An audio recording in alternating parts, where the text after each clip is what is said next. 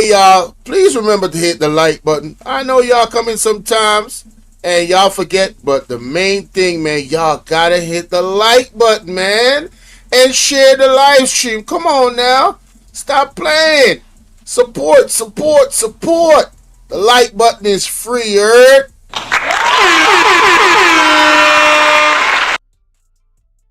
Don't ever believe that a politician is a leader. Don't ever believe that. Because the system that we have produces politicians. It doesn't produce leaders. And so you can have a politician who knows nothing about leadership, and he's leading you. Politicians are concerned about the next election. That's all they're interested in. That's why they cannot be leaders. But leaders are different. Leaders are concerned about the next generation. I want you to compare those two thoughts the next time you have a politician come to your house wanting to vie for your vote. Just ask him, what is your vision for my children? I will sit and listen for 20 minutes for you to tell me what it is. He will leave your house because he has no interest in your children's children. His concern is to stay in power, to keep the position, to win the next election. This is why they cannot lead. When you are going to have a conversation with a politician, you should actually try this as a test. You, by the way, as a citizen of a community, you have a right to be seen by the mayor. Hope you know that. If you voted for a mayor, the mayor works for you. Therefore, you have a right to see him. You can make an appointment to see any public officer you voted for. Did you know that? That's your legal right. If he don't want to see you, you can take him to court. That's democracy. So I want you to make an appointment to go and see your mayor or go and see your governor and just sit and say, I want 30 minutes with you, sir. And ask him about that list right there. And sir, what is your purpose for being in leadership in this city? What is your purpose? The first question will make him very nervous. Second question, what is your passion for our community? He'll be wondering what you're talking about. What are you talking about? I just want to build roads and bridges and provide jobs. No. What is your passion? And this is why we need to question the leaders we have. And so I have a little thought here. I call it politics versus leadership. Let's talk about it for a second. Number one, politicians focus on programs, not vision. Number two, politicians' priority is securing the next election, not securing the next generation. Their focus is different. Number three, politicians are preoccupied with promises, not purpose. What we need is statesmen. Statesmen. We don't need more politicians. A statesman is an interesting human. A statesman think of the next generation.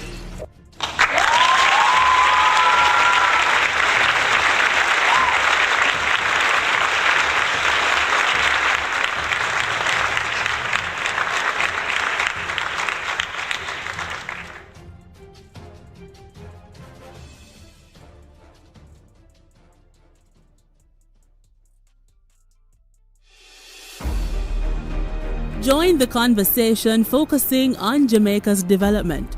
Tune in to the post-cabinet press briefings, Wednesdays live at 9 a.m. with a rebroadcast at 9 p.m. right here on PBCJ, the People's Station. Today, we can report 2 consecutive years of reduction in major crimes and murders, with a significant reduction of almost 20% in murders for 2024. Between January 2022 and January 2025, we have reduced murders by 51%, and January 2025 had the lowest monthly murder count since September 2014.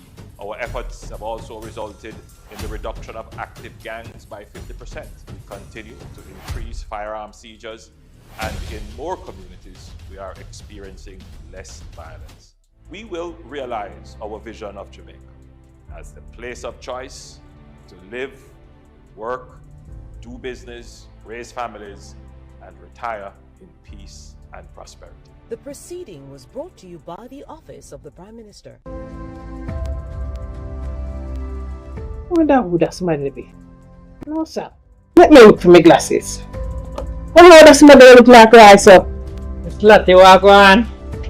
Me glad for see you, Roy. Although things never go on for you, America, me glad say you there. Yes. Lift your head high. Yes. Stay out of trouble. Yes. And you can have a fresh start back home. Alright, Mr. P. Thanks, you hear? Let's all work together for a fresh start back home. The following is brought to you by the Office of the Prime Minister.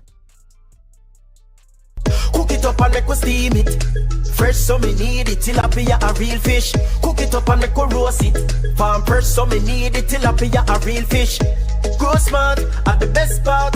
Food for thought so me have to eat smart. Easy catch, fully net. A tilapia so you don't know what's next. Cook it up and make we fry it. Fresh so me need it, tilapia a real fish. Bring home the best in freshwater fish. High content of vitamin B3, protein and potassium. Tilapia, simple, healthy, delicious. Each year, the Jamaican Parliament approves billions in tax dollars to buy goods and services for Jamaicans. Awarding contracts to private companies to provide public goods and services is called public procurement, and it is a major hotspot for corruption. Can citizens spot the red flags in public procurement and help the government protect our taxes? Yes.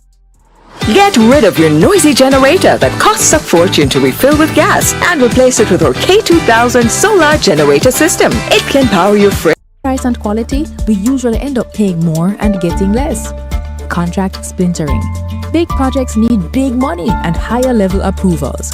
But if the contract is cut up into smaller ones, it won't need external approval from offices like the Public Procurement Commission or Cabinet. This makes it easier for contracts to avoid additional scrutiny. Timing of advertisements. Contracts advertised during distracting periods like the holidays can result in less competition and a really strong advantage for the favored company. Like Christmas time, work slows down and companies are less attentive to business opportunities. Emergency contracting. Claiming emergencies allows officials to legally bypass normal procurement rules, making it easier to award contracts to favored companies. Contract timing. Contracts awarded just before or after election can be payback for campaign support and not based on what Jamaicans really need. Collusion. And what if penalties are not enforced when work is poorly done? This could be a contractor and public official working together for private benefit. And if it is, this is collusion. These flags do not prove corruption, but they trigger questions that citizens must ask. So mind your business, Jamaica. Visit the JAMP Procurement Tracker to monitor government contracts. If you spot these flags, use our ATI tool to ask questions and demand accountability. Peace is a choice we make every day. When we come together with love and understanding, we create a future free of violence and fear. Let's stand united, build bridges, and nurture hope for our children and our communities.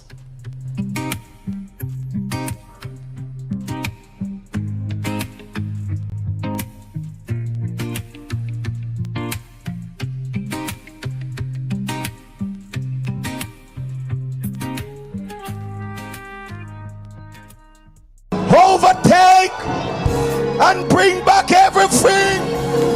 Bask in the awesome Word of God and the life-changing experience of fellowship. Bask in the revival time, 8 a.m. on Sundays, right here on the People's Station.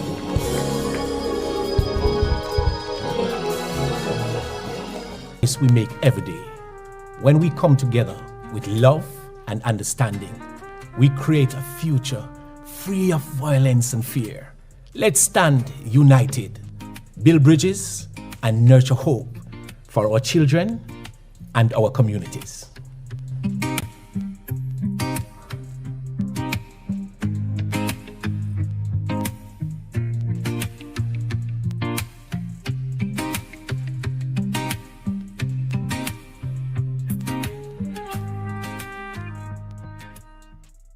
Embark on a journey to discover the truth that sets us free. Join us on Tomorrow's World, your weekly source of hope, answers, and divine insight. Sundays at 9 a.m. with rebroadcasts on Tuesdays and Thursdays at 5:30 a.m. Tune in right here on PBCJ, the People's Station, and be inspired.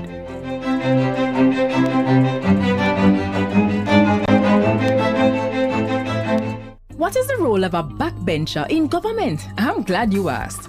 They're members of parliament who are not appointed to cabinet. So they sit in the back of the legislature and they apply pressure. They examine what government legislates, participate in parliament debates, raise issues and advocate and question chamber when things don't look straight. Backbenchers represent the constituents in parliament. Backbenchers oversee the interests of citizens, you and me. But how can they be agents of government accountability after them no hold no portfolio? And them and a minister? No. So then how can they facilitate government transparency? And the next thing, them and a front bencher. So how them affect me? You see, a lot of work is in committees. So these portfolio-free MPs with less dire responsibilities are more accessible to you and me. So they help with policy, but it helps if we engage them, you see. So they're not just in the back benches, but on the ground, in the trenches. Though in the back of parliament, we're at the front of their cause. So pause. Find your backbencher at jampja.org.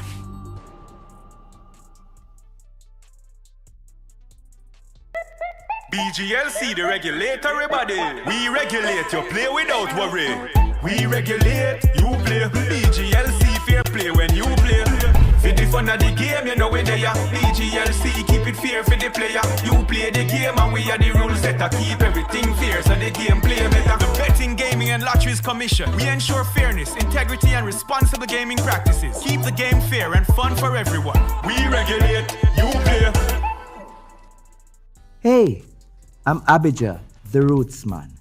Today, I want to talk to you about something powerful. Peace.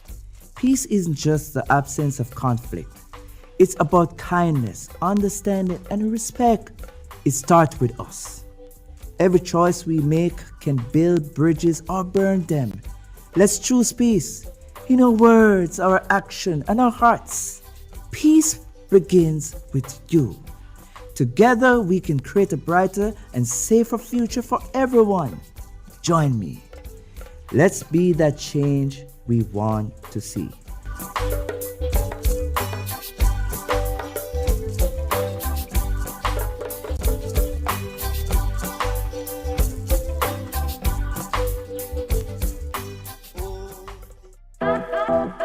What's the state of education in the digital age?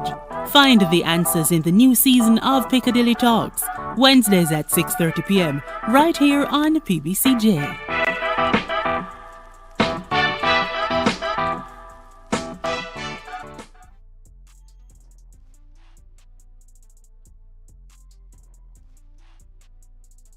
Do your part to prevent mosquito breeding. Mosquitoes will breed in any container that holds water. Tightly cover water storage containers such as drums, barrels, buckets and tanks. If this cannot be done, pour cooking oil on the water surface. Punch holes in all tins, plastics and beverage boxes to prevent the collection of water before disposal. Cover all tires or fill with dirt to prevent water collection. Scrub all vases once per week to remove mosquito eggs. Use mosquito repellents to protect yourself from mosquito bites. Dispose of garbage properly by placing in plastic bags and securing properly to prevent water collection. A message from the Ministry of Health and Wellness. So who keeps our taxpayer money in check? Well, the PAC and PAAC help watch over the country's budget. And one might sound like it just have an extra A, but they're way different. Here's how.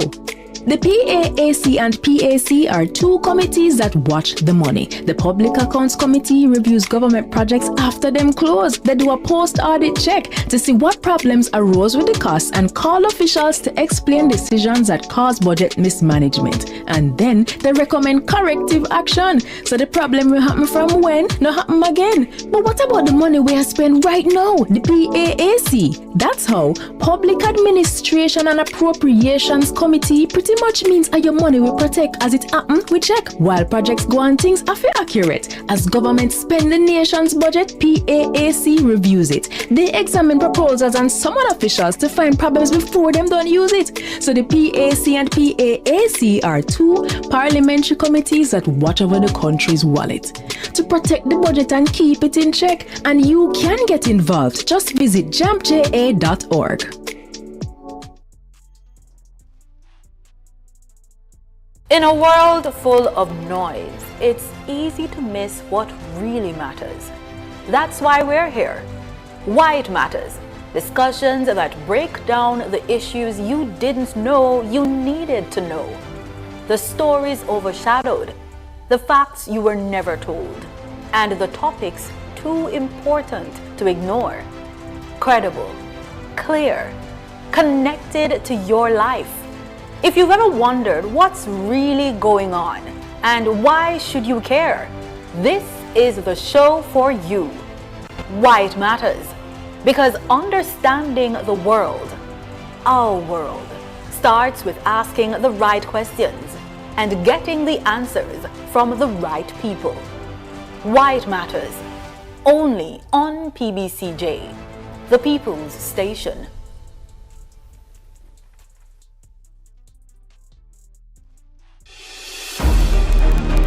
Join the conversation focusing on Jamaica's development. Tune in to the post-cabinet press briefings, Wednesdays live at 9 a.m. with a rebroadcast at 9 p.m. right here on PBCJ, the People's Station.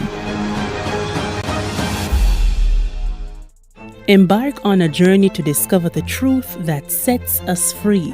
Join us on Tomorrow's World, your weekly source of hope, answers, and divine insight. Sundays at 9 a.m. with rebroadcasts on Tuesdays and Thursdays at 5:30 a.m. Tune in right here on PBCJ, the People's Station, and be inspired.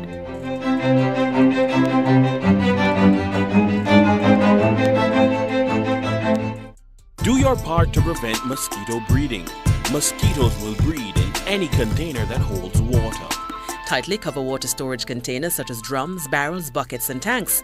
If this cannot be done, pour cooking oil on the water surface. Punch holes in all tins, plastics, and beverage boxes to prevent the collection of water before disposal. Cover all tires or fill with dirt to prevent water collection. Scrub all vases once per week to remove mosquito eggs. Use mosquito repellents to protect yourself from mosquito bites. Dispose of garbage properly by placing in plastic bags and securing properly to prevent water collection. A message from the Ministry of Health and Wellness. Each year, the Jamaican Parliament approves billions in tax dollars to buy goods and services for Jamaicans. Awarding contracts to private companies to provide public goods and services is called public procurement, and it is a major hotspot for corruption. Can citizens spot the red flags in public procurement and help the government protect our taxes? Yes, they can. And here are 6 to watch for. Direct contracting. When contracts are frequently awarded to one supplier without other companies competing to offer a better price and quality, we usually end up paying more and getting less. Contract splintering. Big projects need big money and higher level approvals. But if the contract is approval from offices like the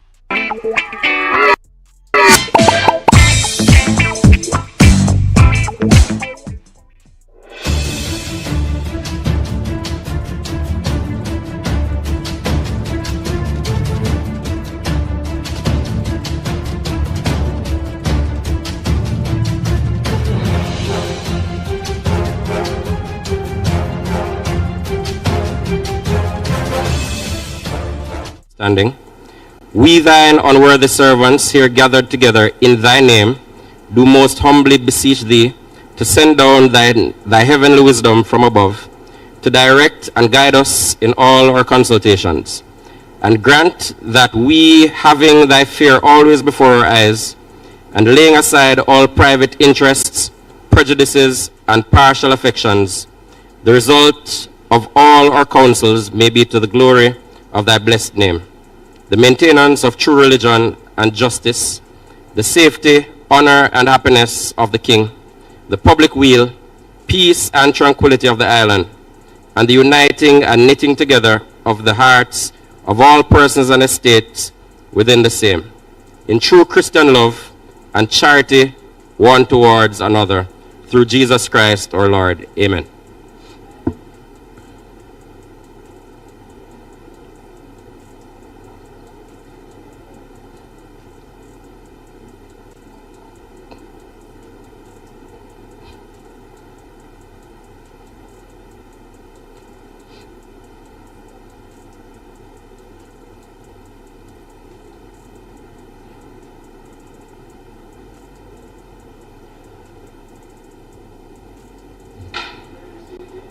You may be seated.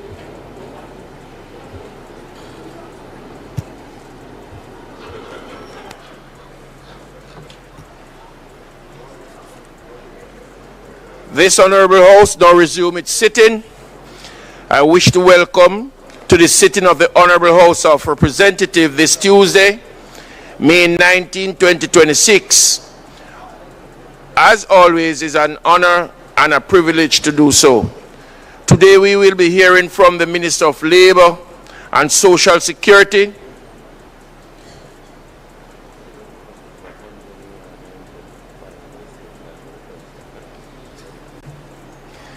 as always, today we will be hearing from the Minister of Labor and Social Security, as well as members of Parliament from Clarendon Northern and South Eastern, respectively, who will be making their contribution to the sectorial debate today. I would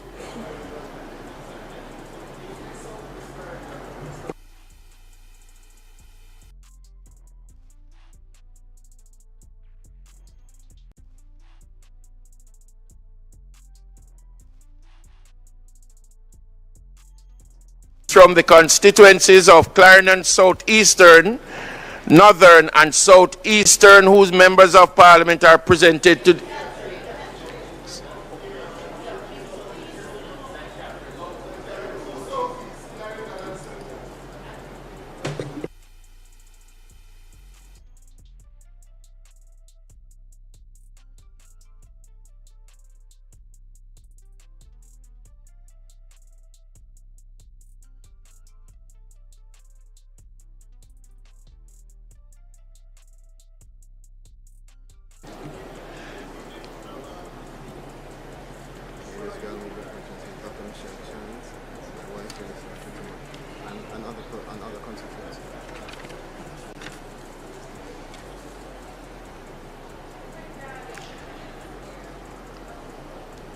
So it's Clarendon South Eastern and St. Catherine South Eastern, whose members of Parliament are presenting today.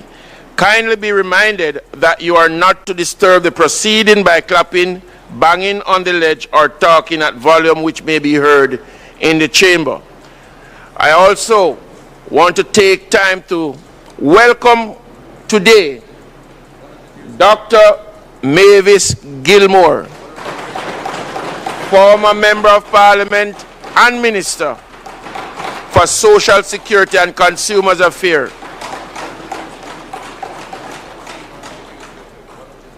And I am told that she is 100 years old.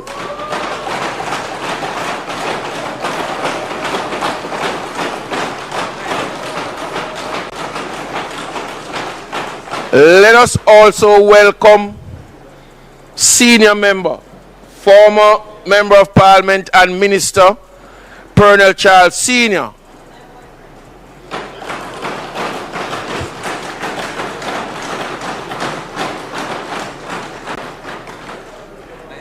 Doctor, 90 years old.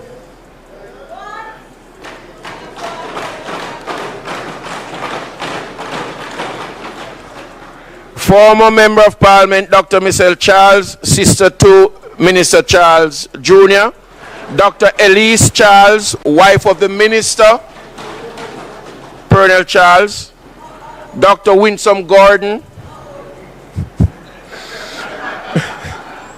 Mr. Dana Sacchetti, head of the Jamaica Satellite Office World Food Program.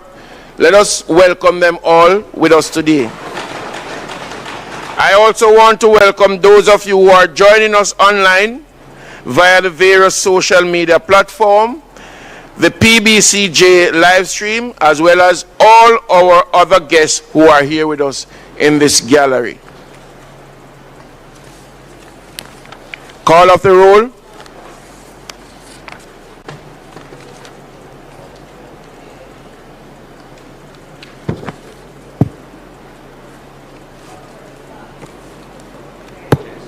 Mrs. Holness, Mr. Green, Mr. Holness, Dr. Chang, Mrs. Williams, Mr. Bartlett, Mrs. Grange, Dr. Tufton, Mr. Mackenzie, Mr. Montague, Mr. Darrell Vaz, Mr. Chuck, Mr. Charles Jr., Mr. Morgan, Ambassador Marks, Mr. Samuda, Dr. Wheatley, Mrs. Cuthbert Flynn, Mr. Terrelong, Mr. Witter, Mrs. Dalrymple Philibert, Miss Morrison, Miss Lee, Mr. Donovan Williams, Mr. Main, Miss Crawford, Mr. Delroy Williams, Miss Tova Hamilton, Mr. Seavright, Mr. Azan, Mr. Brown, Dr. Brown Burke, Mr. Buchanan, Mr. Bunting, Miss Burchell, Dr. Campbell, Mr. Cousins, Mr. Crawford, Miss Daly, Dr. Dawes, Mr. Golden, Mr. Gordon, Mr. Hales, Mr. Hines, Mr. Hilton, Mr. Jackson, Miss Jess, Mrs. Malahu Fort, Mrs. Miller Bennett, Mr. Morris, Mrs. Nita Garvey, Mr. Newell, Mr. Paulwell, Mr. Phillips, Miss Perkis, Mr. Robertson, Mr. Robinson, Dr. Russell, Miss Shaw, Mr. Smith, Mr. Vaz, Dwayne Vaz, and Mr. Warmington.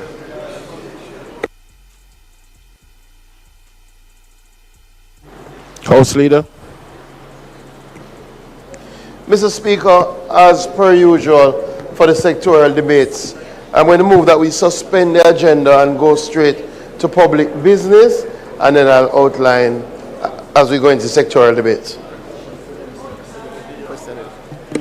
The request is on the floor. Those in favor? Aye. Those against, the ayes have it. Mr. Speaker, as you have indicated, today we continue our sectorial debates. We will hear from the Minister of Labour and Social Security, Member of Parliament for Clarendon South Eastern. We'll hear from the Member of Parliament for Clarendon Northern and the Member of Parliament for St. Catherine South Eastern. Allow me to also add my voice of welcome to Dr. Gilmore.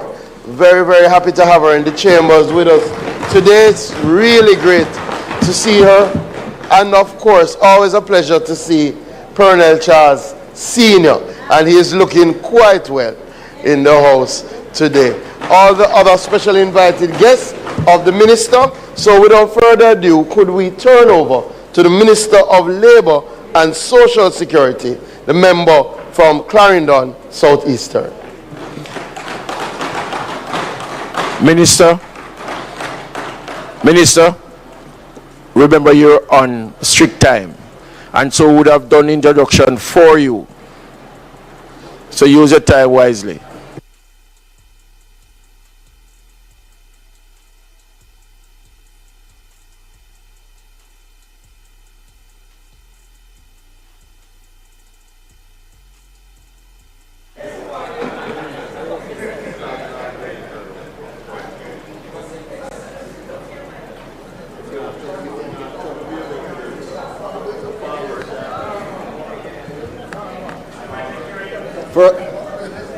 It's farm work day, so I know that everybody loves me today.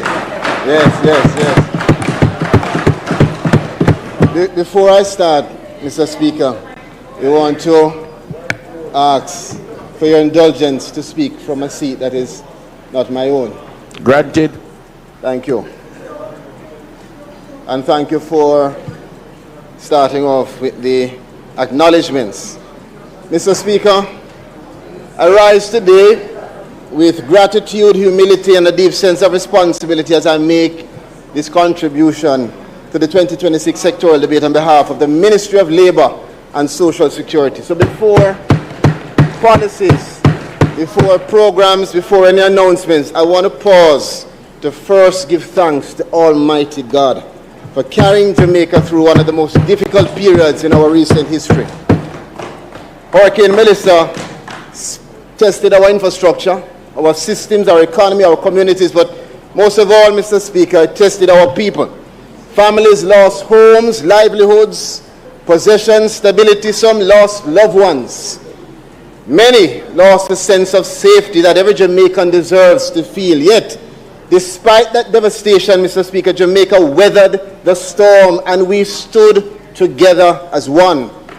Not because of one institution, not because of one ministry or one person, but because Jamaicans and friends of Jamaica pulled together.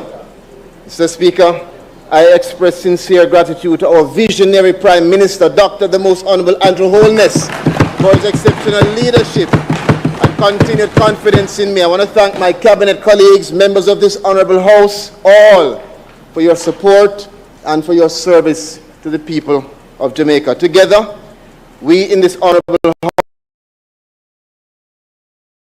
emergency personnel, the volunteers, churches, NGOs, private sector partners, members of our Humanitarian Assistance Committee, our international allies, community groups, private citizens, all who showed up for the Jamaican people throughout the response and recovery effort. We thank you. Mr. Speaker, permit me to acknowledge my State Minister, Honorable Donovan Williams, and to thank him for his support. Permit me to acknowledge Permanent Secretary Dion Jennings and the dedicated staff of the Ministry of Labour and Social Security, together with the members of the various boards. I want to also acknowledge especially Permanent Secretary Risden, who is on overseas assignment, and our dedicated team of liaison officers. What is clear, Mr. Speaker, is that across parishes, field operations, relief activities, and recovery efforts, the MLSS team worked under extraordinary pressure to serve the people of Jamaica. I want to thank my wife, who is here. Yes. I want to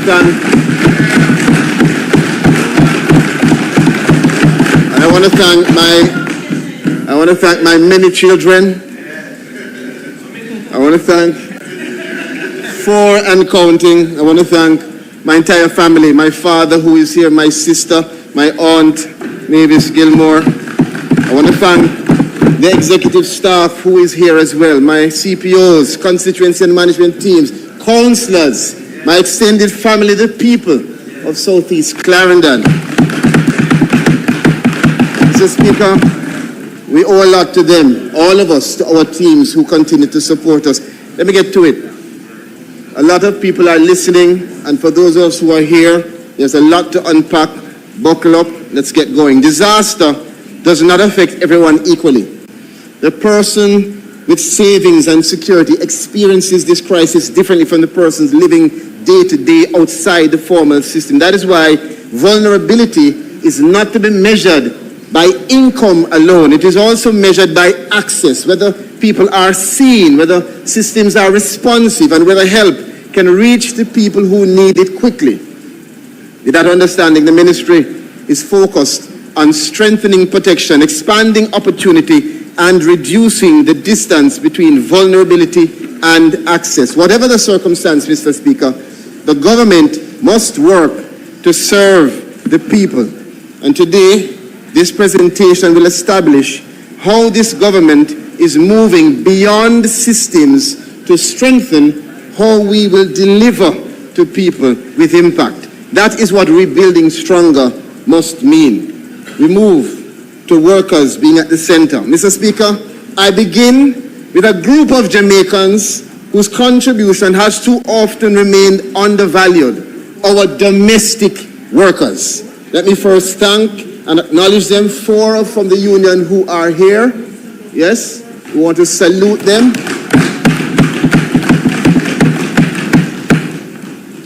They care for our children, they support our elderly, they maintain our homes and help to sustain the wider economy. Yet, for far too long, many have remained outside formal recognition and protection. And so, I'm pleased to start by announcing that the ministry has signed a landmark memorandum of understanding with the Jamaica Household Workers Union to support collaboration in training, occupational safety and health awareness and public education.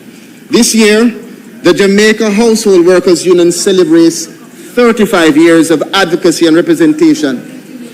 Jamaica will establish the first dedicated training institution for domestic workers in the entire Caribbean.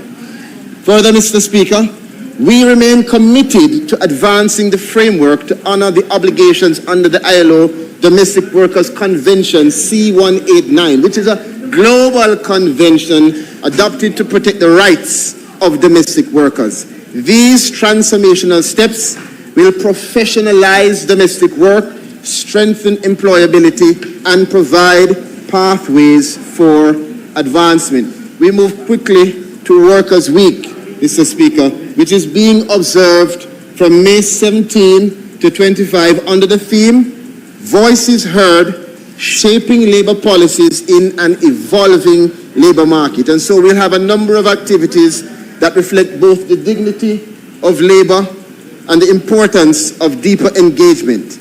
Key highlights for this week will include the Industrial Dispute Tribunal Symposium, recognition of Dr. Mavis Gilmore on Centenarians Day, the staging of the Labor Talks Roadshow under the theme Rebuilding a Resilient and Productive Jamaica, the 5th staging of the From Reflections, where we commemorate the 1938 Labor Uprising. Also, Mr. Speaker and colleagues, the ministry's North Street building will be named in the honor of former Prime Minister, the Most Honorable Portia Simpson Miller, and our National Heroes Circle building, yes, will be named in the honor of the Honorable Lyndon Newland, who is the founder of the National Insurance Scheme and also a former Minister of Labor and National Insurance. All of this will culminate with the Labor Day activities island-wide. Moving on to Section 3 on path transformation. Again, you have to move speedily. There's a lot to get through. Having spoken now about the dignity in labor, I want to turn to one of the most important pillars of social protection in Jamaica's history path. The initiatives under the Program of Advancement through Health and Education are geared towards supporting vulnerable families, strengthening human capital, and helping to break the intergenerational cycle of poverty. In the last financial year alone, PATH delivered more than $9.1 billion in direct cash grants to over 240,000 Jamaicans, Mr. Speaker. But in all of that, the Prime Minister asked us to do a review, and we found that getting onto PATH was difficult. Now let's explain it. Getting onto PATH, colleagues, required 3 steps.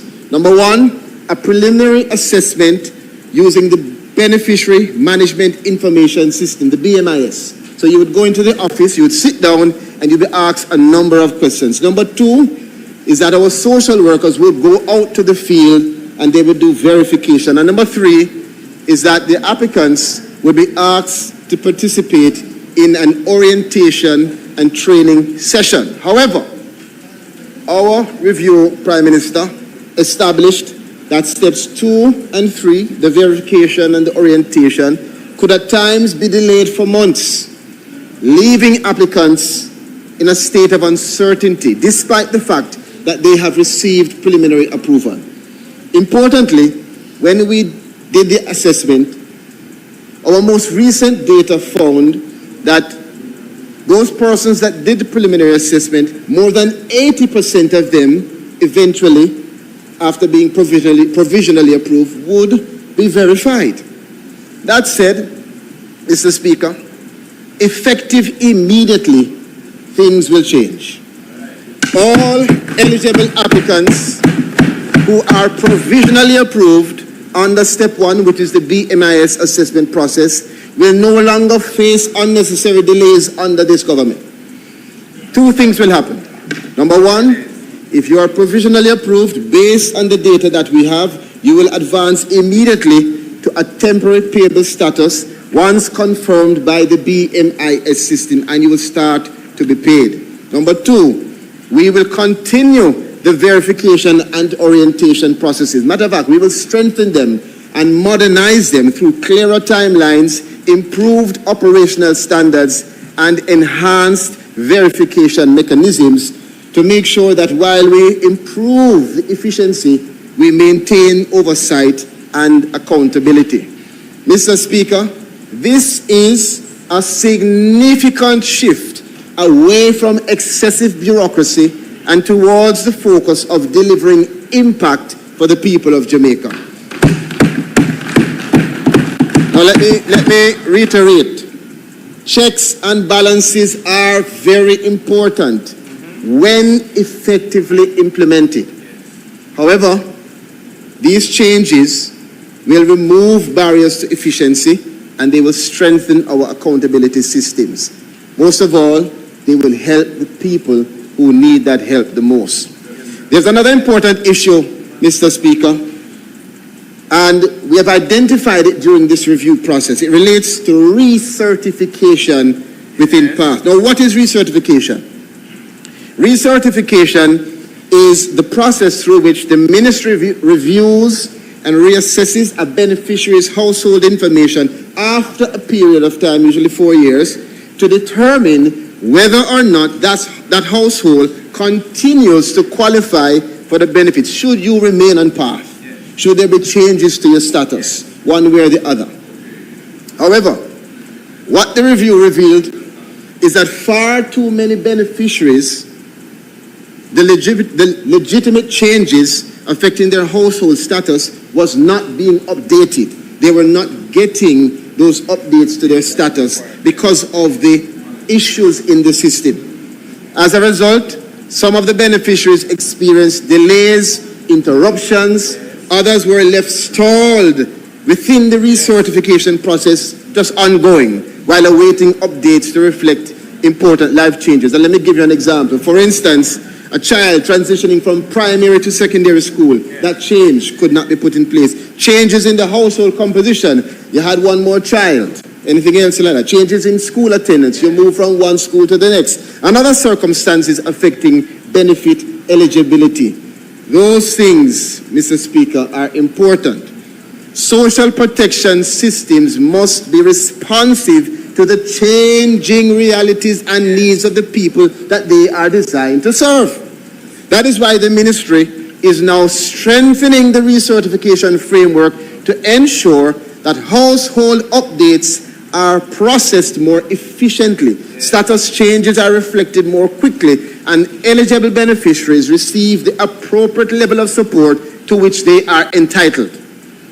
And so today, Mr. Speaker, I announce that beneficiaries who were previously stalled within the recertification process due to unresolved status update issues will now immediately be progressively released and regularized as the ministry accelerates the reconciliation and updating of affected cases. This reform will allow eligible beneficiaries to transition into their correct benefit category more efficiently and to ensure that support reaches families at the level that they genuinely qualify for.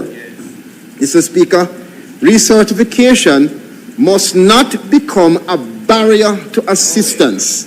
It must function as a pathway to fairness, accuracy, and responsive support. Mr. Speaker, it should be noted that as we make the fundamental changes as we have discussed, we will also be advancing efforts to rid the program of persons who are not eligible or no longer eligible to remain on path, but are still getting benefit. Mr. Speaker, that is path. But before I close path, I would like to raise 3 quick but critical collaborations. Number 1, we will collaborate with the Ministry of Health and Wellness to advance a program prioritizing targeting support for pregnant and lactating mothers affected by Hurricane Melissa. Number 2, we will collaborate with the Ministry of Education, Skills, Youth and Information to strengthen early identification, engagement and support for vulnerable path families and students. And I want to thank the Minister, who is not here but who is ably represented by her State Minister, Minister Crawford. Thirdly, through our Jamaica Council for Persons with Disabilities, we will develop a priority, hear this now, a priority inclusion pathway for persons with disabilities seeking admission to PATH. Finally, strengthening accessibility, putting in place coordinated support and disability-sensitive targeting under the broader PATH transformation agenda. Mr. Speaker, all of these things show that this government is moving beyond systems and we are delivering impact. Social intervention. Mr. Speaker, the rehabilitation program serves more than 7,000 persons last year, representing a 27% increase in beneficiaries supported and a 45% increase in total disbursement compared to 2024. Mr. Speaker, for 2025, we continued our collaboration with members of Parliament through the short-term intervention program. And I know that members are wondering what next for this year. I'll soon let you know. We provided support to over 12,000 vulnerable persons, and we know that you should be pleased, members, to receive today your letters notifying you of your short-term allocations for this year. Yes.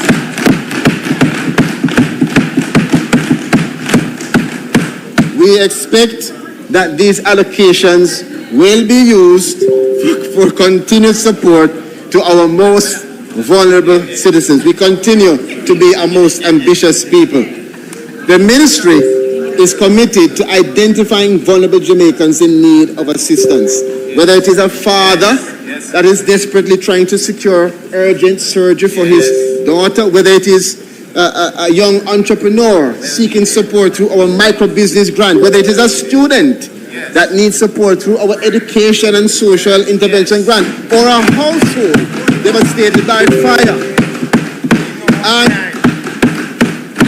we will continue to be the ministry that is there when it means the most. Mr. Speaker, it is in that spirit that I turn to the Solidarity Program, a program that is designed with a clear and very deliberate mandate to reach Jamaicans who have historically fallen outside existing systems.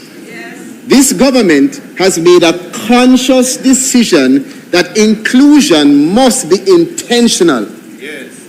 That we must not only serve those who are easiest to reach, but also those who have been excluded, who are on the fringes. That is the very purpose of this program. So despite operational challenges, the program has continued to advance its core objectives by helping vulnerable Jamaicans overcome long-standing barriers to accessing government support and services. Through outreach activities conducted across the island, more than 2,000 Jamaicans have already accessed the on-the-spot assistance, referrals, and critical government services.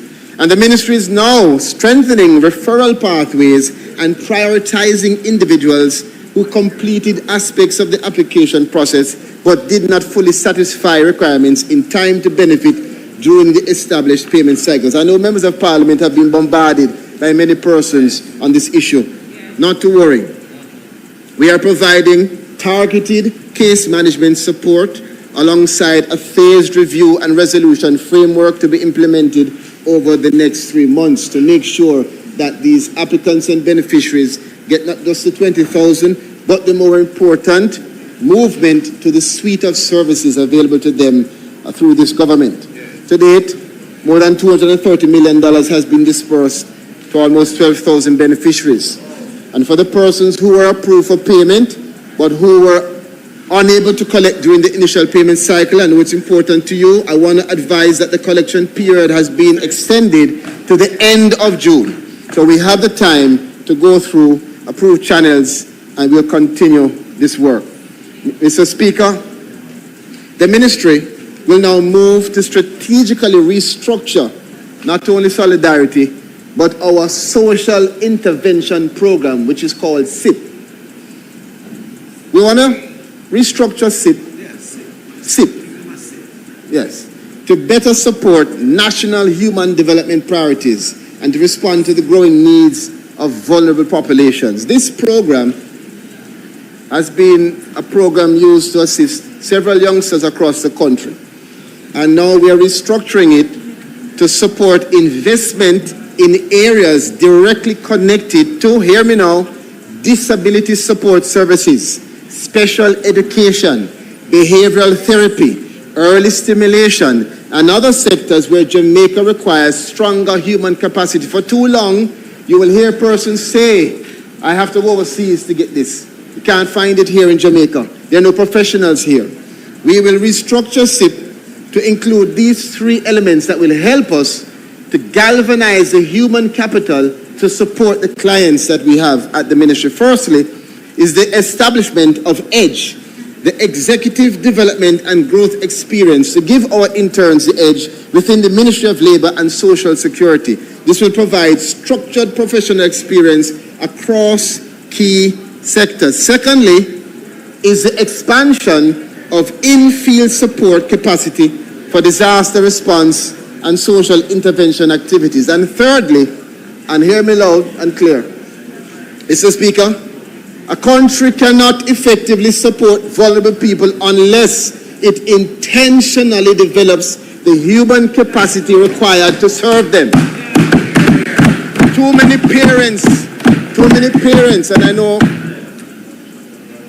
too many parents are coming to us crying because there's not sufficient support for their children who are going to school. It is therefore my pleasure to announce the establishment of a committee that will help us to develop specific scholarships in areas of critical needs. And this, and we're going to start this off commencing with 7 scholarship opportunities, and we will name those 7 scholarships in the name of the most recent Ministers of Labour and Social Security. And so I want today, the committee will determine the specific assignments, but I have some suggested areas. So we will have the Honorable Carl Samuda Social Intervention Scholarship, the Honorable Lester Michael Henry, the Honorable Lester Michael Henry Workforce Development Scholarship, the late Honorable Shahidi Robinson Inclusive Development Scholarship, and I want to acknowledge former Minister of Labour who is here, the Honorable Fenton Ferguson Early Intervention Scholarship, the Honorable Colonel Charles Senior Labour and Human Development Scholarship, and 2 more to go, the Honorable Derek Kellier Human Capital Development Scholarship, and the Honorable Horace Daly Social Protection Scholarship.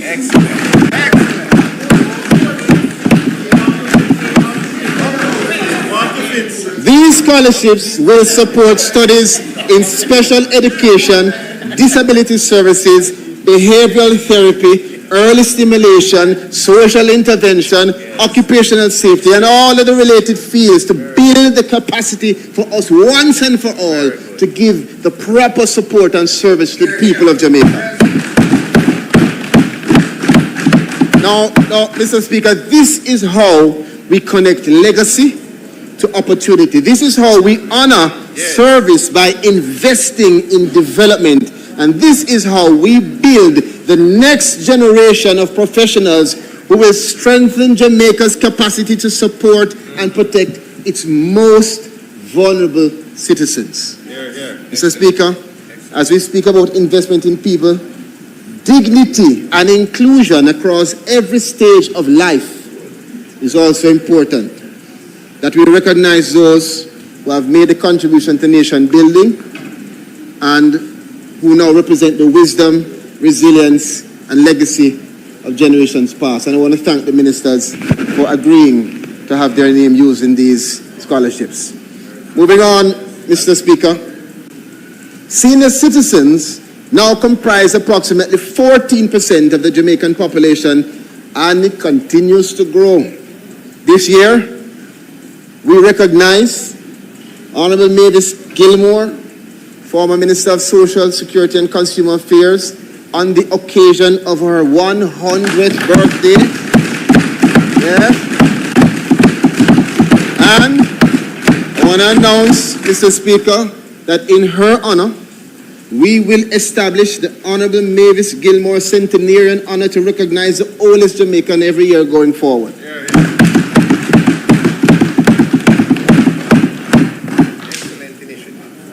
I also want to use the opportunity to announce Jamaica's first ever disability inclusion advocate by the name of Mr. Alistair McLean. He should be here. He should be here. Where is he? Does he stand for? Yes, there he is. Mr. McLean is a respected youth advocate and public voice for disability rights, widely recognized for using his lived experience to challenge stigma, promote accessibility, and advance equal opportunity, consistently demonstrating that disability is not inability. He will support me and the ministry in advancing awareness, strengthening stakeholder engagement, and promoting policies that protect rights and expand opportunity for all. I want to be clear that this appointment represents a deliberate and meaningful step toward reducing barriers, promoting dignity, and improving the welfare and livelihood of persons with disabilities across our nation. Mr. Speaker, you recall last year we launched the I Am Able, My JCPD digital services platform.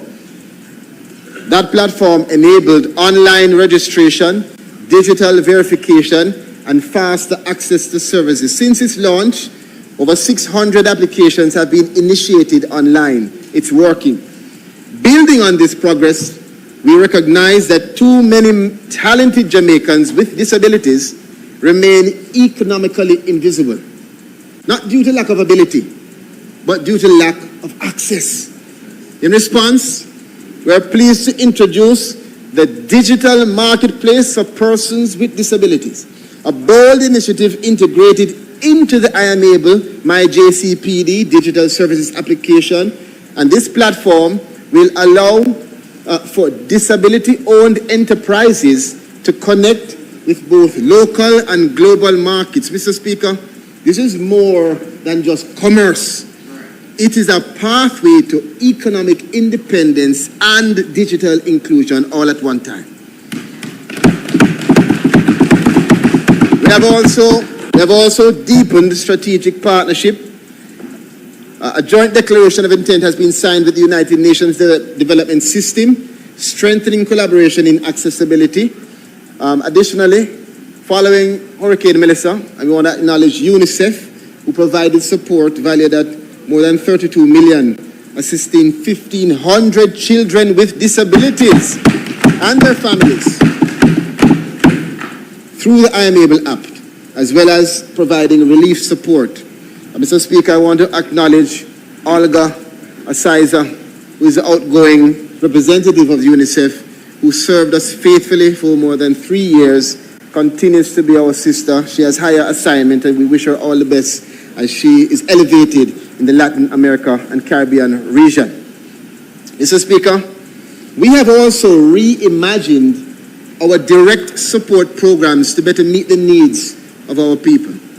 So I'm pleased to highlight accessibility, tools for transformation grant, a grant which is renewed and expanded in terms of intervention, replacing the traditional assistive aid grant. And so with an allocation of $25.5 million, this program responds to the rising cost of essential assistive devices. Eligible applicants may receive up to 80% now of the cost, with full support provided in exceptional cases. It wasn't happening before, it will happen now under this government. The grant covers, Mr. Speaker, critical items such as hearing aids, glasses, mobility devices, prosthetics, medical supplies, therapeutic services, essential for independence, dignity, and improved quality of life. This support is accessible to all persons with disabilities, ensuring equitable access regardless of age, sex, or gender. Looking ahead to the next fiscal year, the JCPD will focus on strengthening institutional capacity, enhancing service delivery with a strong emphasis on accessibility and digital transformation, as well as advancing rights through policy oversight and enforcement. We have work to do. The key priorities, Mr. Speaker, will include the full implementation of our digital platforms, expansion of rehabilitation services, finalization of codes of practice for education and employment, and continued institutional capacity building. I want to move on to a very important program, Mr. Speaker, the Early Stimulation Program. The Early Stimulation Program stands as a vital pillar of social protection framework, offering a comprehensive array of therapeutic services to young children under the age of 6 who are living with developmental disabilities. Many Jamaicans do not know that this is an essential program, and at present, we provide early intervention support to more than 3,600 children across the island, working in partnership with private agencies, public early childhood institutions, and faith-based organizations. A very important program. Mr. Speaker, in response to the growing demand for early intervention services, the ministry is launching Access Jamaica.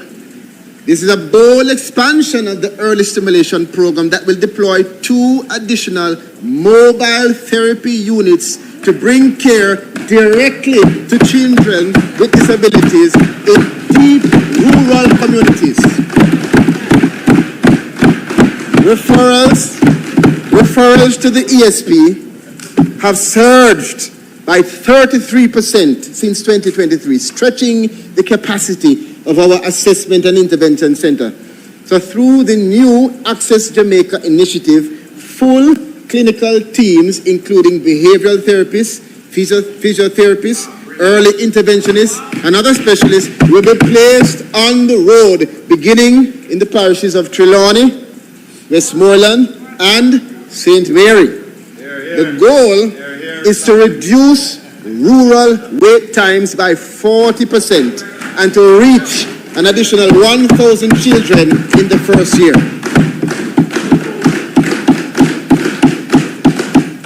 Mr. Speaker, no child in Jamaica should be left behind because of where they live. With Access Jamaica, we are delivering hope, help, and high-quality interventions on the road.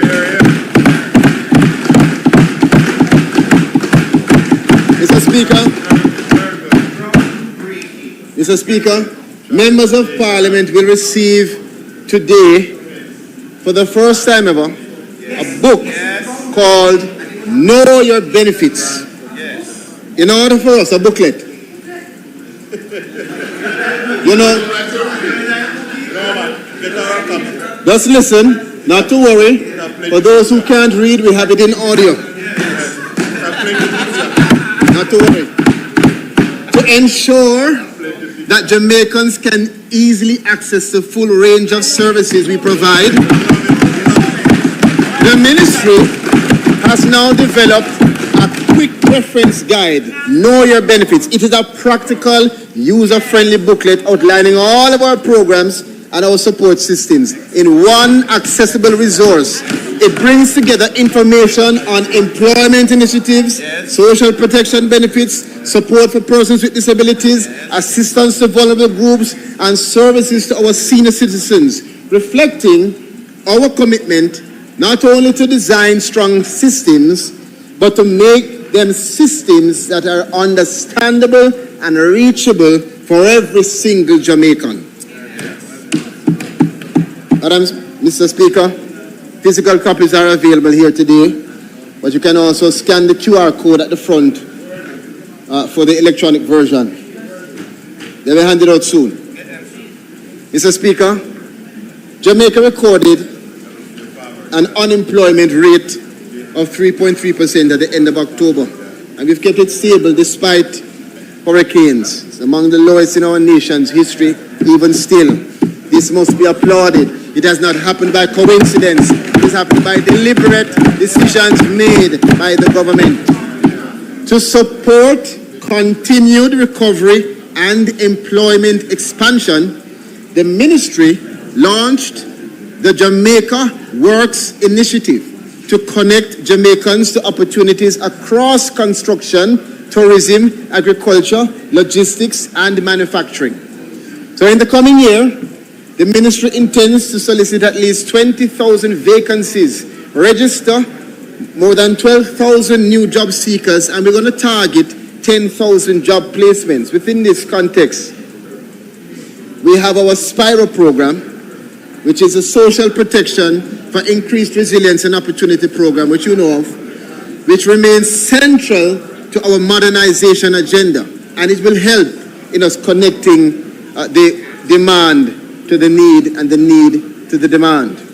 Just to remind colleagues, we are supported by a $20 million World Bank loan, and SPIRO will transform how Jamaicans access employment services and social protection through three pillars: unemployment insurance, a unified social protection information system, meaning that when you come to our office, you don't ask, you are interviewed and you are directed to the service that is relevant to you,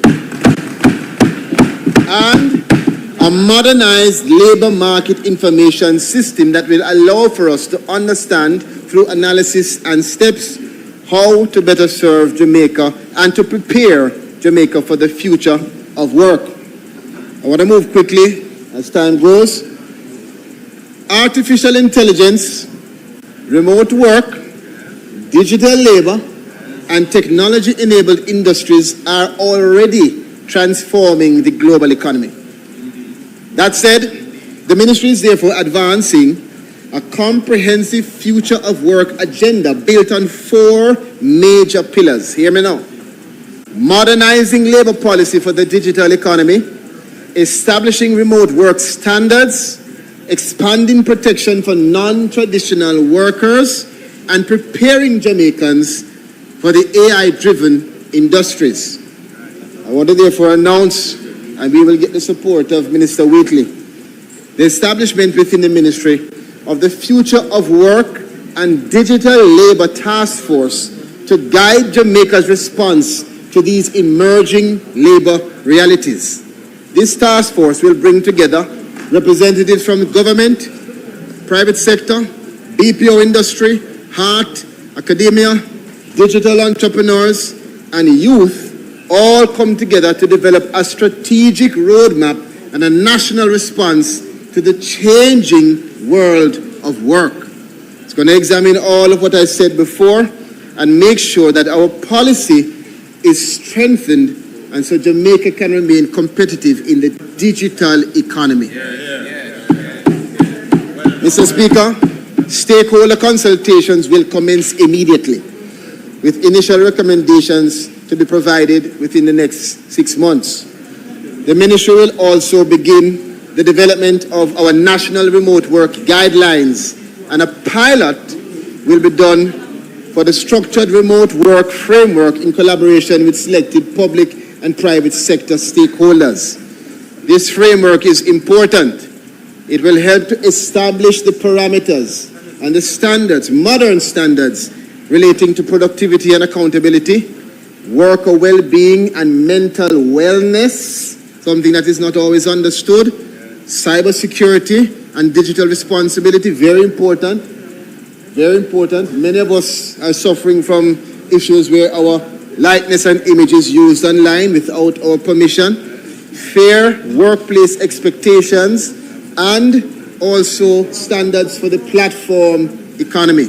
Many people are making money on TikTok, on Instagram, so we have to protect them even in their homes. Our objective is not to create unnecessary bureaucracy. That's not the objective. We are here to provide clarity, fairness, and stability within what we must call a rapidly evolving labor environment, while we also take the steps to support innovation, flexibility, and competitiveness. Mr. Speaker, the future of work must not become future of insecurity. It must become a future of opportunity and protection for Jamaican workers.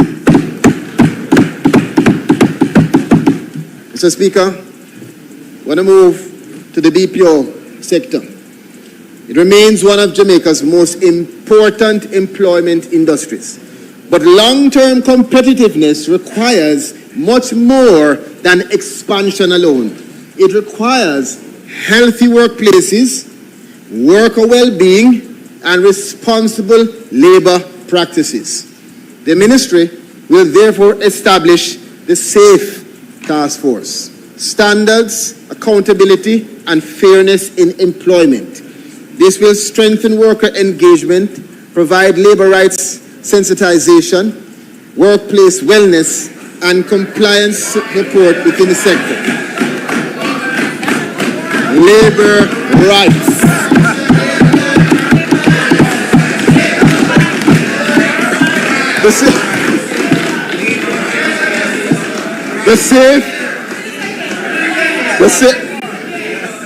The SAFE Task Force. Labor rights sensitization. The SAFE Task Force, Mr. Speaker, this task force that we're calling SAFE, Standards, Accountability and Fairness in Employment, will support strengthened worker engagement. Mr. Speaker, this is a real issue. So many persons in the BPO industry are calling us. They call you. They have issues. We now want to confront them head on and be proactive. So this task force will strengthen worker engagement. It will provide wellness initiatives, sensitization, and it's not about being punitive. It's about being proactive and collaborative. So we will undertake to work with the BPOs and the employers to meet the concerns and to have collaborative policy attention and improvement. Additionally, we also intend to introduce the MLSS Decent Work Partnership Program for recognition aimed at encouraging and motivating strong labor and workplace practices within the BPO sector as well as other employment industries. So we want the private sector to know that we are here to work with you. We are here to support you, to help you, so that you can expand. But it is important to make sure that as you expand, the workers are productive, they are safe, and their well-being is priority. Mr. Speaker, worker safety must remain central to national development. And so I move quickly to the Occupational Safety and Health Department. We have conducted more than 1,208 safety inspections and investigated 80 industrial accidents in the last year. Mr. Speaker, these inspections and investigations are not just regulatory exercises, they are life-saving interventions. Let's get that right. Over the past 6 years, Jamaica has seen a clear and encouraging decline in fatal industrial accidents. In 2024, Jamaica recorded no fatal industrial accident. In 2025, we had 2, but we're moving down. Even One Two Goat will get you to your destination at the touch of a button on your smartphone. Booking bus tickets to your next intended destination. Finding you the best of old school train journeys with scenic views and sights. One Two Go offers various means of transportation to get you to your desired destination anywhere, regionally and worldwide. We will also help you grab a regional flight or even book you onto a ferry to your Paradise Island escape. Book your tickets fast and easy via your smartphone. Pay by card via PayPal or local payment methods. Visit One Two Go and start your next great travel adventure right now.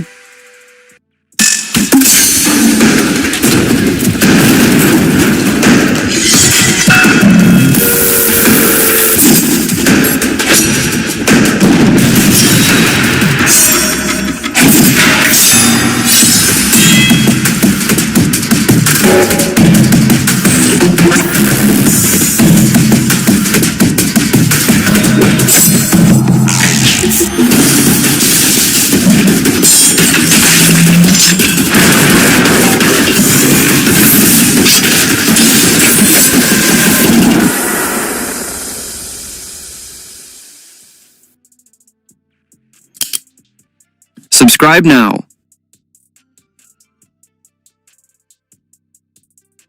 Legs and thighs and breasts, oh my. Legs and thighs and wings, all mine. Sandwiches, wedges, hot and ready. Burnt chuck, fried chicken, always ready. Burnt chuck, original crispy. Burnt chuck, Cajun spicy. Burnt chuck, a barbecue. Burnt chuck, we are go a burnt chuck. Protection history, that is unemployment insurance. Following cabinet approval last year, we submitted drafting instructions in December. Consultants will be onboarded. We're moving at a pace, and those consultants will contribute during this year to making sure that the unemployment insurance moves forward so eligible workers can receive their benefits within the next 2 years. We are also finalizing, Mr. Speaker, Jamaica's Decent Work Country program with ILO, and I want to acknowledge the ILO representatives who are here and who are listening. This is being done with the first validation workshop expected this month and official launch later this year. The national minimum wage, Mr. Speaker and colleagues, will also increase, as you heard from our Prime Minister, from 16,000 to 17,000 for every 40-hour work week. This represents the sixth, let me say it again, number 6 increase since 2016, reflecting this government's commitment to protecting low-income workers and supporting household stability. This year also marks the 50th anniversary of our Labor Relations Code, as well as we're moving together for that code to help, as it has, to really treat with a lot of the disagreements that we've had and to advance social dialogue.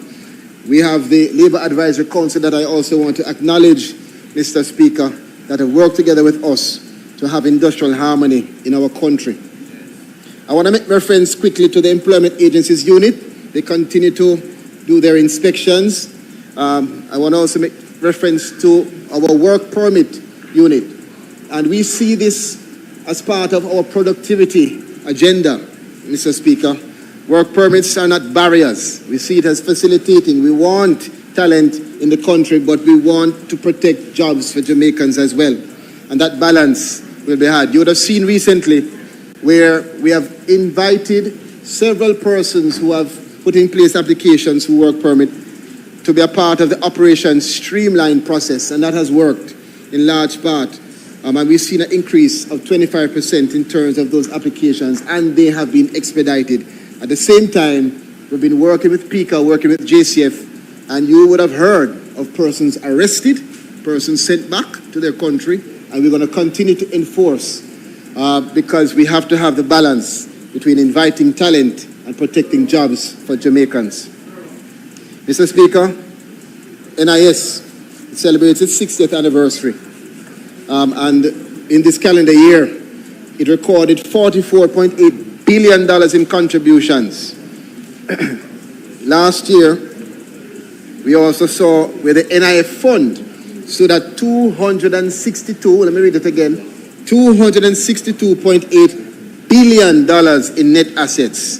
This fund is being properly managed by this government, and it is being used for the benefit of our pensioners and to develop the country as best as possible.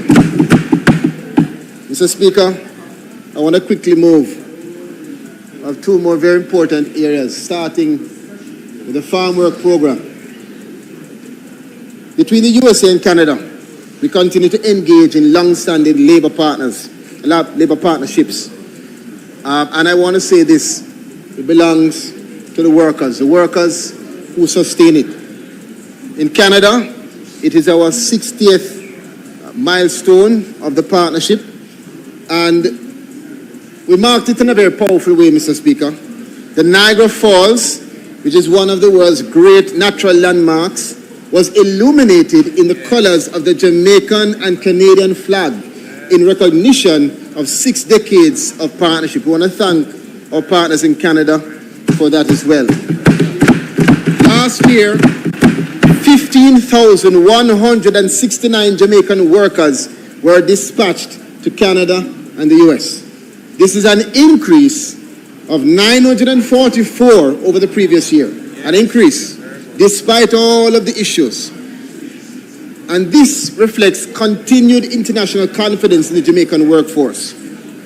The ministry listens to our workers, and as such, 3 things we're going to be doing this year. We will introduce an automated communication system to improve worker tracking and reduce delay. That was a request by our farm workers. We will upgrade and repair the East Street facility to improve processing conditions, another request from our farm workers. And thirdly, we will open a processing outpost in St. James to bring services closer to workers in Western Jamaica, reducing travel time for those in Westmoreland, Hanover, Trelawney, St. James, and surrounding. All of these are requests from our farm workers. We are listening to you. This is not administrative convenience. It is service reform, bringing government closer to the people that we are here to serve. Following concerns raised about medical assessments, we have conducted a full review. Where it is needed to be stopped, it has been stopped. Assessments will now only resume once we are satisfied that the process is fair, transparent, and fully protective of our workers. Workers will not have to suffer under this government. No indignity. Beginning this week, members of Parliament, listen carefully. Workers traveling to the United States will have the option of insurance coverage under the United Work and Travel Policy with the Hartford. This is another new element, providing up to $100,000 in protection, including serious illness, death, and dismemberment. Our workers and their family deserve opportunity and security. We are providing also 60 scholarships to children of participating farm workers. This is more than recognition for the 60th anniversary. It is an investment in the next generation, turning sacrifice into opportunity through education. Recruitment for this 2027 season will begin immediately. Letters are issued out or will be issued to members of Parliament today, requesting nominations of your 50 participants per constituency. And I ask this year that up to 5 of those nominations be for female candidates.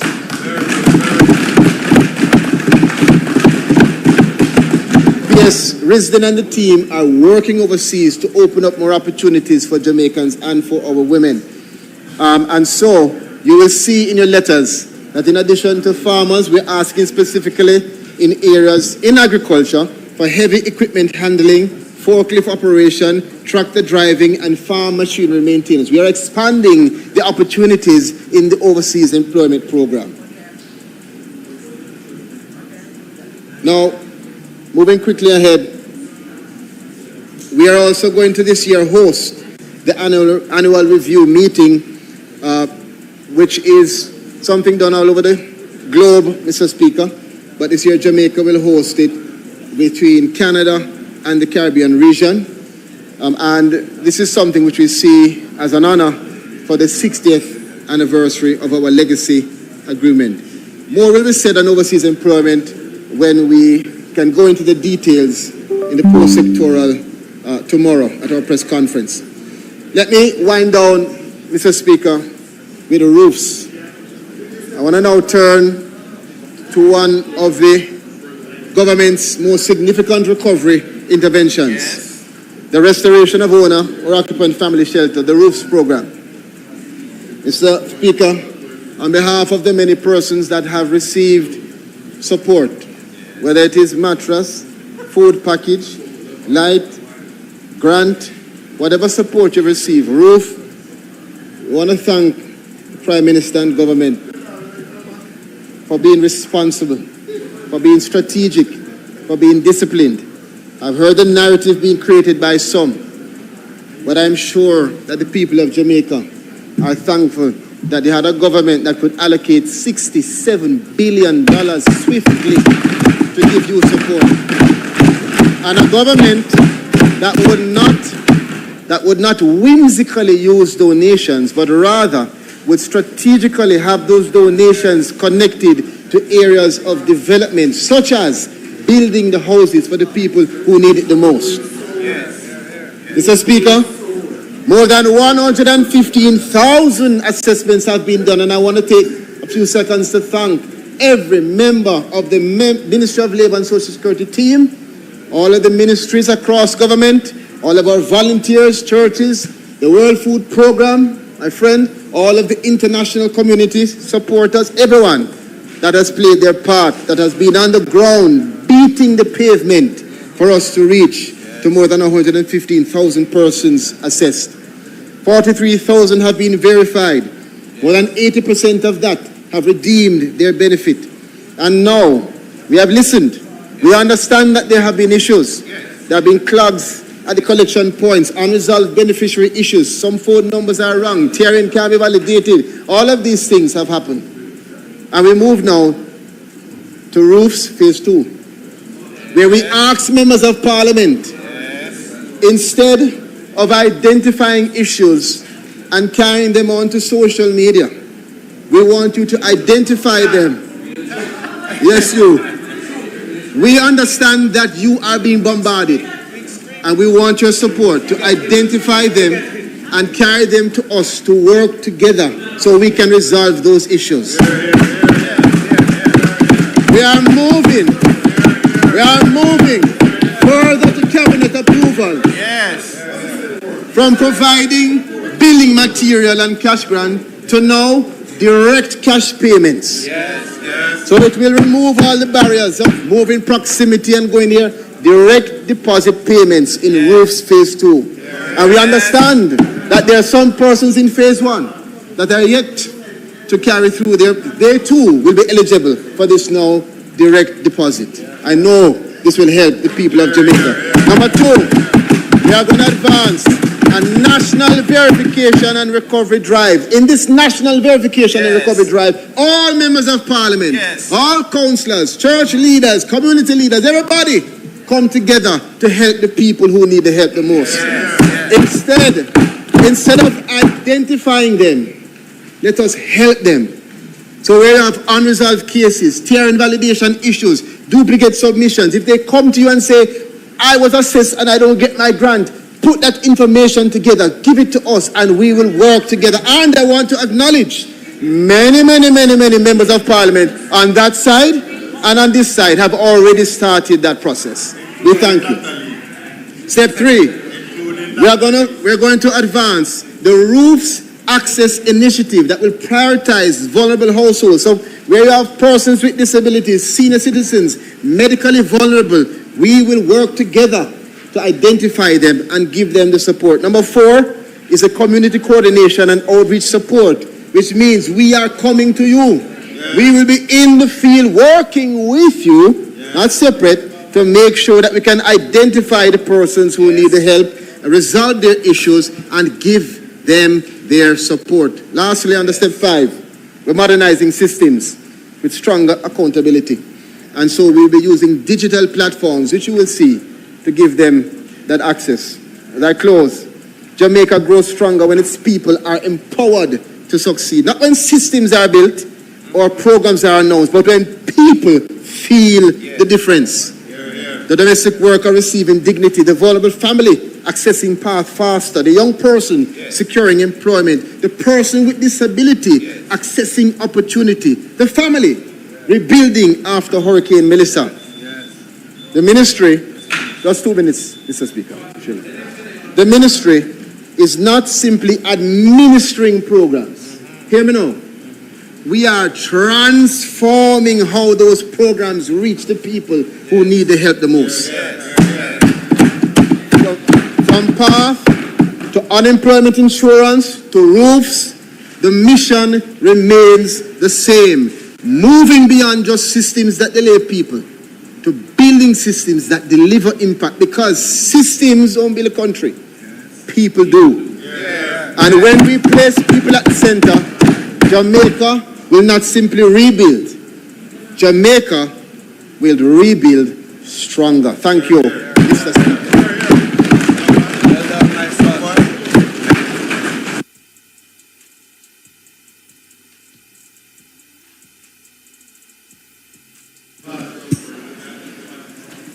The member from Clarendon North.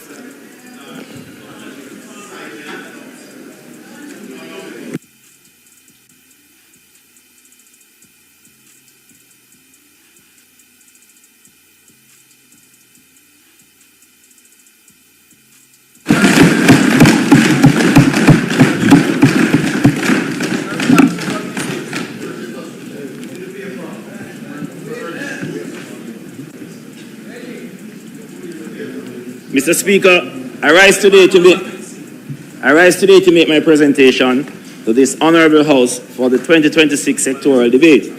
I do so on behalf of the resilient, dignified, and proud people of Northern Clarendon. A people who understand struggle, sacrifice, and survival. To my family, my supporters, my formidable team, thank you for grounding me in this journey of public service.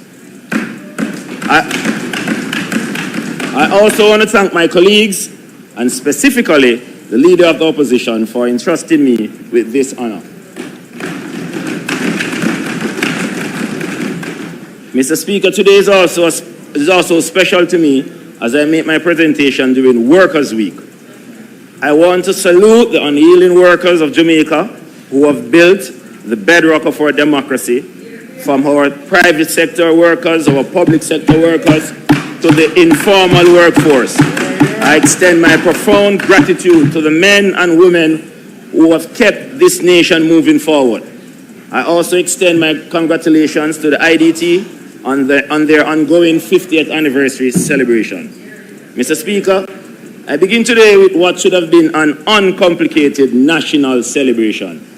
This August, cricket fans will pack the stands at Sabina Park to welcome our brand new local franchise, the Jamaica Kingsmen.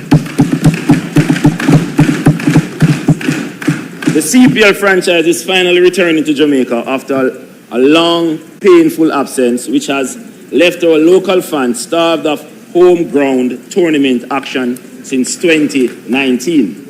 Now, Mr. Speaker, I can already see the members on the opposite side puffing their chests. I see the Minister of Sports, Member Grange, and her PR team preparing for the photo ops and the ribbon cutting. But before they try to take a lap of honor, let us remind this honorable House that it was not by accident that the Jamaican Tallowas left our beautiful shores.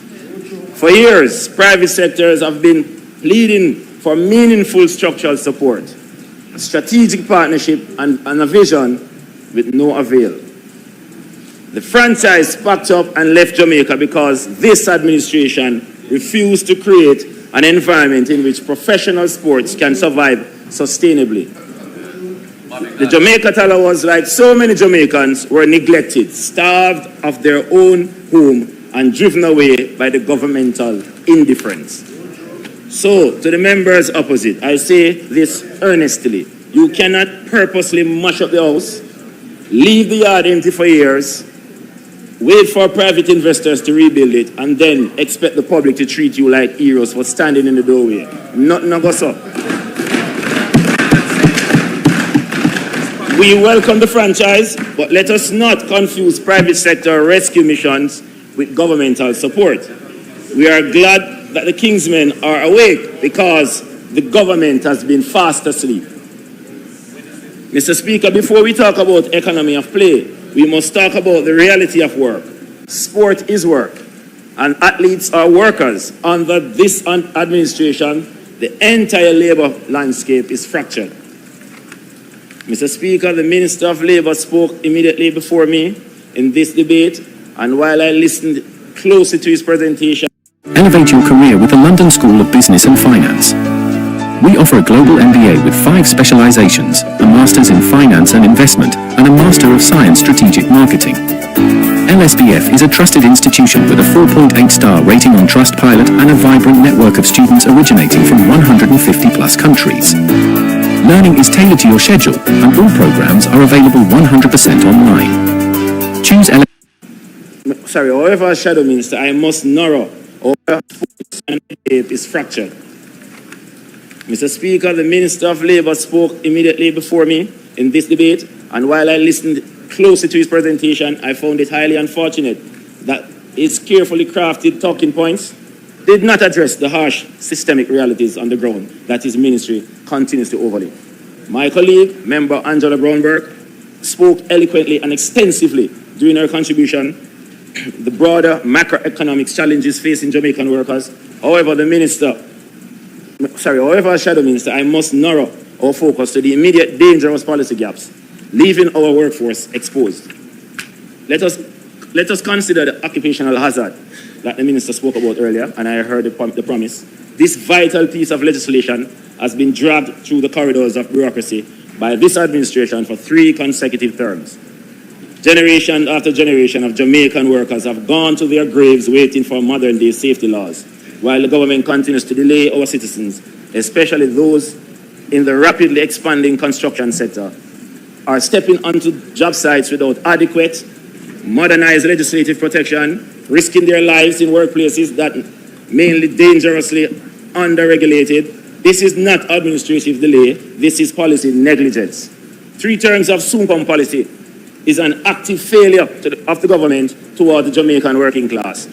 We are therefore calling for the passage of OSHA in this legislative year.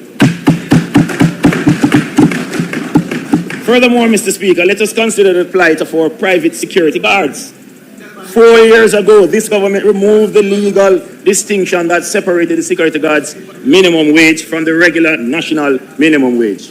By flatlining that structure, they effectively froze specialized wage adjustments for the men and women who face the highest risks protecting our banks, our schools, and our lives. Yet, this specialized hazard pay has been entirely eliminated.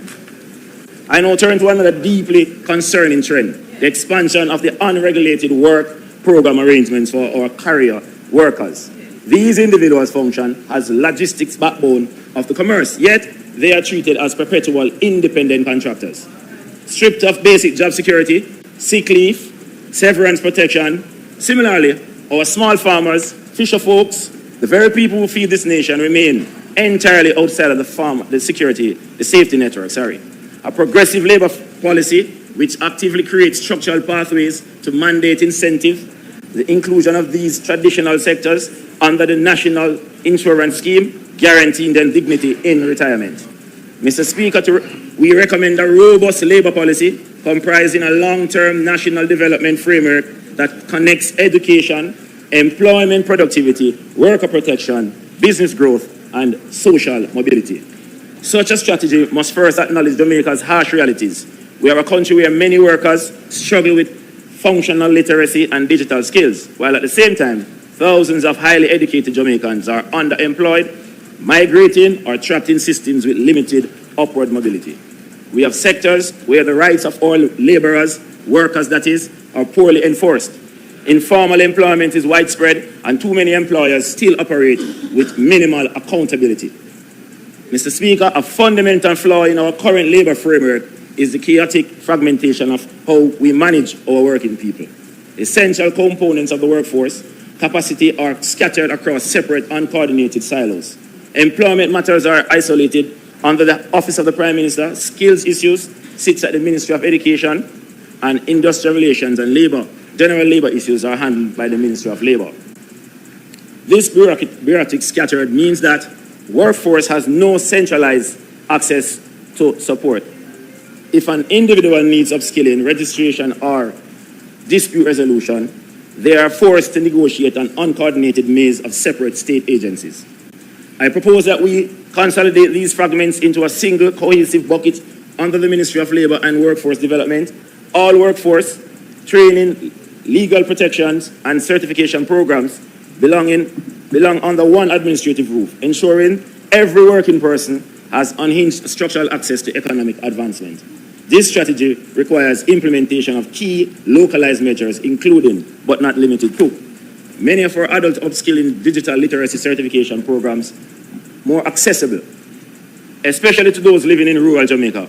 Mr. Speaker, how do we expect a young man or woman in northern Clarendon, in areas like Anion Town, Kellits, Galetown, Crooked River, or Brayhead, to advance in a global workforce when adult upskilling tools remain completely out of physical and digital reach? We must establish targeted rural literacy skill building centers to lift up our people out of structural stagnation.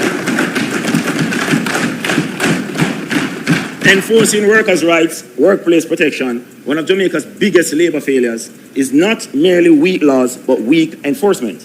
Workers' rights without enforcement are meaningless. We must therefore strengthen enforcement capacity to reduce incidents of work abuse and exploitation, such as unpaid overtime, lack of contracts, denial of leave, and the dismissal without due process.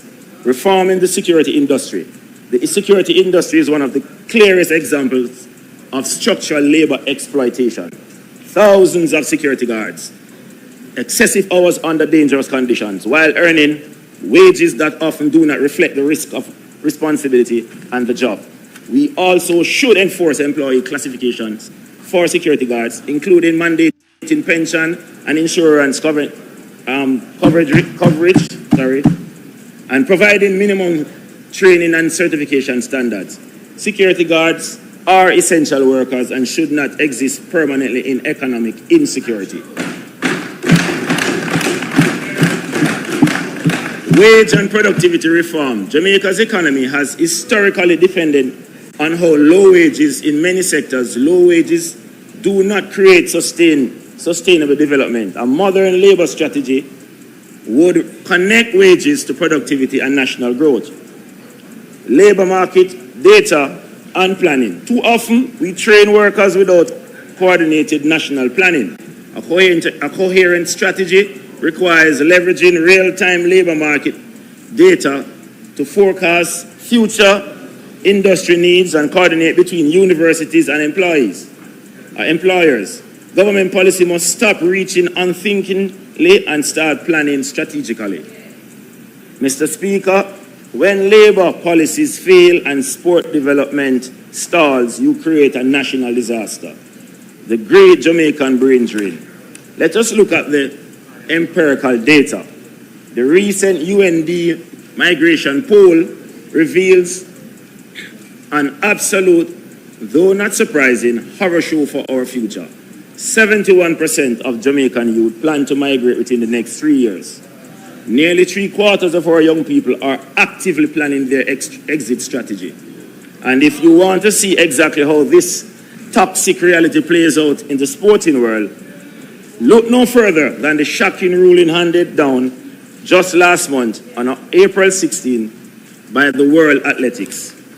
Mr. Speaker, 4 of Jamaica's absolute finest elite field event superstars, our reigning 2024 Olympic men's discus champion Roger Stoner, our Olympic shot put bronze medalist Rajindra Campbell, our World Championship long jump silver medalist Wayne Pinnock, and our triple jump junior world record holder Jaden Hibbert all completed documentation to switch their national allegiance to Turkey. Not because they lack patriotism, but because they because like so many Jamaicans, they no longer see mobility, growth, or stability within the current system. Today I ask this House, why should an Olympic gold medalist need to look elsewhere to secure his or her financial future? This is because our local system is underfunding their potential. These athletes are watching other countries invest strategically in athletes' welfare, training infrastructure, rehabilitation, science, sponsorship structures, and professional development pathways, while Jamaica continues functioning on symbolism, patriotism, and outdated systems.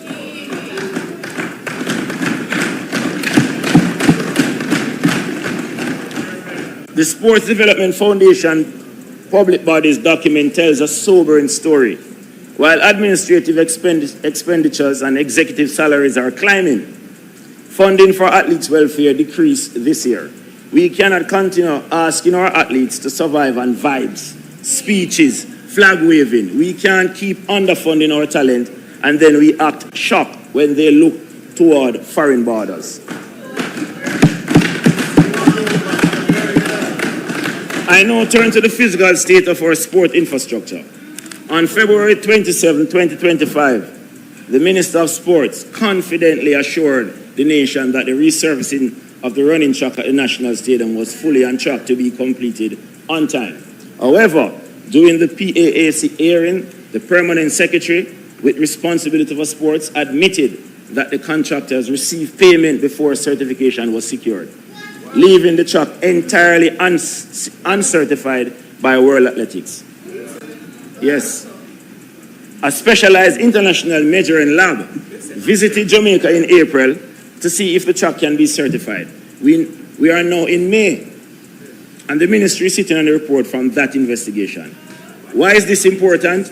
Because next month, in June, we are hosting our national trials to select teams for the Commonwealth Games and the World Under-20 Championships. If one of our athletes, sprinters, or youngsters shatters a world record, that once-in-a-lifetime achievement will be completely erased from history due to administrative incompetence. World Athletics will refuse to ratify it because the track lacks international certification. The administration is actively playing Russian roulette with the life-changing career moments of our youth.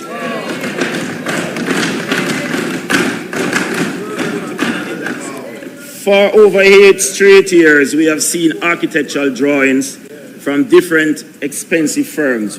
We are paying millions for sketches, while our actual national stadium is a crumbling monument to unfulfilled promises.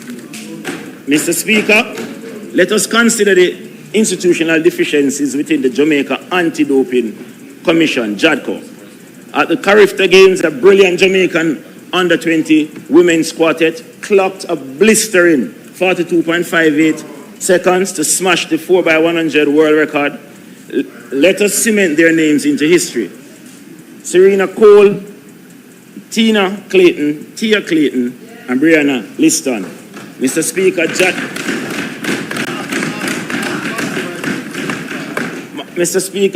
JADCO committed a grave administrative oversight when they failed to test all 4 runners on the night of the race. Because of that gross procedural error, World Athletics invalidated that historic 42.5-year world record. We understand the implications. Do we understand the implications of this, especially for our young athletes? World records attract sponsorship. World records create leverage in contract negotiations. World records build global marketability. JADCO's mistake directly impacted earning power of the young Jamaican women. Yes, the team later returned to the World Under-20 Championships in Colombia and broke the world record again with a ratified 42.59 this time. But unfortunately, Brianna Liston was not a part of that final quartet because JADCO's failure, she permanently lost the opportunity to share that specific world record legacy. No administrative apology can restore that moment. Mr. Speaker, JADCO must pivot its operational model. Instead of allocating the lion's share of public funds towards holding centralized high-cost symposium in hotel conference rooms, which grassroots coaches and rural sporting associations simply cannot afford to attend, JADCO must decentralize. They must take their anti-doping education workshops out of the luxury hotels and bring them directly to our community clubs and primary schools where the talent is born. Madam Speaker, let us expose the numbers directly from the audited books. If you look at the screen, the Sports Development Foundation's own financial statement tells an alarming trend in governance priorities. In 2024, the cost stood at 150 million. By 2025, that figure climbed to 166 million. And the projected administrative spend for 2026 has ballooned to a staggering 239 million. While bureaucracy costs are rising exponentially, capital development projects are being systematically choked. Funding for projects has been drastically cut, slashed from a high of 267 million in 2025 down to 152 million in 2026. What? The money gone in a pay. Worse yet, Mr.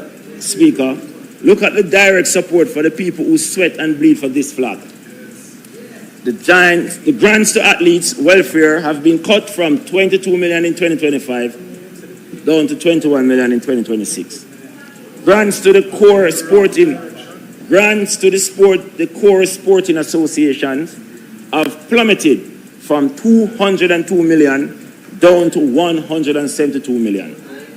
These executives are taking more for administration while the local projects and the welfare of our players are given less.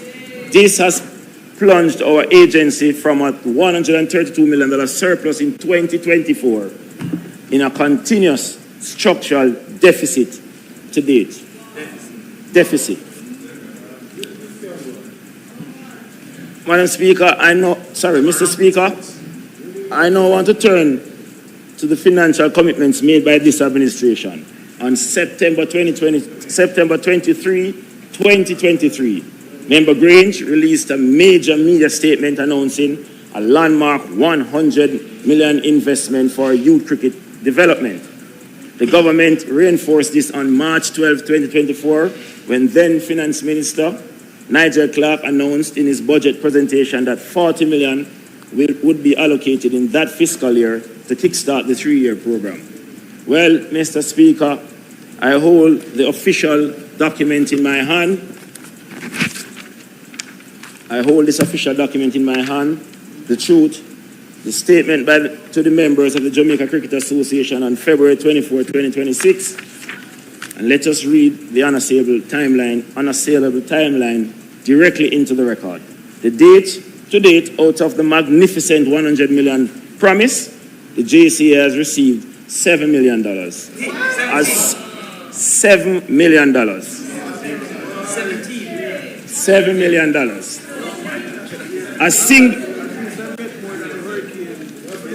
Well, it's a little bit more than the hurricane people received. But a single payment disbursed way back on February 18, 2025, that is less than 8% of the promised development fund. Mr. Speaker, let's just look at what this lack of sports tourism vision costs us. On the screen is the true economic impact of the ICC Men's T20 World Cup in 2024.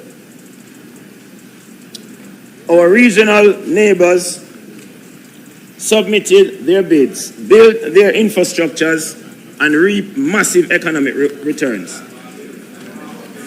Barbados generated $426 million US dollars. St. Vincent and the Grenadines brought in $225 million. St. Lucia brought in $133 million US dollars, we're talking. Antigua brought in $114 million US dollars. Guyana secured $77 million. And Trinidad and Tobago saw an economic impact of $69 million. How much we get? And what did Jamaica make from this multi-million-dollar regional windfall? Zero. Zip.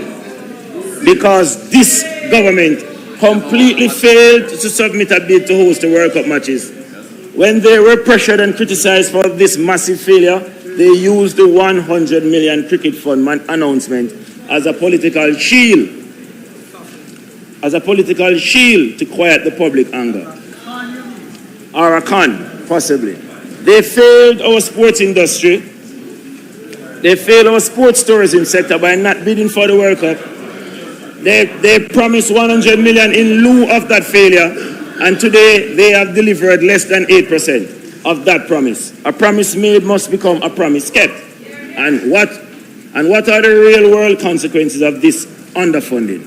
While press conferences are plentiful, grassroots cricket continues to deteriorate.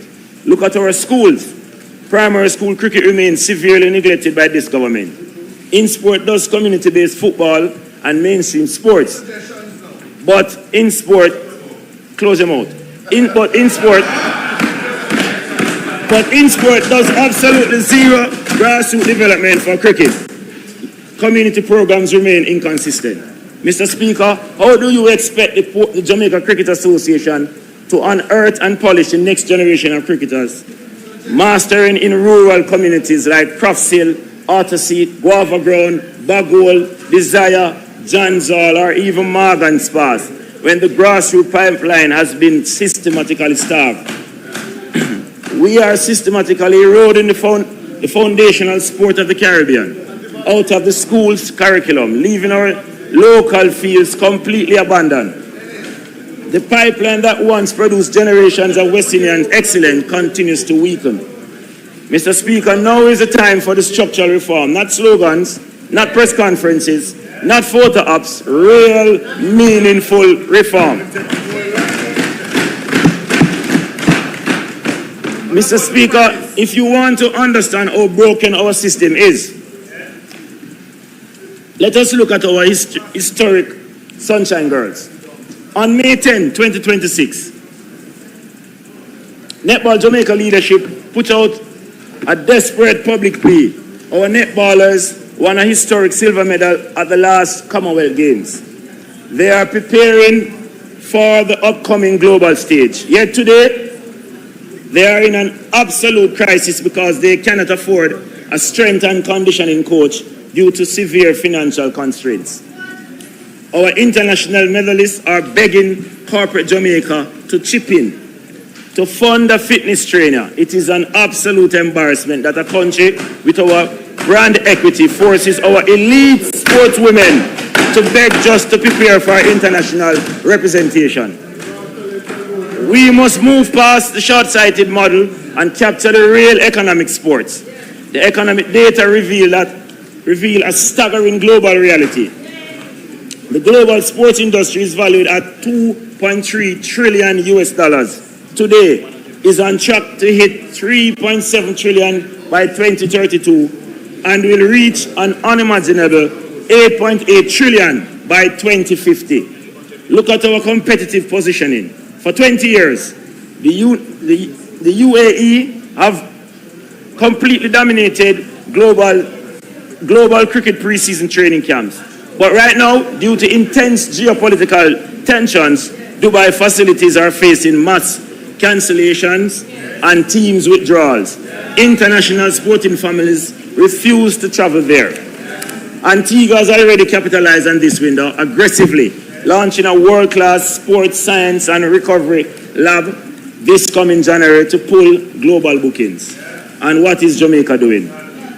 We own the undisputed global brand equity for speed. Our brand value is applicable across track, football, netball, NFL wide receivers. Yet, we have zero sports industry infrastructure. Many clubs and schools have raw ingredients for an elite academy, but they lack a strategic state partner. We are treating sports like a casual cultural asset, sitting on a gold mine while allowing foreign nations to extract wealth. Madam Speaker, I do not stand here merely to highlight structural cracks. Listen, member from St. Thomas Eastern. Western. I stand here to offer a progressive roadmap to systemic remedies that we...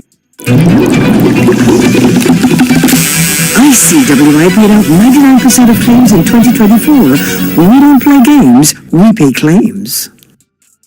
Traveling the world, don't know how to get around or how to do it on a budget? 1-2-Go will get you to your destination at the touch of a button on your smartphone, offering you airport transfers, booking bus tickets to your next intended destination, finding you the best of old-school train journeys with scenic views and sights. We will also help you grab a regional flight, or even book you onto a ferry to your Paradise Island escape. 1-2-Go offers various means of transportation to get you to your desired destination anywhere. Book your tickets fast and easy via your smartphone. Pay by card via PayPal or local payment methods. Visit 1-2-Go and start your next great travel adventure right now. Where are you going to? We sign up for city engagement. I think we can manage. What? That's for sure, Taylor. Football fields, cricket pitches, and athletics track.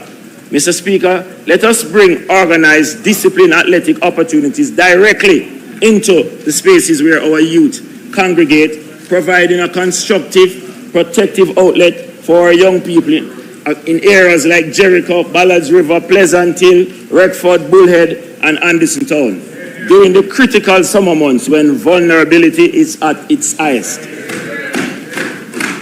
Mr. Speaker, I also propose the immediate implementation of a criteria-driven, apolitical national sports policy designed to provide structured pension and health insurance frameworks for our retired icons. We must also end the reactive ad hoc approach to honoring our greats. Let us honor our greats, our giants, while they're alive and well. Under this codified framework, I propose the immediate erection of a statue for the legendary ambassador Courtney Walsh at Sabina Park. Let us erect proper permanent monuments for our history makers, such as Diane Hemmings, the first female English-speaking Caribbean gold medalist.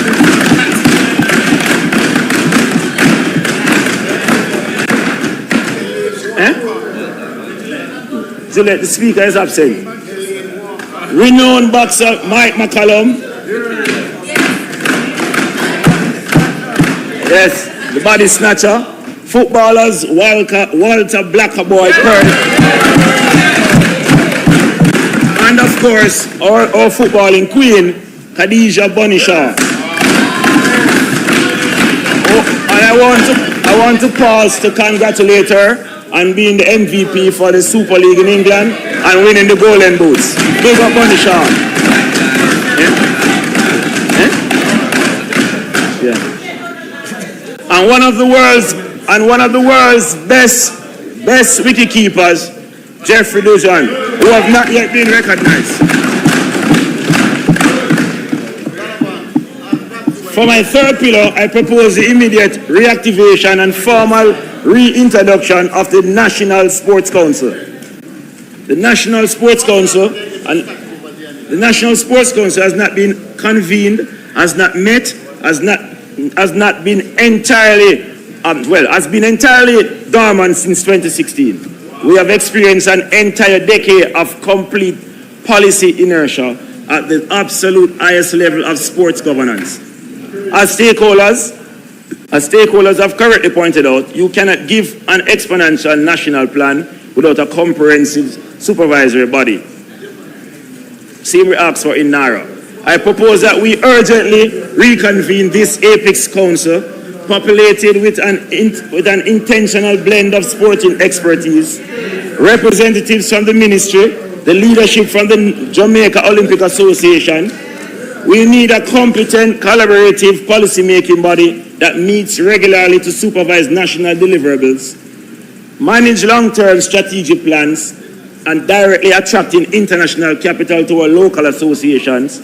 We must end the decade-long administrative standstill. I conclude, Mr. Speaker, on the most critical structural recommendation of all. I propose the immediate administrative separation of sports from its current arrangement. Data from a World Economic Forum analysis revealed that Global sports economy is projected to reach 3.7 trillion by 2030 and skyrocket to 8.8 trillion in 2015, driven heavily by sectors like sports tourism, academies, and connected technology. You cannot effectively capture a share of this multi-trillion-dollar market when the portfolio is suffocated inside a mega ministry alongside gender, culture, and entertainment. We need a hyper-focused, singular ministerial mandate backed by an independent budget. We need a standalone ministry that is structurally equipped to build private-public sports academies, secure our international track certifications, defend our athletics labor force, negotiate global pre-season training contracts, and aggressively position Jamaica as the undisputed sporting and sports tourism hub of the Caribbean. Because sport is no longer simply recreation, sport is an industry. Sport is exports. Sport is tourism. Sport is a foreign exchange. Sport is economic growth. And if we continue managing it with outdated thinking, other countries will continue to monetize Jamaican excellence better than Jamaica itself. Previous administrations led by the PNP always understood some fundamental. Previous administration led by the PNP always understood this fundamentals, something fundamental. Sport is not merely recreation, sport is social mobility. Sport is nation building, and sport is economic transformation. The People's National Party invested heavily in sports because it recognized extraordinary power of athletes to change the trajectory from ordinary Jamaican lives, particularly for young people coming from struggling communities with limited opportunities. I stand here in this honorable house today as a living proof of that vision.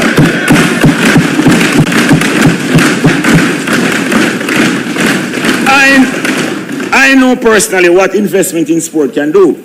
I benefited from the sports. 30 seconds. 2 minutes, Mr. Chief, please.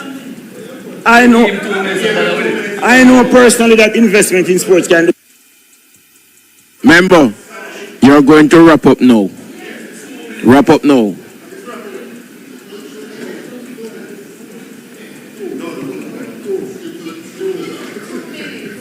I benefited from sports scholarship opportunities provided by the late, great Michael Manley that allowed me to pursue my education while simultaneously developing my cricketing abilities.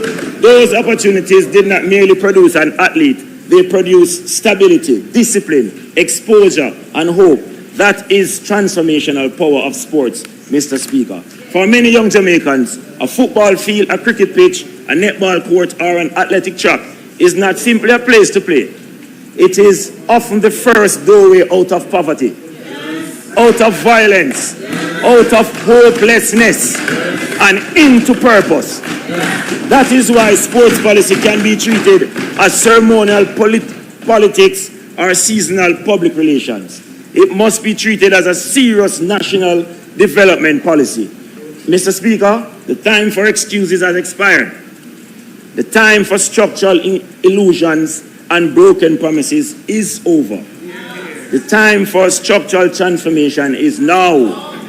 The business of play is serious economic business, and it is time we lead in with power. Mr. Speaker, I thank you, but of most import, I thank the great people of Clarendon, Northern.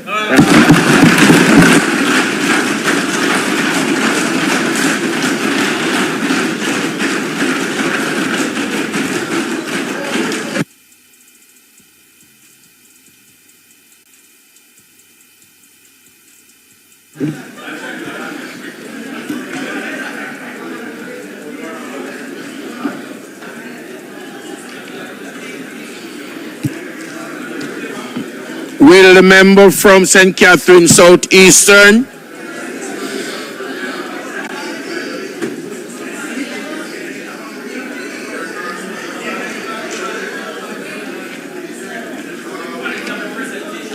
Member from St. Catherine Southeastern.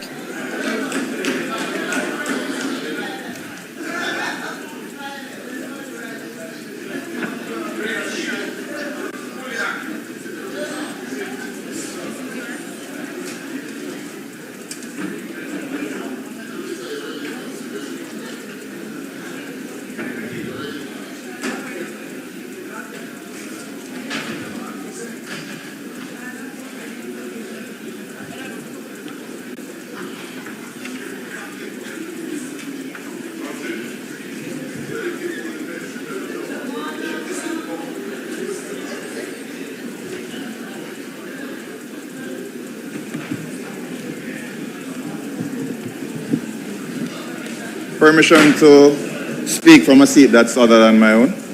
Granted. Thank you.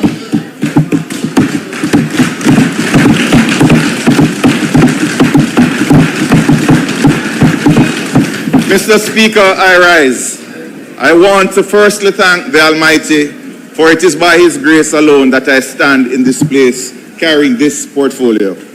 To my family, who surrendered dinners, evenings, and weekends to a life they never chose, I thank you. Yes. I salute my son Aaron, who reminds me ever so often how good our lives used to be before politics. Yes. My biological and adopted mothers here, the pillars I lean against when the weight of this work grows heavy. My siblings and their offspring, whose humbling words and comic relief arrive precisely when I need them the least and require it the most. My father and my political godfather, who have guided and ordered my steps. My friends, who gave good counsel when the road grew uncertain. To the constituents of Southeast St. Catherine, who placed their faith in me as their servant leader, I thank you for the privilege of carrying your voice, your words, and your hope into the noble house today.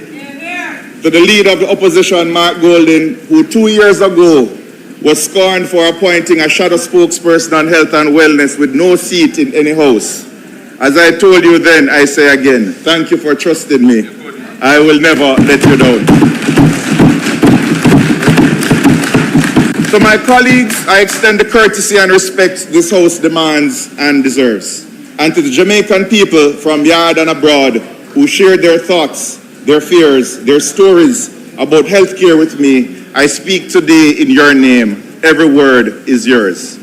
Mr. Speaker, there are people watching this contribution to see whether I will reach into the protection of the parliamentary privilege to say what cannot be safely said outside these walls, where the threats of lawsuits abound. Some of them, I suspect, are very nervous. To those individuals, I speak plainly. There may come a day when the light is shone on those who occupy untenable but personally enriching positions. Positions sustained not by merit, not by qualification, not by any stellar record of public service, but by ministerial protection and political convenience.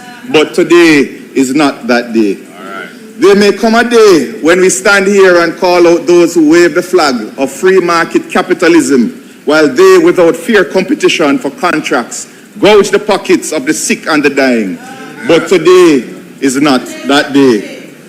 There may come a day when the Hansard captures every detail that I know about the acts of corruption I have hinted at, and which the Auditor General and the Integrity Commission have corroborated.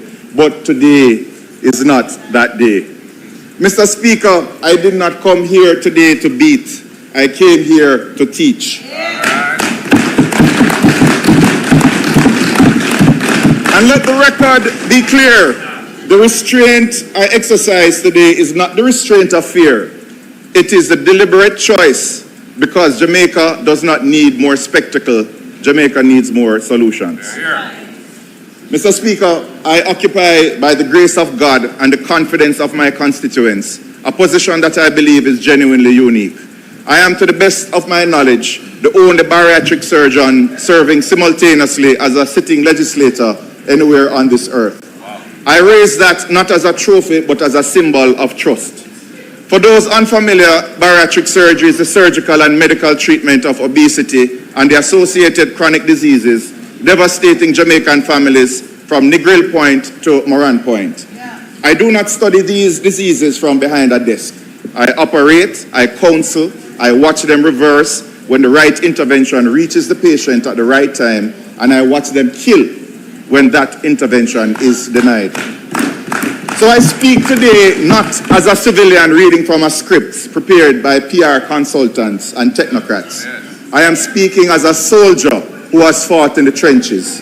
From decades of patience, personal experience, and practical knowledge of the health sector at every level, from health centers to the operating theaters to boardrooms.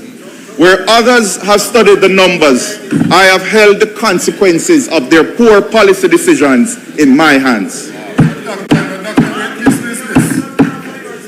Mr. Speaker, I must now acknowledge in his absence the Honorable Minister of Health and Wellness. I have spent considerable time reviewing his sectoral presentations from 2016 to this very year, every one of them. And having done so, I want to say something that may surprise this House. Honorable Minister, I salute you. By the measure of your own tactical objectives, the targets, programs, and deliverables you set before the House, year after year, you have achieved a passing grade. Clinics refurbished, units commissioned, posts created, programs launched, machines procured, documents tabled, task force announced, job fairs held. The Minister should have taken a bow if he were here. Knock it gently, knock it.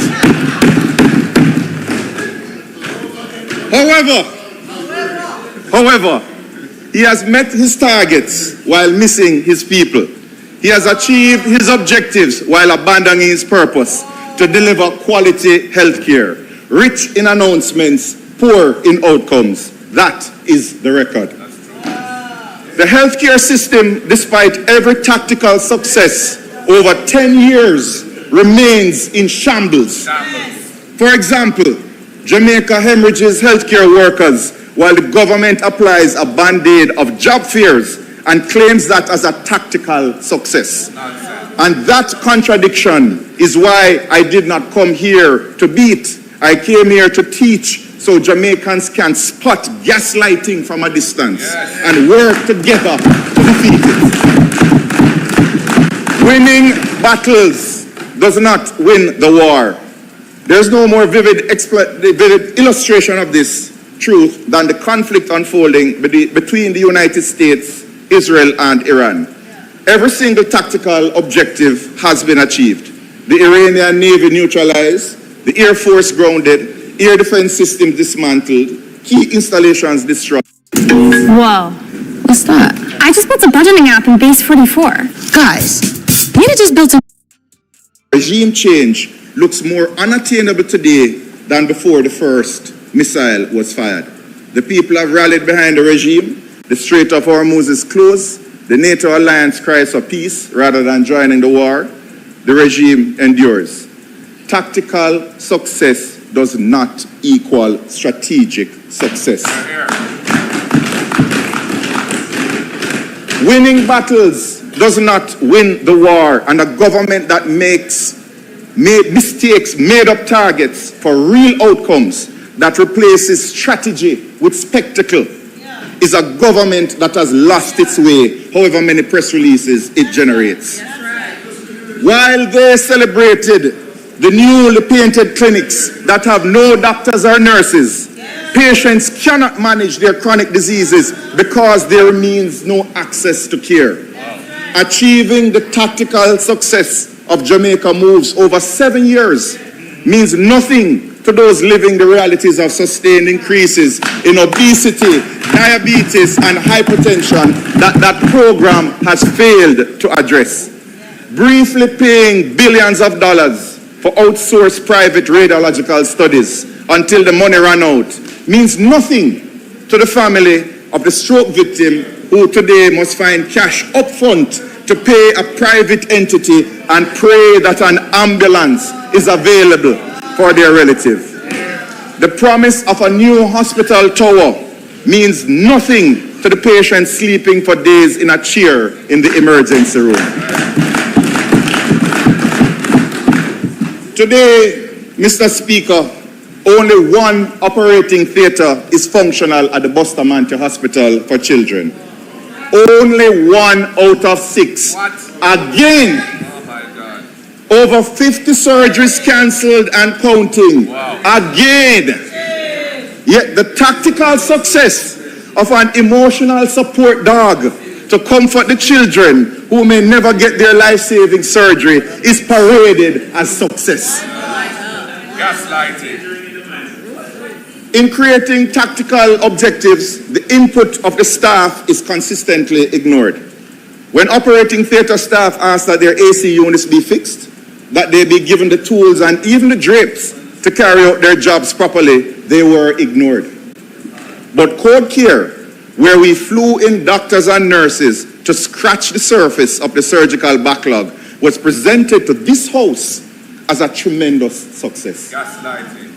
That surgical backlog, the strategic objective of curing cancers, treating hernias, fibroids, and restoring sight is still there. That's right. And staff still cancel cases because there are no sterile drapes and theaters are closed because of malfunctioning AC units.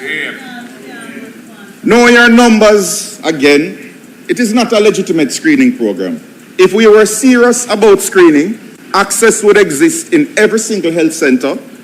Access would exist in pharmacies, doctors' offices, and back-to-school fairs, not on road tours to generate content for social media. I wonder how many here in this House even know what an HbA1c is. The single most important number to someone at risk of or who has diabetes. And if you do, where can you get that test done today? Access to screening cannot be through road tours. It must be everywhere.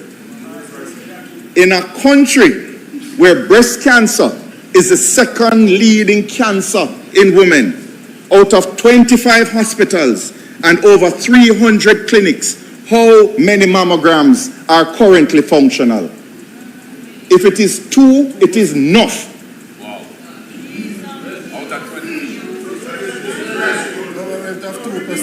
300 clinics, 25 hospitals, 2 functioning mammograms, breast cancer being the second leading cause of cancer in women.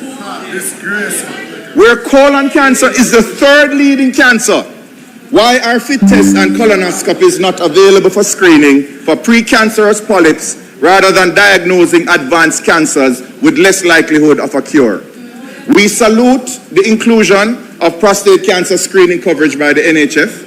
But where can a 40-year-old without an NHF card get his PSA checked today? The grand opening of the administrative block at Cornwall Regional Hospital was a tactical success. But did it mean anything to the doctors and nurses who went on strike recently to protest the overcrowding in the hospital that forced them to step over patients on the floor to treat other patients? The strategic objective of having diabetics walking on 2 legs can be achieved in 2 ways. We could set up a program to pay for prosthetic legs after amputations, or we could screen diabetic patients with the ankle brachial index and treat them medically, thus reducing amputations by 70%. Wow. We can guess which one this government chose. The one with the flare. Mr. Speaker, the strategic objectives we desire are clear. I want proper health care for my constituents, from Bridgeport to Bridgeview, Westmead to Garveymead, Cumberland and Cumberland Meadows to Westchester, Waterford to Passage Fort, Myrtle Way, Pigeon Shoot, Rattown, Edgewater, Independence City, Portsmouth to Back Road, and medical care with dignity for everyone, wherever they seek treatment across Jamaica. We on both sides of the aisle must accept that healthcare has reached crisis levels and work together to fix our public health system. Because when doctors triage patients in emergency rooms, they are not classified as comrades and laborites. They are classified as sick, well sick and dying. And they all get exposed to the overcrowding, the lack of beds and the long waits. Blood tests do not come back as orange or green. Blood tests come back as Jamaicans who need medical care with quality and dignity. We cannot hug them up at election time and not fight for better health care when we enter this house, leaving them to suffer.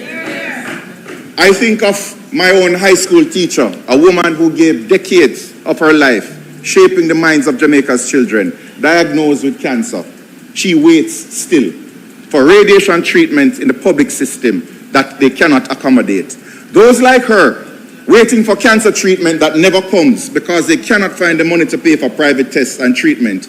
They are the statistics we see in the glossy publications, but they are real people with real families losing hope for a cure.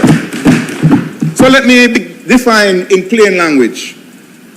What this government should be measuring itself against is not the current tactical objectives, but the universal strategic ones.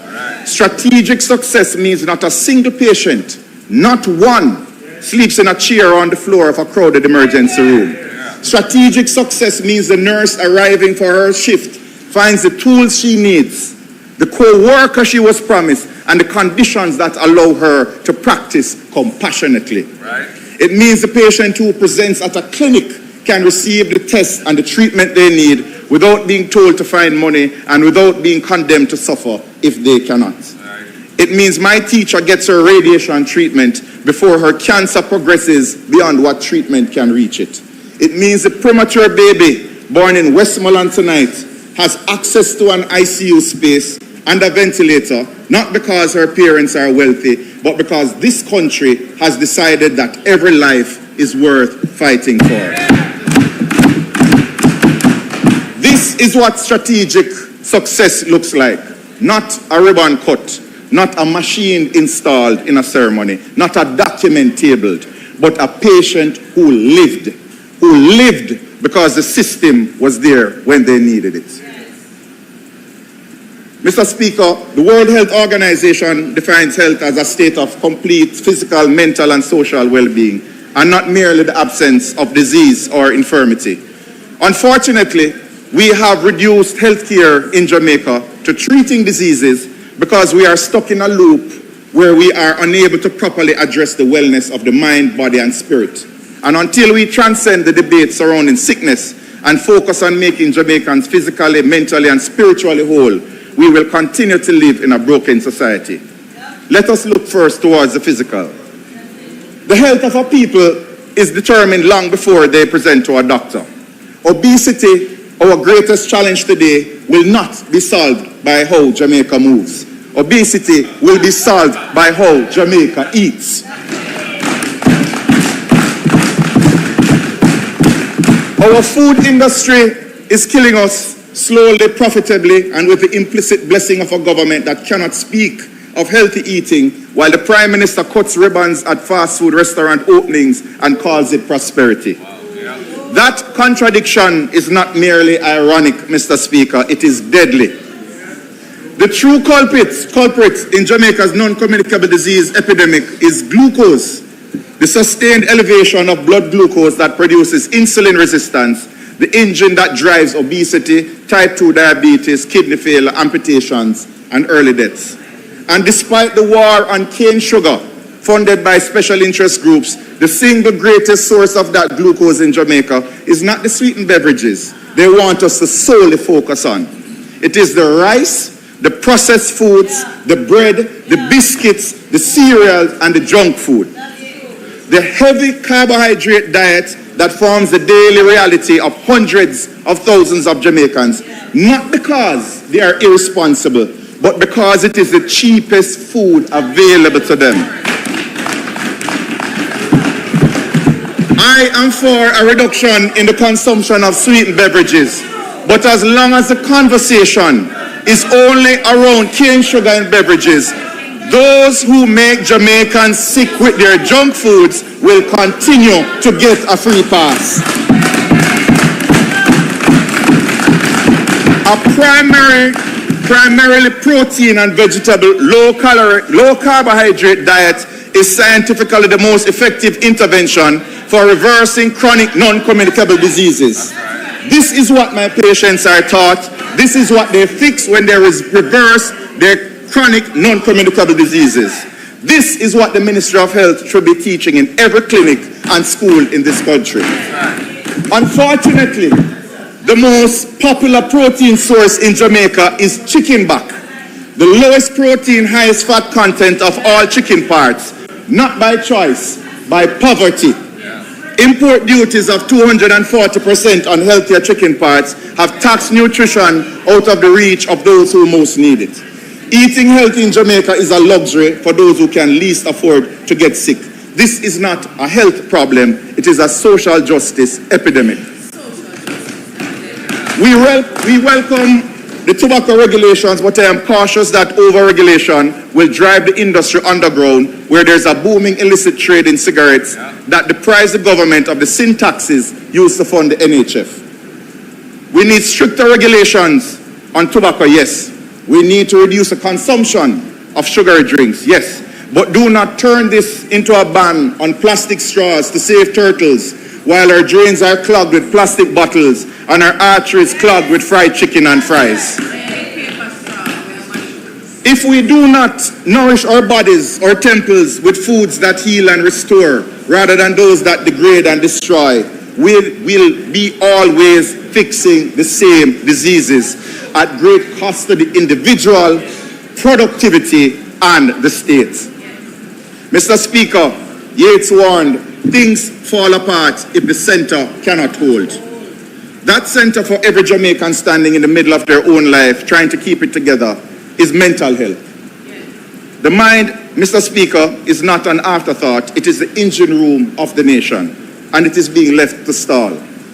Mental health demands definitive action, not wellness benches installed for a photo op. Definitive action to stop the suicides taking our young people before they have lived. To help the families struggling with mental health patients who cannot remain admitted to hospital, but whom they cannot care for in their homes. Bellevue Hospital needs diagnostic services, roofs that don't leak, and at the most basic level of human dignity, enough food to feed its patients. Not more announcements of plans afoot while patients and families suffer.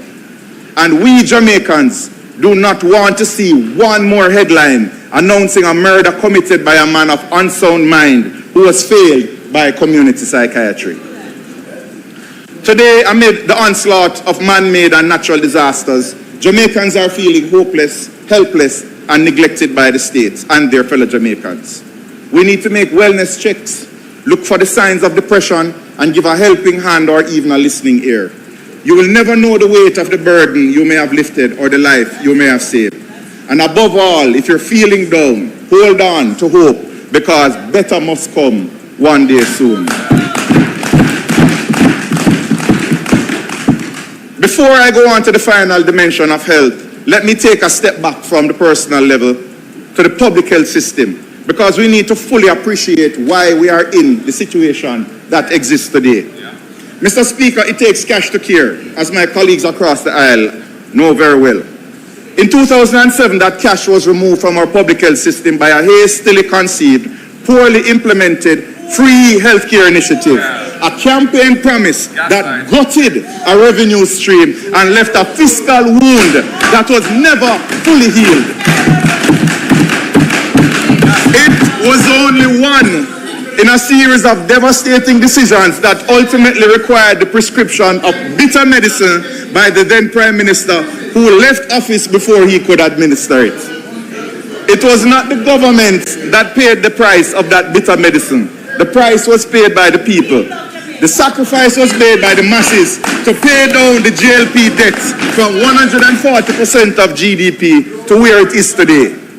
During the IMF-imposed austerity, civil servants consented to frozen wages year after year, while the cost of living climbed around them. Their sacrifice, their suffering, and silence, the invisible fuel of national recovery. Users of the health sector were told by the IMF that spending could not increase because the priority was paying down the debt the JLP government had accumulated. And every single Jamaican absorbed that cost through their sacrifice, their suffering, and their solidarity with Sister P and Peter P.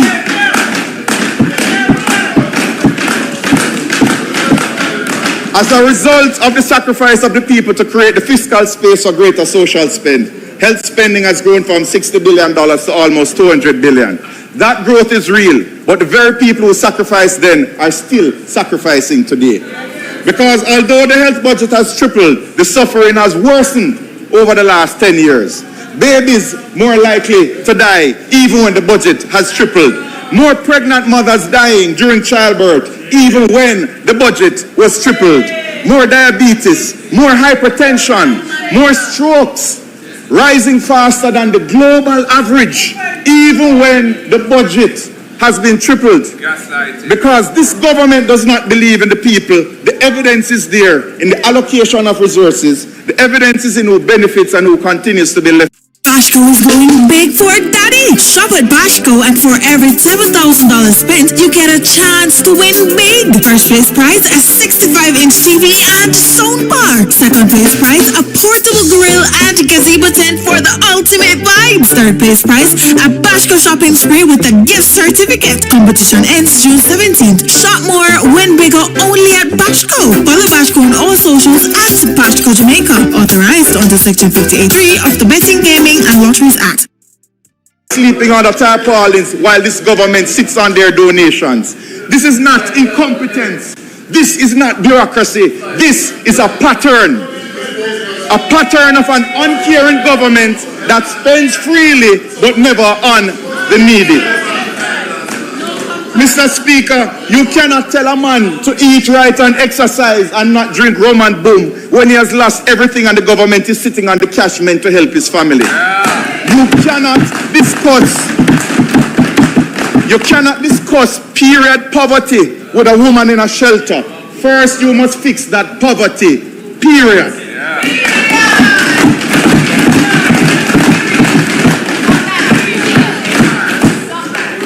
Hurricane Melissa's aftermath is not just a housing crisis, it is a moral failure on the part of the government. Partaking in photo ops with suffering hurricane victims, knowing full well they are sitting on money donated in the name of humanity and refuse to spend it on them.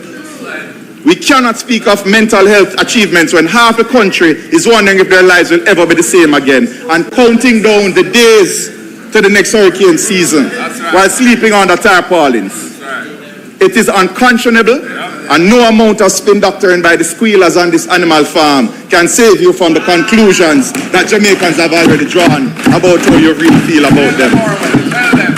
The world is watching how the government is treating those most in need of restoring their lives. And pardon my violation of the standing orders, Mr. Speaker, it not look good. Mr. Speaker, health is not the exclusive domain of the Ministry of Health. When a grandmother cannot afford the taxi fare to keep her clinic appointment to keep her high blood pressure under control, that too, Mr. Speaker, is a health crisis, and the minister responsible for transport must answer. When a pensioner must choose between her electricity bill and her prescription, that too is a health crisis, and the minister responsible for energy must answer. When a cataract patient joins over 4,500 patients who cannot get sight-saving surgery from the Cubans because their government chose visas over vision, that too is a health crisis, and the Minister of Foreign Affairs must answer. And when the mother who falls into the gap, not poor enough for path, but can't afford to send her child to school, and the child is malnourished and unable to learn, that too is a health crisis, and the Minister of Labour and Social Security must answer. When a family cannot afford vegetables and subsist on chicken back and rice and peas, that too is a health crisis, and the Minister of Agriculture must answer. And when the rats and roaches run amok in uncollected garbage piling up in our communities, that too is a health crisis, and the Minister of Local Government must answer. And when the most vulnerable users of our public health hospitals must beg on social media to find money for their treatment, when only the connected few enjoy the promised prosperity, that too is a health crisis, and the Minister of Finance must answer. We do not have a healthcare system that caters to the masses. We do not have a government that caters to the masses. No fiscal, agricultural, or even donation policies address the socio-economic determinants of health. And all of it together, every gap, every failure, every unanswered cry is a national health crisis. One that this government must admit to and stop covering up with promises and prophecies.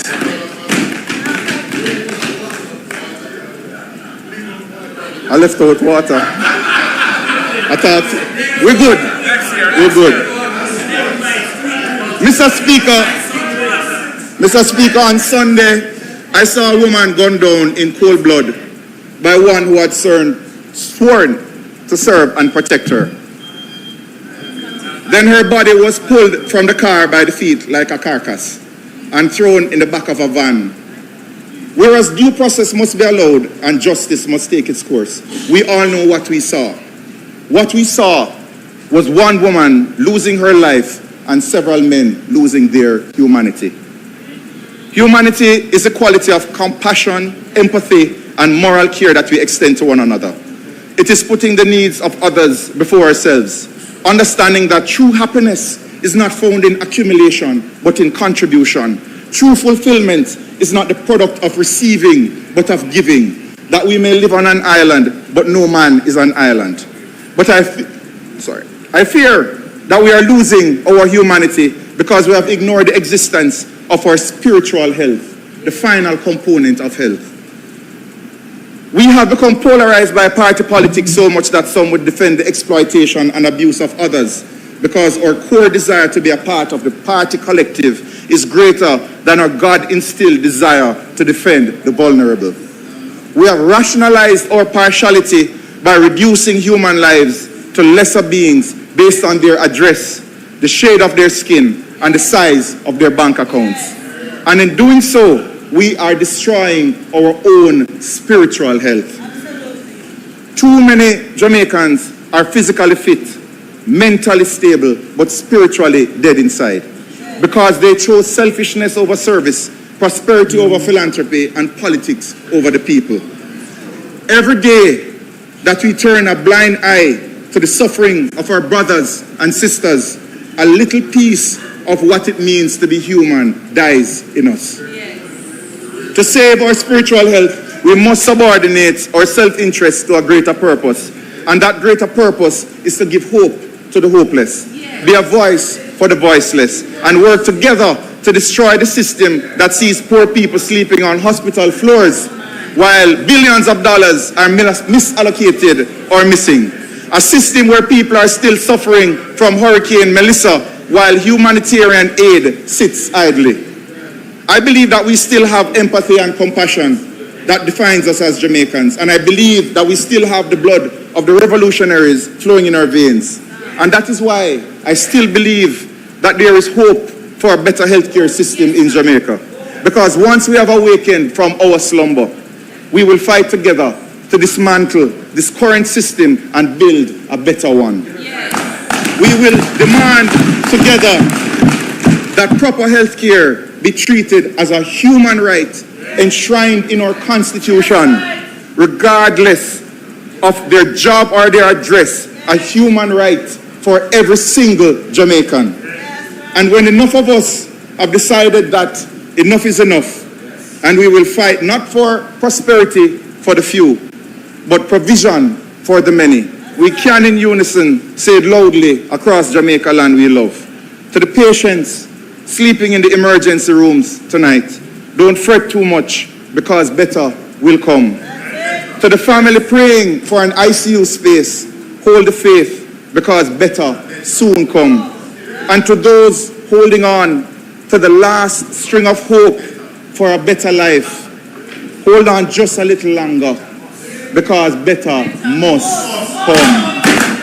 Mr. Speaker, I thank you.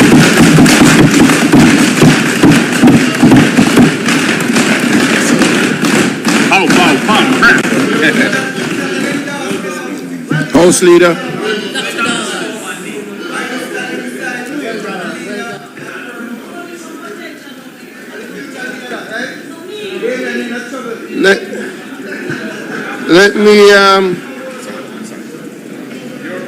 Let me thank the members who contributed today. The member from Northern Clarendon, who gave a substantial presentation. Yeah. The member from Southeastern St. Catherine. A very wide-ranging, I mean, I'll leave it at that.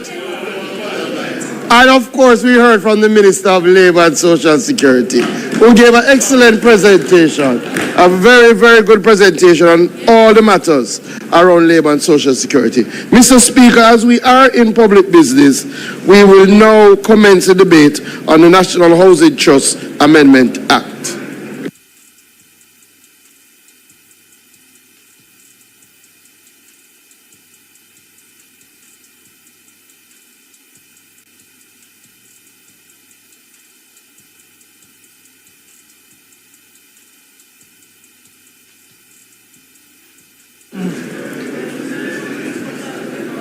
Mr. Speaker, today we commence the debate on the National Housing Trust Amendment Act 2020.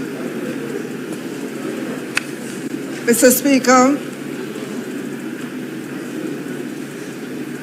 I stand here today to commence the debate of this Honourable House on the bill entitled An Act to Amend the National Housing Trust Act, herein referred to as the bill. The bill, Mr. Speaker, seeks to amend the National Housing Trust Act to allow for the continuation of the special distribution from the National Housing Trust to central government. As this Honourable House may be aware, in 2013, under the Extended Fund Facility with the International Monetary Fund, the IMF, the government of the day obtained contributions towards fiscal consolidation from the National Housing Trust in the amount of $11.4 billion, Mr. Speaker. This was achieved by way of an amendment to the National Housing Trust Act, the NHT Act, the provisions of which came to an end March of 2017. Mr. Speaker, given the need for further budgetary support for the government's economic program, a further amendment of the NHT Act was undertaken in August 2017 to facilitate the continuation of annual transfers from the NHT for the fiscal year 2017-2018 to 2020-2021. And again in December 2020 to facilitate a further continuation of annual transfers for the fiscal year 2021-2022 to 2025-2026. Mr. Speaker, I know the members of this Honourable House would agree with me that the year 2025 was an unprecedented year for the country, with the passage and impact of Hurricane Melissa on October 28, 2025. Mr. Speaker, the resulting damage from the hurricane materially altered the government's fiscal environment. Extensive destruction to critical infrastructure, productive sectors, and public assets has placed severe pressure on the public finances and increased the need for continued recovery spending. So, Madam Speaker, in February of 2026, the government of Jamaica announced revised revenue measures to include the continuation of the annual transfers from the National Housing Trust to the central government. Notably, Mr. Speaker, the contribution of the transfers from the NHT to the central government have averaged approximately 12.6% of non-tax revenue over the past 5 years, 2021-22 to 2025-26. The NHT continues to maintain a strong asset position, with assets exceeding liabilities by approximately 1.8 times over the medium term. It is expected that the NHT will be able to continue to operate profitably while seeking to expand access to housing. Based on the NHT's expected expenditure plans, strong revenue base, and robust asset position, the NHT will be able to sustain the annual 11.4 billion transfers to the government over the medium term while maintaining adequate cash surpluses. Mr. Speaker, having regard to this and the need for recovery spending due to the impact of Hurricane Melissa, the government has decided to maintain the financing of $11.4 billion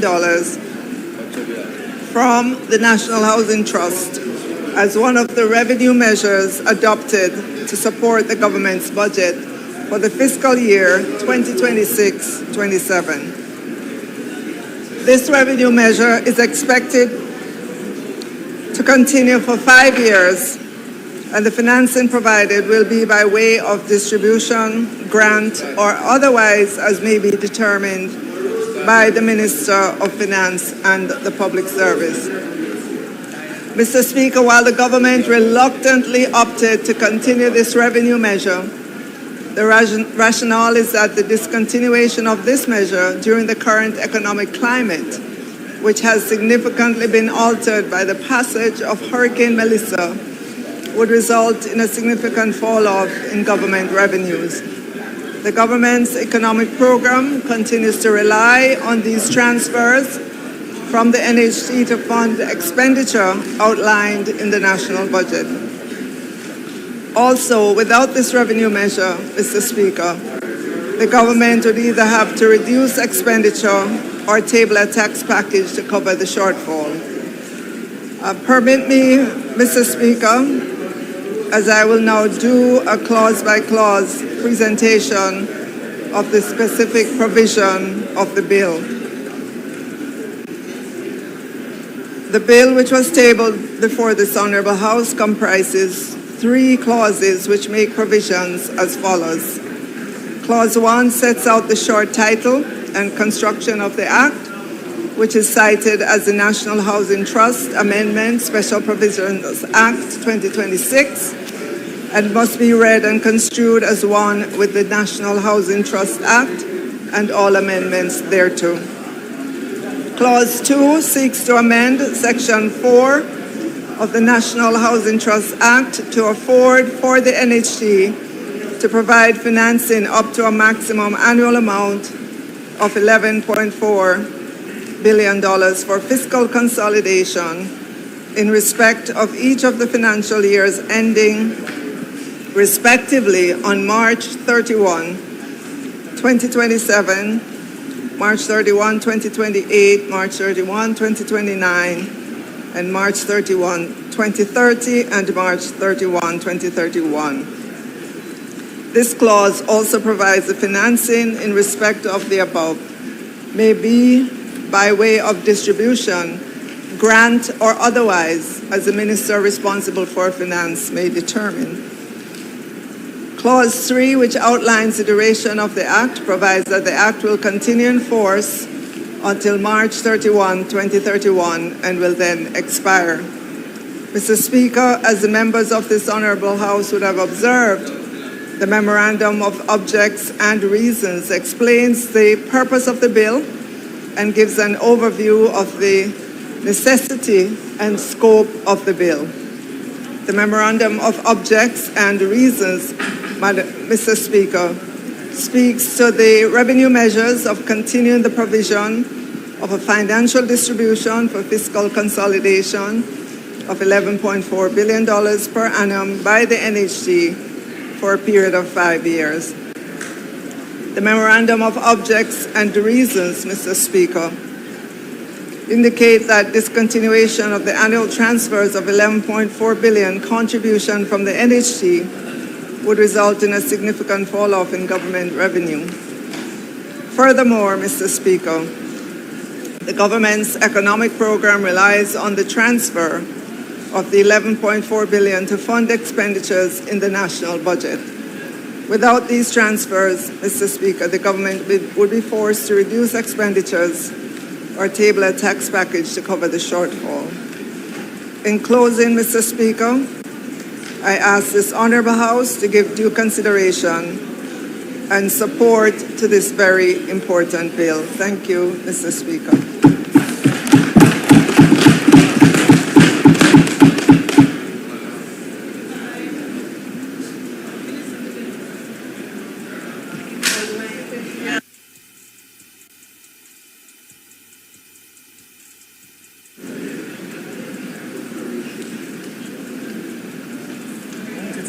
Yes, thank you. I may as well push it down.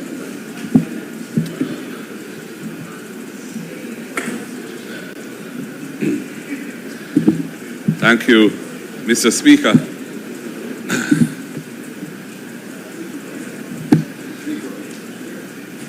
Mr. Speaker, the National Housing Trust was established in the mid-1970s.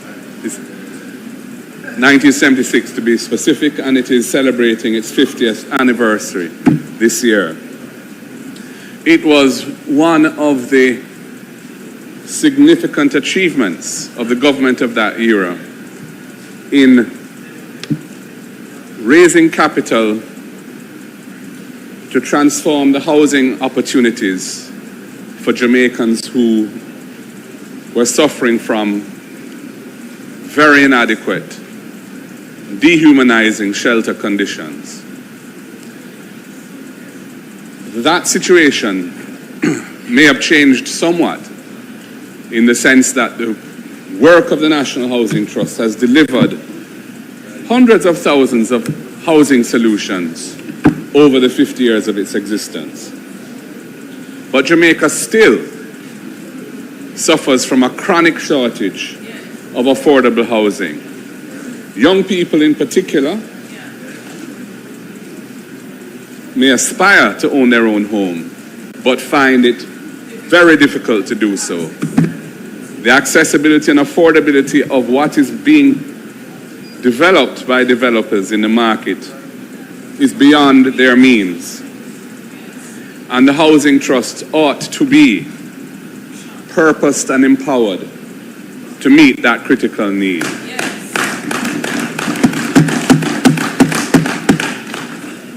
By way of background, it is true that in 2013, when Jamaica had a debt to GDP ratio of 147% and was in an IMF program or seeking to get into an IMF program in circumstances where the previous program had been crashed by the previous government and our name was mud with the international financial community, we had to run a primary surplus of 7.5% of GDP, meaning that we had to run a surplus of revenue over non-debt expenditure of 7.5% of GDP. And the way in which that could be done at the time, based on an analysis of an international accounting firm which advised the cabinet, was that for 4 years, $11.4 billion per annum could be taken from the NHT to get Jamaica out of that crisis. And that was done. At the time, an NGO which had an affiliation with the opposition took the matter to court.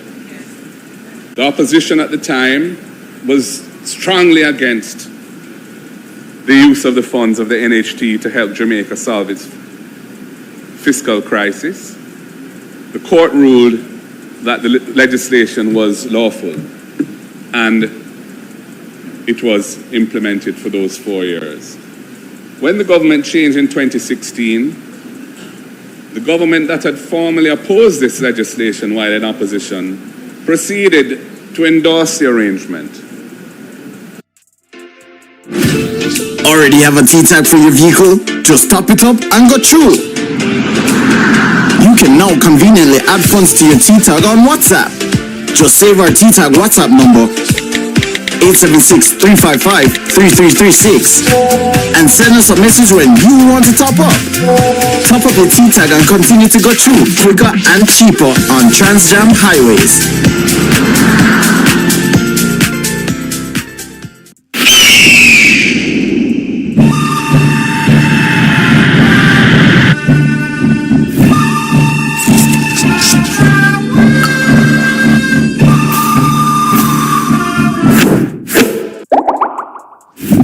Been reduced due to the success of the fiscal responsibility framework to the 60% range.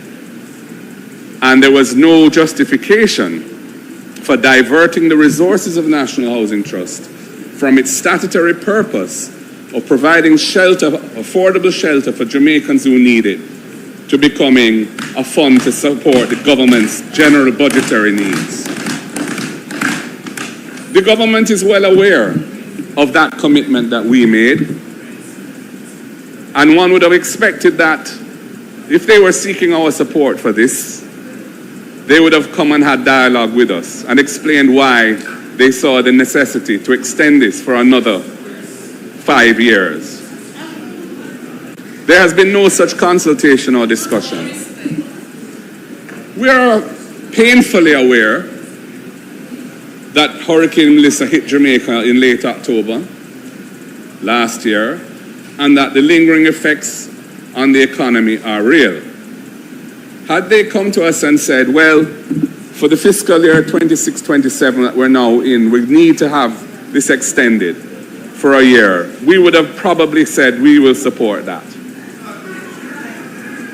Indeed, if they had said, we are going to need it for 2 years because it's going to take 2 years to deal with the recovery from the hurricane, we would have probably told them, well, let's do it 1 year at a time and see how it plays out.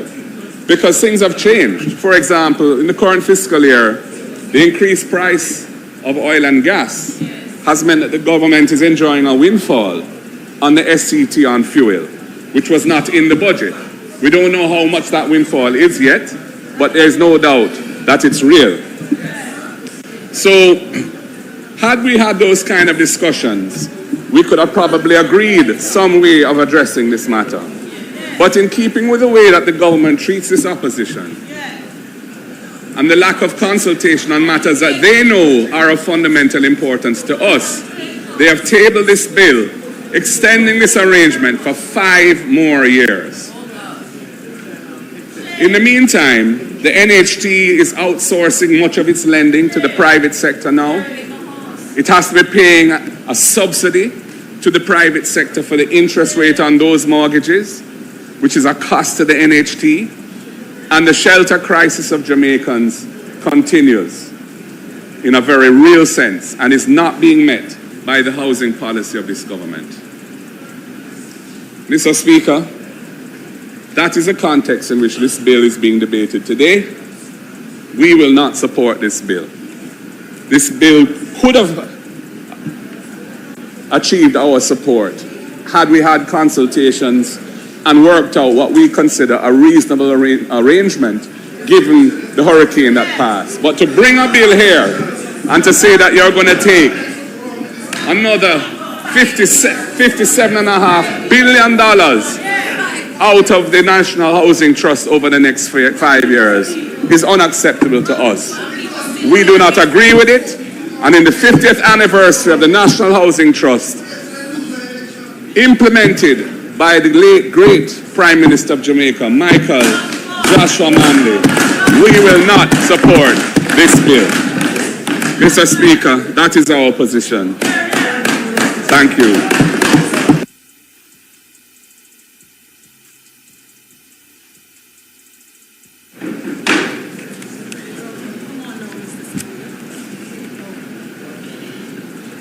Mr. Speaker. I've had the privilege of, I've had the privilege of being involved now in 11 debates related to the National Housing Trust drawdown, 10 through the upper house, and it's my first through the lower house. And each time I've started by looking at the memorandum of objects and reasons. But before I do that, I must admit I was a little taken aback by the reasoning of the member a while ago, because one would assume, having read the World Bank assessment of the damage having toured the country as he would have, that no consultation would have been required to know that the drawdown would be required, certainly at least this year and definitely next year, Mr. Speaker. I'm actually rather surprised at the reasoning. But as you look at you should look back at the World Bank report to see the level of damage. It will take some time to recover. But as you look back at the memorandum of objects and reasons, this is a choice that the members in this House have to make between a drawdown that actuaries have said has no material impact to the books of the NHT and an increase in taxation. This is a choice between continuing an arrangement from 2013 and a widening fiscal deficit because of the damage related to Melissa. This is a choice between maintaining an arrangement and increasing borrowing, Mr. Speaker. So to my mind, there is very little choice before this Honourable House, because it is the logical decision that we would support the drawdown from an entity that can afford it. There's another contemplation, you see, because when we refer to context of 2013 and to the debt to GDP ratio, there are other factors that are rarely mentioned in this House that would have led to our concern as to the impact on housing that this would have had at that time, because each year is different, each factor is different. We need to recall that in 2013, when this measure was introduced in this House, there was intense public scrutiny on the HAJ. By 2015, the agency was almost bankrupt and the output was particularly poor during that 4-year period. So that agency was not achieving the mandate of the housing policy.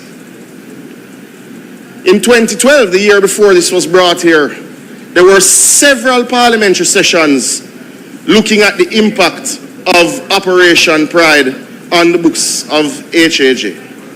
We are still today in 2026, Mr. Speaker, correcting some of the ills from that project, including running pipes in communities where people were handed over homes. That is a reality today.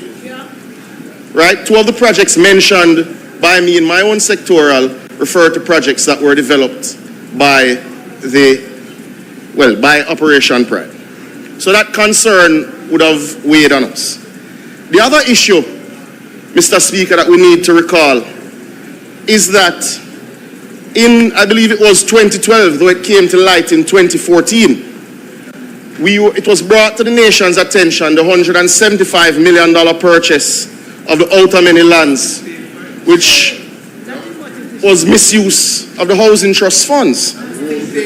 So when one looks at the record of housing starts, this administration certainly versus any PNP administration before, when you look at the mismanagement of the funds, whether it was within the Housing Trust or within the consolidated fund, no one should be surprised that we would have had concerns about the PNPs then meddling with the National Housing Trust.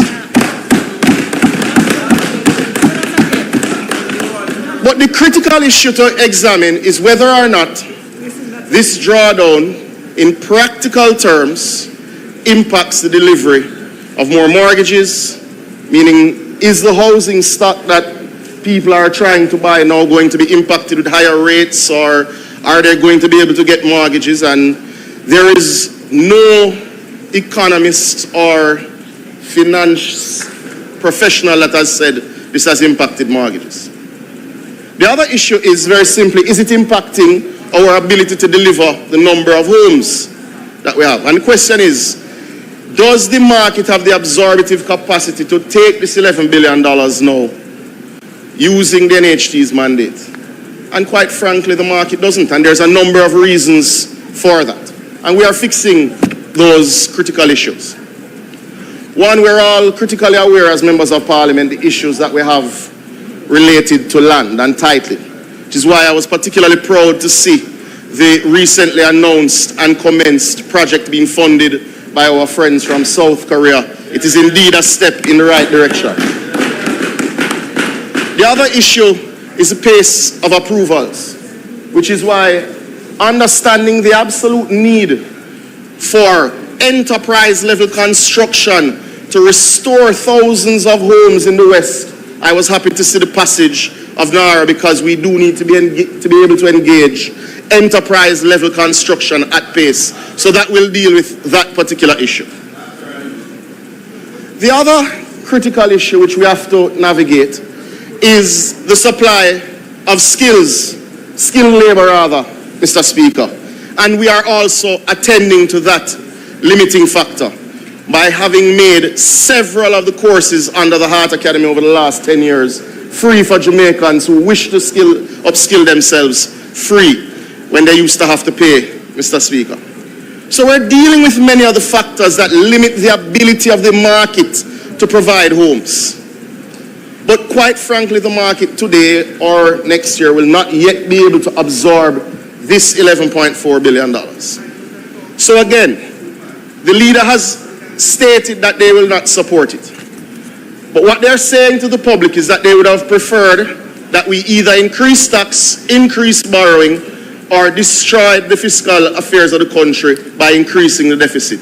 Mr. Speaker, it is incumbent on every responsible member in this House to support what is the logical decision of an administration that seeks to rebuild not just roads and water systems and schools and churches and hospitals, but also to ensure we make the intervention in the housing market that restores those who have lost and give those who have a genuine opportunity or have a genuine want and dream to have their own home. Mr. Speaker, this does not compromise those dreams. In fact, it supports those dreams. I support this bill, Mr. Speaker.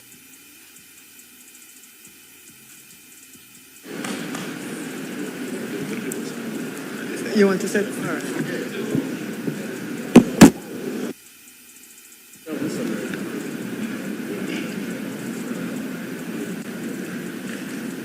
Thank you. Thank you, Mr. Speaker.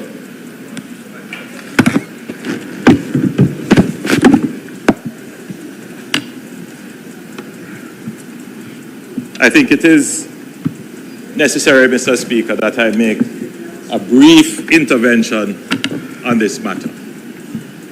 The Minister of Finance would have explained, and it is indeed in our script, that she said we reluctantly seek to extend.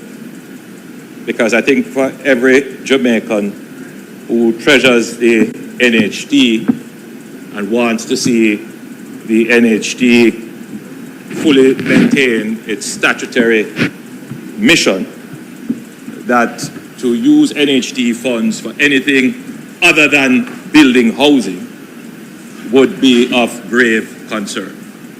And so I want it to be clear for the record that the government is not doing this by virtue of being in any way profligate, in being in any way ignoring the statutory mandate of the NHT, or is just doing this because it has the authority to do it.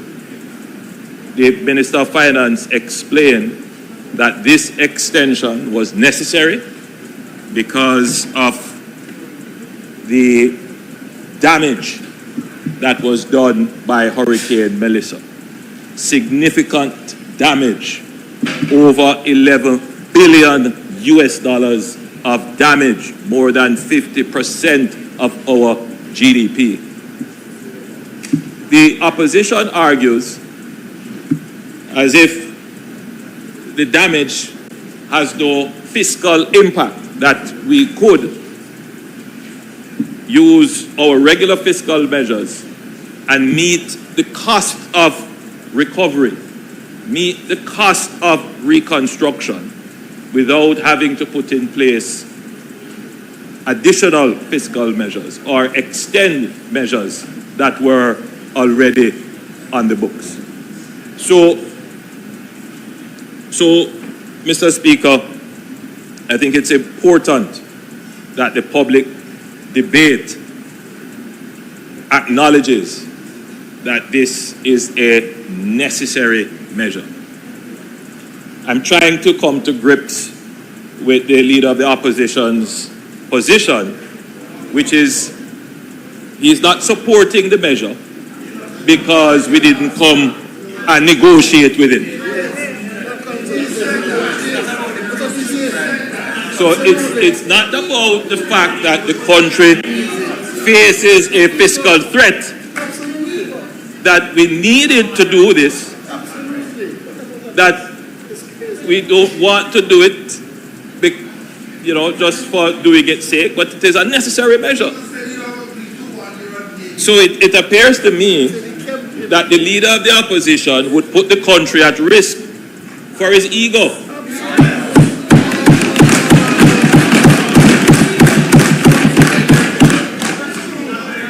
Well, Mr. Speaker,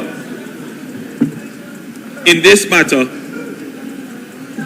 I will be the first to say, and I repeat, that this is not something that we do without taking into consideration that it was absolutely necessary. And if it were not necessary, it would not be done. The second difficulty I'm having with the presentation by the leader of the opposition is the suggestion that somehow this measure will deprive homeowners of the opportunity, or potential homeowners of the opportunity of owning their own home. That somehow $11.4 billion from the NHT would deprive $11.4 billion of housing expenditure. Minister Saboda, the member from Northeast Manchester, Northeast Centre.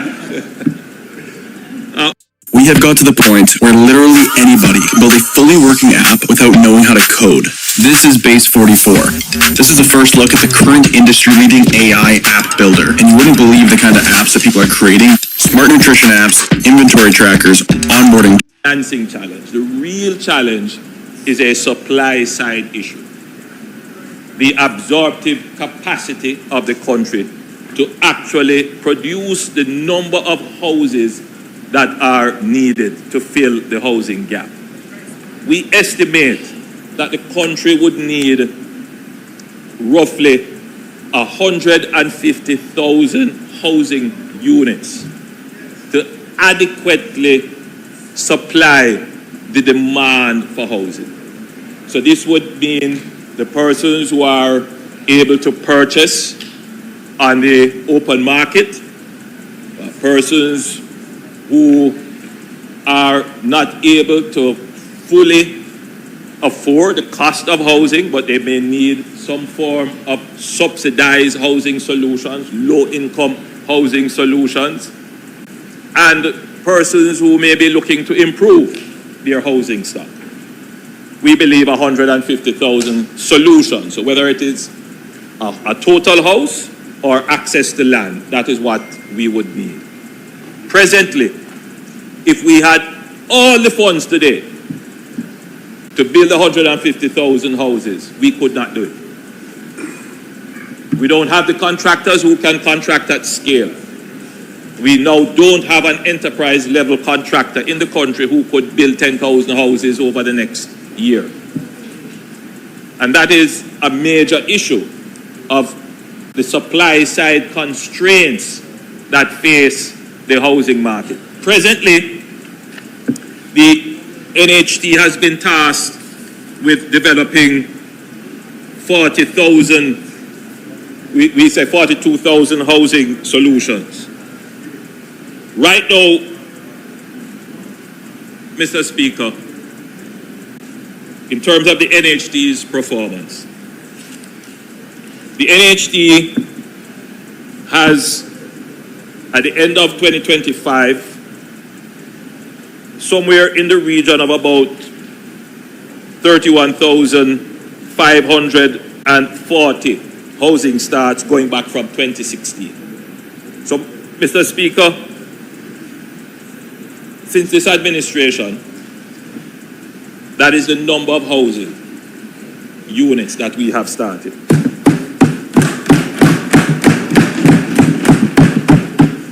In terms of housing completions, 21,166. These figures may need some updating because I'm not giving you up to March of this year.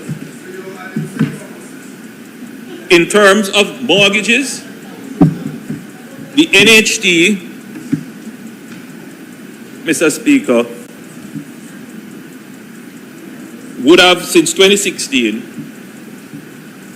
issued 67,249,000 mortgages.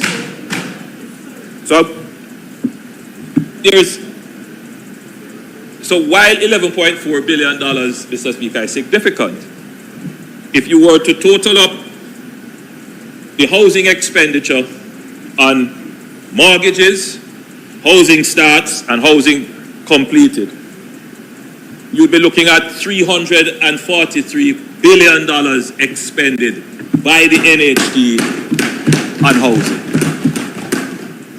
To make the point even clearer, Mr. Speaker,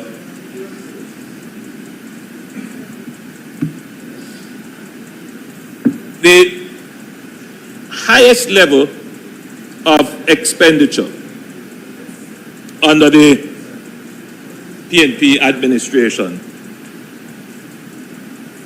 in 2012 was $24.3 billion. That's the highest level of expenditure. $24.3 billion. Mr. Speaker, in 2018, this administration, under the NHT, under this administration, spent $28.43 billion. In 2019, $37.1 billion. In 2020, $41.57 billion. In 2021, $48.2 billion. In 2022, $46.51 billion. In 2023, $45.94 billion. In 2024, $30.24 billion. And in 2025, this is up to the 31st of March, 2025, $24.4 billion. So, I therefore want to dispel this argument that is being purveyed in the public domain that the government taking $11.4 billion from the NHT is somehow depriving the NHT of expenditure. Every year since 2018, the NHT's expenditure has been increasing substantially and at points have doubled what was spent under the PNP administration. So these are matters that we must concern. So in summary, I don't need to go further than that point that I've made. the administration is not taking the funds from the NHT for reasons that are not solid and sound reasons. We must preserve the fiscal integrity of the government's operations. And this fiscal integrity is something that benefits every Jamaican. And I want you to think of it this way. If we didn't have the $11.4 billion from the NHT, it would have to come from somewhere else. Likely more taxes.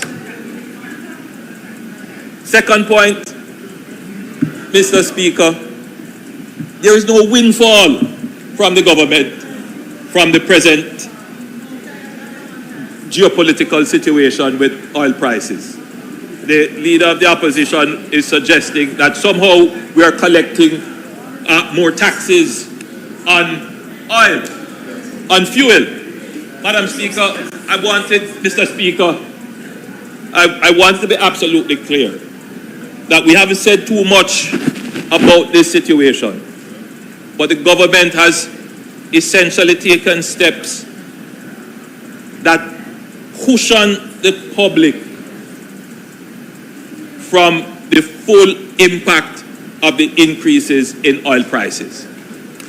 And that comes at a cost that is likely to be far greater than any revenues that come from the SET on fuel. So there is no argument that is saying that the government is getting a windfall and therefore we don't need to take the funds from the NHT. So those are some points, Mr. Speaker, that I think it is important that the public considers when they pronounce their judgment on the government's action in taking the funds from the NHT. It is not something that we want to do, it's not something that we do lightly, it is something that is imperative that it be done. And we, like every other Jamaican, longs for the day when we will not have to take the funds from the NHT. That will happen as the right decisions that we are making today inure to the growth of our country. Decisions like the National Reconstruction and Resilience Authority, which will fast-track growth and development in this country, because that is the only way, Mr. Speaker, to increase revenues, growth, jobs, income for the people of Jamaica. May it please you, Mr. Speaker.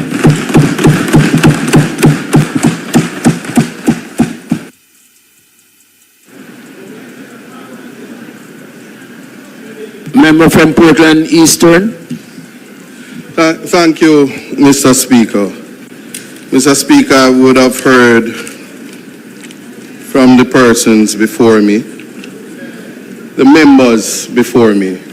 But Mr. Speaker, I only rise because of my concern that the memorandum of objectives and reasons, of objects and reasons is not, it certainly isn't reflecting what I'm hearing from the Prime Minister. It is not reflecting what I heard from the Finance Minister, and it certainly is not reflecting from the Minister of Water and Environment, respectfully. So one of the key things is that I'm pointing to the memorandum of objects and reasons, and it says that the Section 3 of the Act provided that this would continue until the 31st of March 2026 and then expire. So there was an expectation that the pull down, there would have been an expiration date. The discontinuation of these annual contributions will result in a significant fall off in government revenue. It goes on to say that the government's economic program relies on these transfers to fund some expenditures in the national budget, without which expenditure will require reduction or a tax package tabled to cover the shortfall. Now, Mr. Speaker, I will say this. I am sure that the Prime Minister will agree. The danger is the thought of this being an indefinite exercise. Now, I'm saying this in the context that the ordinary Jamaican, his or her expectation is to own a piece of the rock, a piece of Jamaica. Cannot put it any simpler. There is an aspect of this 11.4 billion that the ordinary man will never appreciate or come to terms with. And that is what this conversation is about. There are persons who have a desire, who when qualified, only wants to get the pull down, their share. Not that the government will provide the housing, but the ability to be able to purchase the land and the ability to build that house. Now, there are persons who are not getting the services from NHT for many other reasons. The outsourcing, the mortgage is not coming from NHT, the requirement, the clogs, the fetters that would make it impossible for them to be able to own a home currently. Now, one has to look at the aspect that the necessity has not been explained. For instance, we're hearing that because of Melissa, this is now a requirement. Now, I will say this, it's not reflected in the memorandum of objects and reason. Not one line or sentence that Melissa is one of the reasons. No, I'm because what I'm saying is there must be justification for what is an indefinite extension for, and I would not want to be the bearer of bad news. I am not a prophet, but to say, if we experience a hurricane this year and next year and the year after, then what is being said from these explanations is that there will always be a need for pull down. That is why when the opposition leader stood today and said, perhaps if the extension were for a year, possibly that conversation could take place. Because we have to, we definitely, respectfully, and I only ask that the contribution is for the people.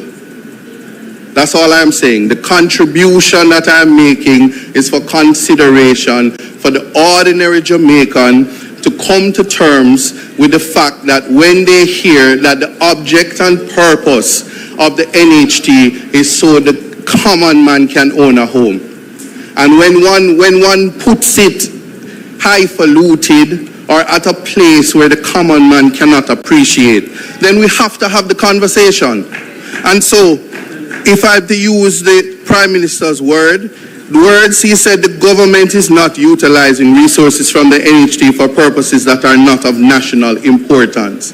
But this today, the Finance Minister says, is to cover expenses. Doesn't say what the national importance is. Hold on. In a language that the common man can understand. And listen.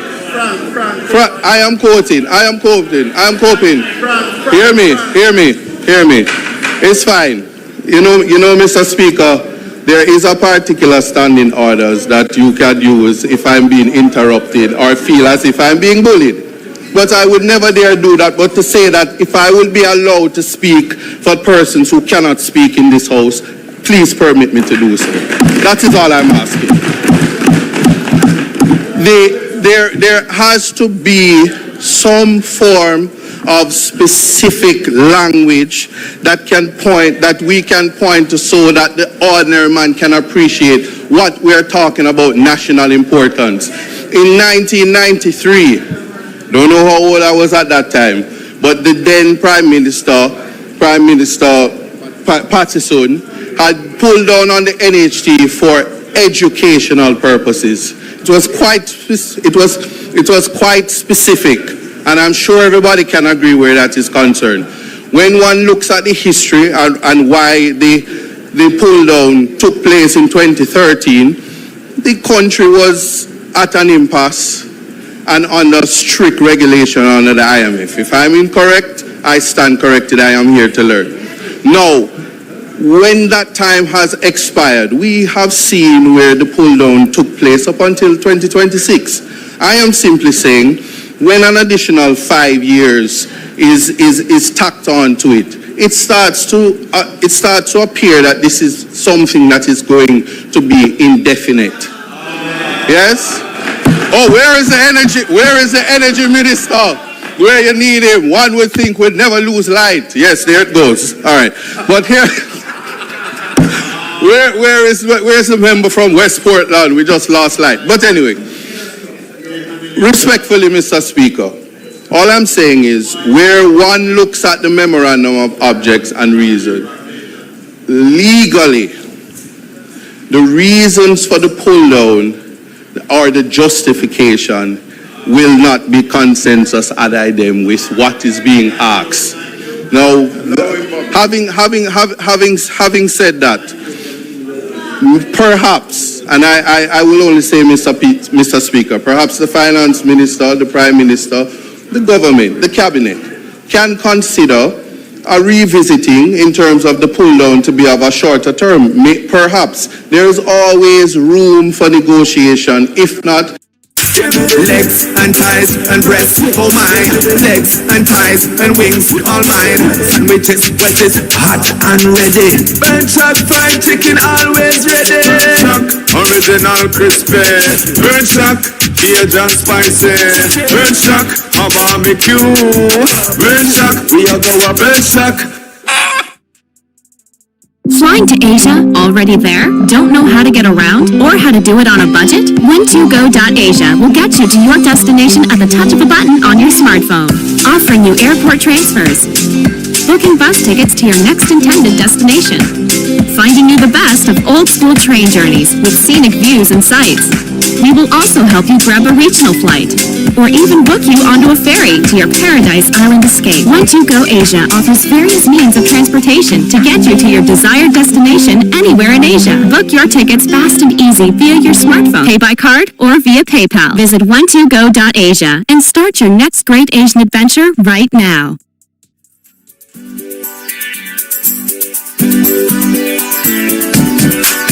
Cannot respectfully support. Thank you. Thank you.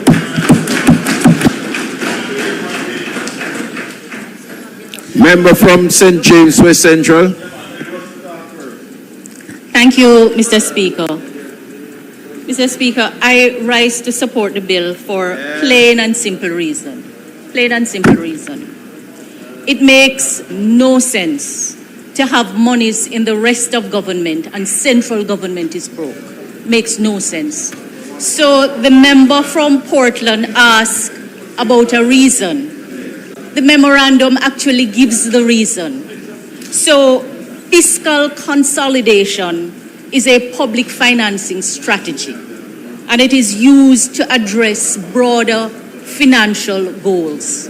And if the choice is between raising taxes and putting a greater burden on the backs of Jamaicans at this time, or using monies in the rest of government to ensure that government can finance what needs to be financed, then I think the bill is worth supporting. It is important to remember that not so long ago, a lawsuit was brought to examine the nature of the trust because of the use of the word trust. And that judgment brought a lot of clarity. Choice is not always between good and bad, better and worse, or good and better. So for me, at this time, with everything that is happening in the nation, if the rest of government has money that can be used responsibly and well for fiscal consolidation, as opposed to heaping tax burden on the backs of Jamaicans when they are trying to recover, get back on their feet, I believe this is a better choice, and the bill should be supported. Member from Eastern Westmoreland. You're not gonna love it. You're not gonna love it. You're not gonna love it. You're not gonna... Mr. Speaker, thank you very much. I sat, Mr. Speaker, and I wasn't necessarily minded to say anything. However, when I listened to the blatant hypocrisy that was coming from that side, it compelled me to my feet to make a contribution to this bill. Now, if we're listening to this conversation, the first thing that we're hearing is that if we did not do this, we would have to increase taxes. But several times, the members on this side, including the Prime Minister himself, has gone out and said that we increased taxes on the backs of the people in our previous administration, and he himself said that this was a raid on the NHT. And he said that these funds should be ring-fenced. He said that in the House, and he said that on national programs. No. The point is being made that, yes, there is a disaster. No. There was a natural disaster in 2025, Hurricane Melissa. But there was a man-made disaster in the JLP administration between 2007 to 2011. Because when there was the international crisis, the depression, their Minister of Finance said that it would benefit Jamaica. That's what he said. They went on to then abandon the IMF agreement. And it is because of those reasons that we were placed in a position that we had to draw down on the funds from the NHT. To now come and make the very point that because you have a disaster, you now can draw down on it when you took the opposite position a few years ago, cannot just be allowed to pass as if it is nothing. The member from Northeast St. Ann is making the point that it is because of fiscal responsibility and the position that we are in. The debt to GDP of Jamaica at that time was over 140%. The debt to GDP now is less than 100%. How is it that they complained at that time when the debt to GDP was over 140 to say that this was irresponsible and should not be done? But now when the debt to GDP is down way less than 100, all of a sudden it is now the fiscal responsibility to do. That level of hypocrisy cannot be allowed to stand.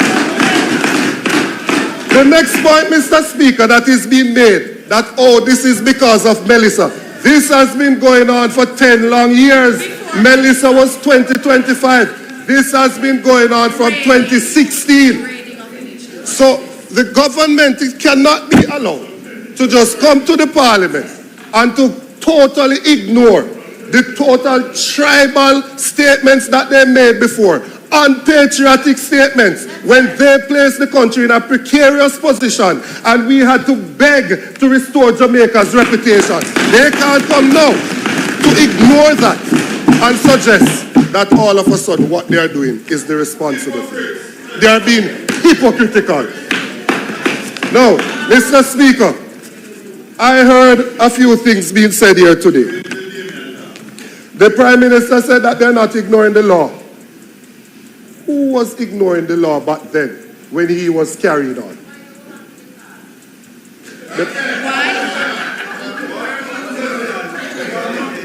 I beg your kind pardon. I beg your kind pardon. I beg your kind pardon. Mr. Speaker.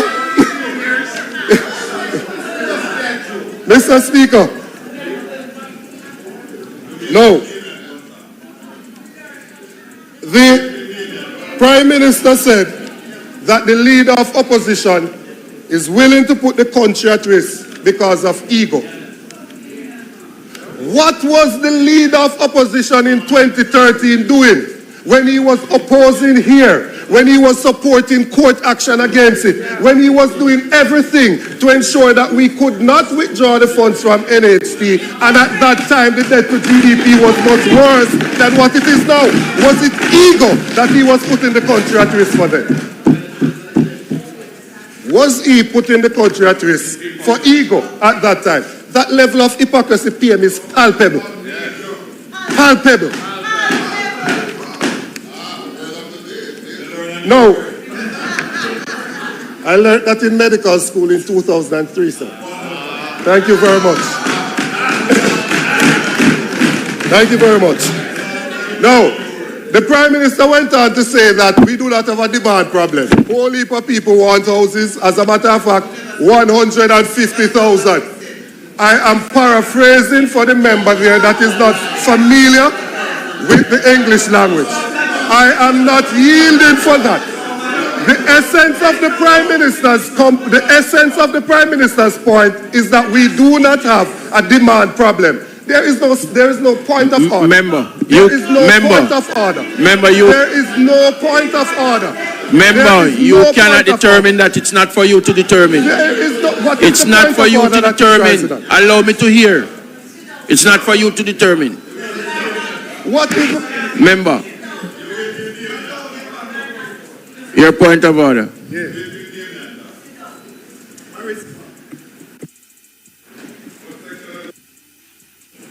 Not only is the member misleading the House, he's factually incorrect. The Prime Minister never said that there was not a demand problem. What the Prime Minister said is that even if we wanted to spend the over $100 billion that were needed to spend to build houses, we did not have the capacity to do it. So he's not being factually correct in saying that the Prime Minister said there wasn't a demand problem. So he's misleading the House.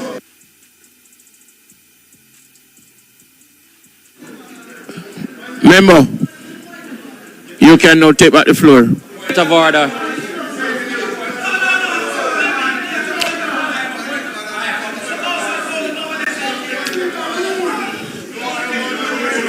You're telling me that you're taking a point of order on a point of order. No. Continue with the presentation. Mr. Speaker, the member is not listening to his leader, because the Prime Minister made the point in trying to position the argument in a basic economic principle of demand and supply. He said that Jamaica does not have a demand problem. There's a need for 150,000 houses. Jamaica has a supply problem. That is what he said. So that member should listen to the Prime Minister when he's speaking. No.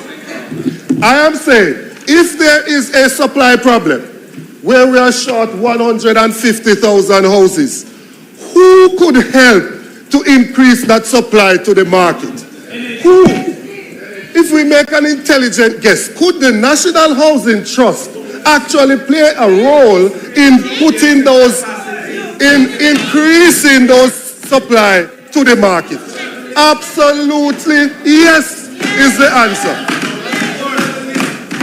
Now, the Prime Minister went on to say, Mr. Speaker, the Prime Minister went on to say that there are issues, and the member from North East Centre said it, there are issues that would cause them not to be able to build the houses. One, land issues. That is why, in the last election campaign, we said that we would decrease the period of time for you to own government land from 60 years to 25 years, so that we would put land in possession of the people so that they could build on their own lands. Because it's not all of the construction has to come from government. People can build on their own lands if they are given those lands. Right? And the members opposite confuse the public in saying, here goes the PNP, they want to take away your land. Not telling the public that the current time for private land is actually 12 years. And that the period being proposed by the opposition was twice the period for the private land, and it was in relation to government-owned land. Mischief.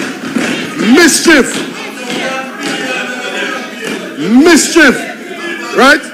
And then come to pretend as if they are brand new They come now, Mr. Speaker, to pretend as if they are brand new. And I am not finished, you know, Mr. Speaker. Because the Prime Minister went on to say, even if we had all the money, we still couldn't build the houses because we don't have the contractors. But a few weeks ago, Mr. Speaker, I was told here that NARA would fix all of these problems.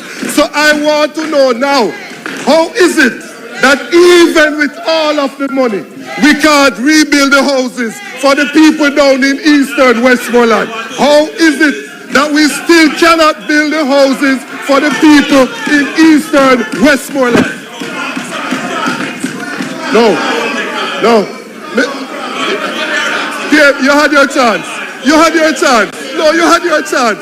I listened to you. You had your chance. I listened to you.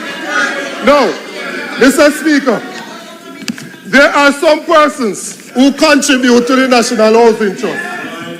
And when they make their contribution, Mr. Speaker, and they apply, they tell them that they do not qualify. Well, Mr. Speaker, in Jamaica, especially in rural Jamaica, when we're growing up, and if you're growing up in poverty, we have a thing named partner. And the basic rule of partner, comrade, forgive me. Remember, man, the basic rule, no, that would be a misnomer. The member from Southwest Central, the basic rule of partner is that if you throw a hand, you must get a draw. If you throw a hand, you must get a draw. It's a basic rule of the partner system. Therefore,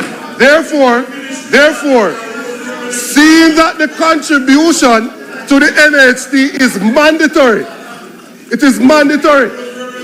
Persons who are employed are not asked to make the contribution. It is mandatory. It is taken out of their salaries automatically. And if they make that mandatory contribution, every single contributor to the NHT should stand to get a benefit from the NHT. So, Mr. Speaker, when you have constituencies like Western Westmoreland, Central Westmoreland, Eastern and Western Hanover, South St. James, Northeast St. Elizabeth, even Southwest St. Elizabeth, because some of the members here can't talk for their constituency, you know. They can't speak up. Northwest St. Elizabeth and other places where the devastation is so severe. You have members there that are making contribution and don't stand to get a benefit. I work in hospital. As a doctor, I stand to get a benefit from NHT. And when the porter goes to apply, he's told that he's not qualified. So the doctor who earns more and is in a better position qualifies. But the porter who is at the lower end is the one that doesn't qualify to get a benefit. Meaning that we would be using the poorer people to subsidize the richer people in the system. That cannot continue to operate in that way. And that is a fact. Any member here that doesn't know that that is happening is not on the ground in their constituency. No. These members of my constituency whose houses have been destroyed, you know what we were told, Mr. Speaker? You know what we were told? We were told that over 1,000 residents from Eastern Westmoreland still cannot get electricity. And we were told that 40% of that, over 400 people, are not in a position to receive it because their homes have been totally destroyed. I am saying, if there is a surplus of funds within the National Housing Trust, and there is a deficit of housing in the country, if you want to do other things, let me say I'm not commenting on that right now, others will, but I'm commenting on the housing part of it. How is it that there is a surplus of funds within an agency that is supposed to be dealing with housing? We have our brothers and sisters suffering out there with tarpaulin over their houses. People in the tourism sector who get 6 pieces of wood, 6 piece of zinc, 3 bag of nail, and don't get nothing else. How is it that we are comfortable with those persons in that precarious position, and we have a surplus that we decide that we are going to use it for budgetary support? I am not spreading any misinformation. I am speaking of a presentation that I saw, and Minister, please. Minister, please. Minister, please. Everyone is a leader. Minister, please. The issue, Mr. Speaker, I just want you to stop for a second, and I want you to think that these persons, because we're saying this is because of Melissa, you know, and that has been my fundamental problem here, you know, with the NARA legislation and with this. There are 15 minutes remaining on the clock, man. Right? It has been my fundamental problem that when a Category 5 hurricane makes landfall in a constituency, and that constituency, the entire constituency suffers damage from a Category 5. It did not break in Eastern Westmoreland. The entire constituency of Eastern Westmoreland suffered from a Category 5 hurricane. That is the reason why everybody else is celebrating that they have electricity fully restored, but I have 400 people who don't even qualify to get it restored because there's no building to put it on. That is the reason. When I come here, I am talking on behalf. What do you mean wrap up when I have 14 minutes to go? There's the time. No, you're standing order, Mr. Speaker. Each member has 30 minutes to contribute. Each member has 30 minutes. There's the time. You can't be telling me to wrap up when I have 14 minutes on the clock. What is really going on here? What is really going on here? I am not here on my own behalf, you know, sir. I am here because of the privilege afforded to me by the people of Eastern Westmoreland. And had it been for you and other members there, I wouldn't be here. So when I come here, I'm not here to please you because you came there to campaign so that I would reach here. So I'm not here because of you. I am here despite of you. Right? So I am going to speak on behalf of my people. Get rid of your noisy generator that costs a fortune to refill with gas and replace it with our K2000 solar generator system. It can power your fridge, Starlink, and your 110-volt appliances. Prices start from $240,000 plus installation. Call us on 876-315-5870.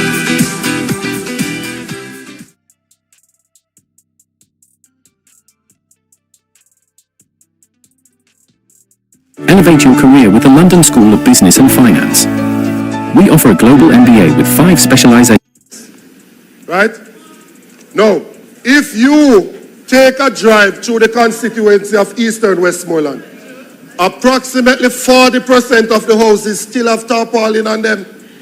When I hear these grand things about how much we have recovered, I don't see it, you know. Because there are areas that I go to that still look like the day after the hurricane. It still looks like the day after the hurricane.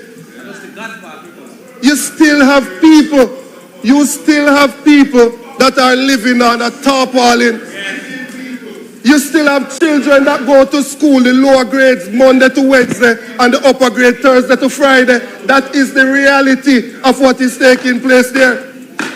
So when we are going to talk about the surplus that we have, and that no actuarian has said to us that this will damage the financial position of the NHT, then why have we not taken a decision then to use some of those funds to ensure that we can restore dignity to the people of the constituency? But for the grace of God, it could have been any one of us. But for the grace of God, it could have been any one of us that would have suffered that damage. It is our duty and our responsibility to ensure that we do justice to those people who have suffered the damage. And so, Mr. Speaker, until the day when I hear of some meaningful assistance to the people of Eastern Westmoreland, I will never stop speaking.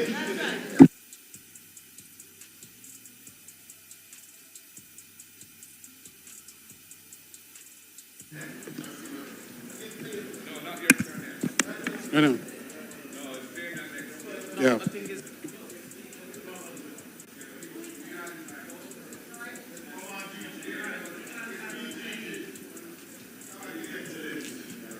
Madam, Mr. Speaker, I'll be very brief. I'll be very brief. But let me say, Mr. Speaker, I had to make my contribution on this matter today because, Mr. Speaker, I've been member of Parliament for this is the 5th term for Western St. Andrew, and I have been continually. Too much noise, man. I've been consistently arguing for an housing relief program in my constituency, consistently, with no success. Mr. Speaker, if I were told today that this amendment was being sought to ensure that housing agencies like the HAJ, which is part of the housing solution in this country, is being considered as part of the funds from this project, then I would be assured that the mission continues about providing reasonable housing for people who need these housing. I've proposed housing starts, housing programs, and the NHT, which has been invited to examine and to look at the housing program, have told me that they cannot participate in it because their survey says the persons do not qualify. Now, when we too much noise, man, too much noise. When the fact of the matter is that the demand for the houses are clear, palpable.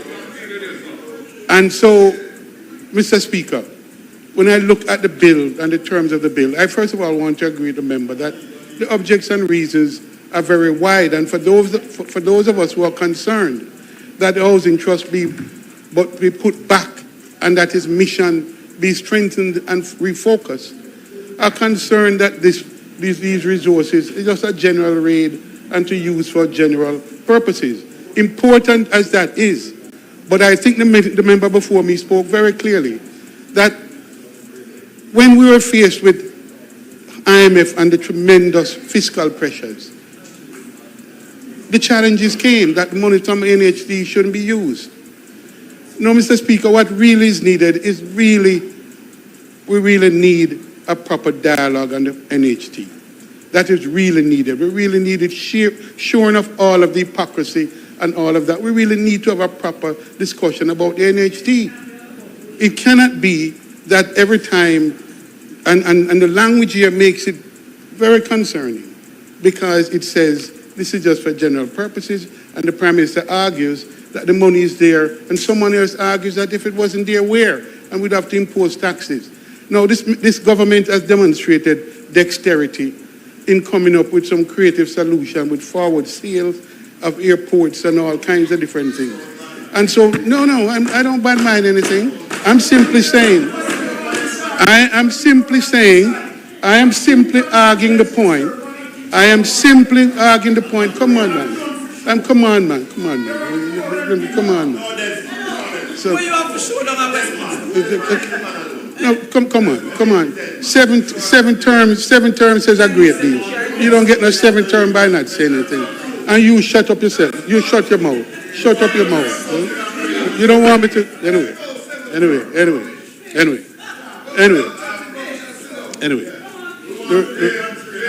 No, please. So, Mr. Speaker, my point is simply this. We have not had a proper conversation about NHT and the use of the resources of NHT.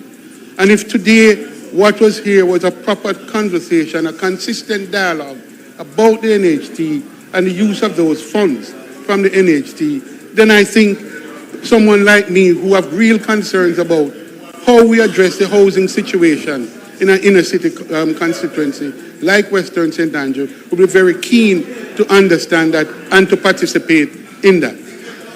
Mr. Speaker, it cannot be that we're here talking about just a general relocation to avoid taxation when the object and mission of NHT is being, again, watered down. It's being watered down.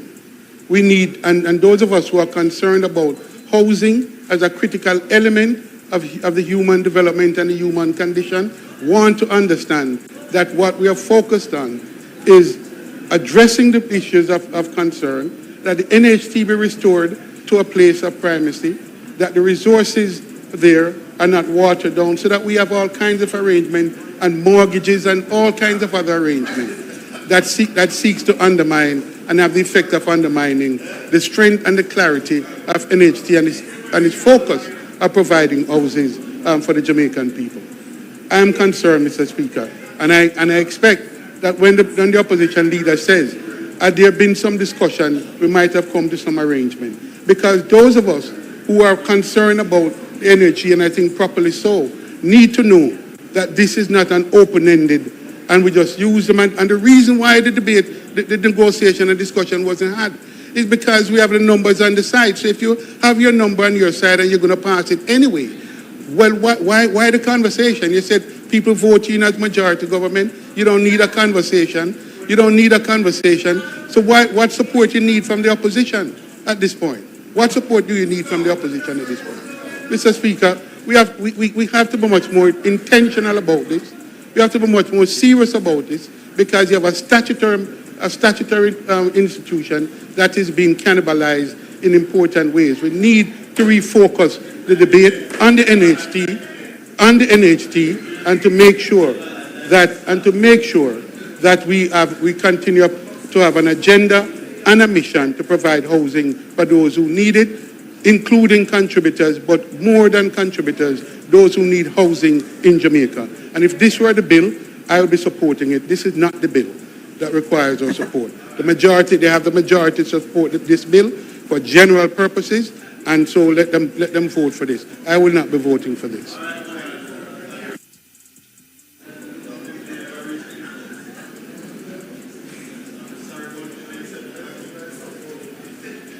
From St. Catherine North.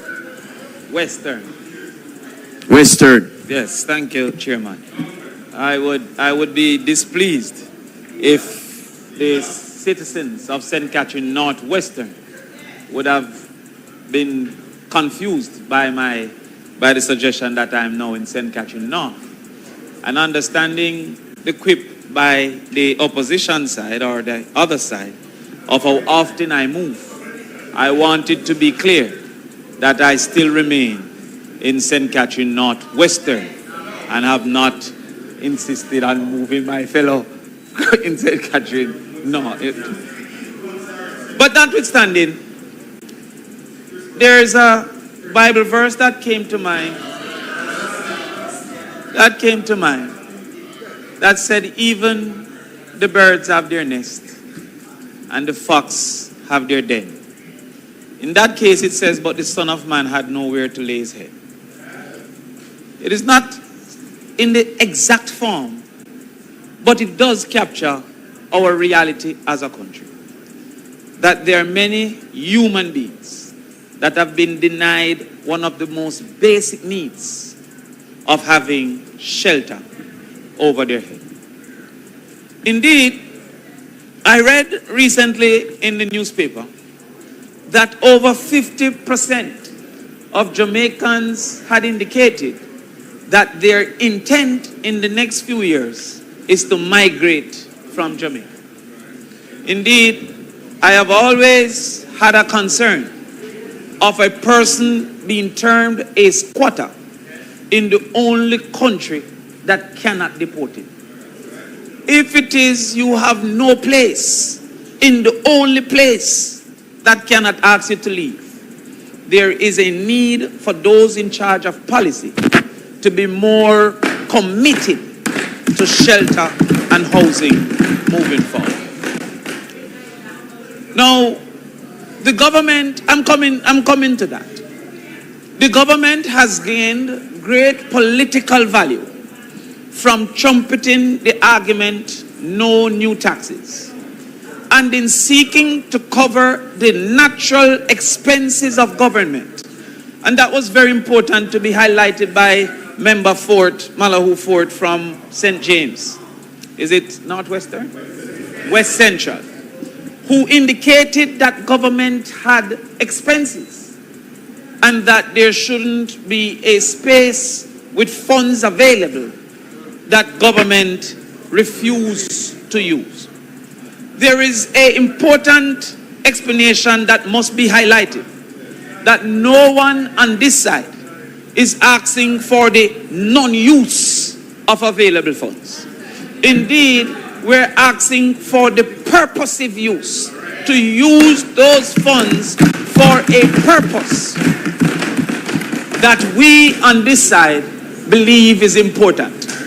It therefore must be highlighted if those on the other side are not of an equal commitment to solving the crisis of housing that we face. That crisis can be captured in over 600,000 being perceived and defined as squatters. And it extends itself to over 150,000 who wants but can't get. You see, when it was highlighted that there is no demand problem, nobody needs to say that the Prime Minister's actual words, in quotation, verbatim, was that there is no demand problem.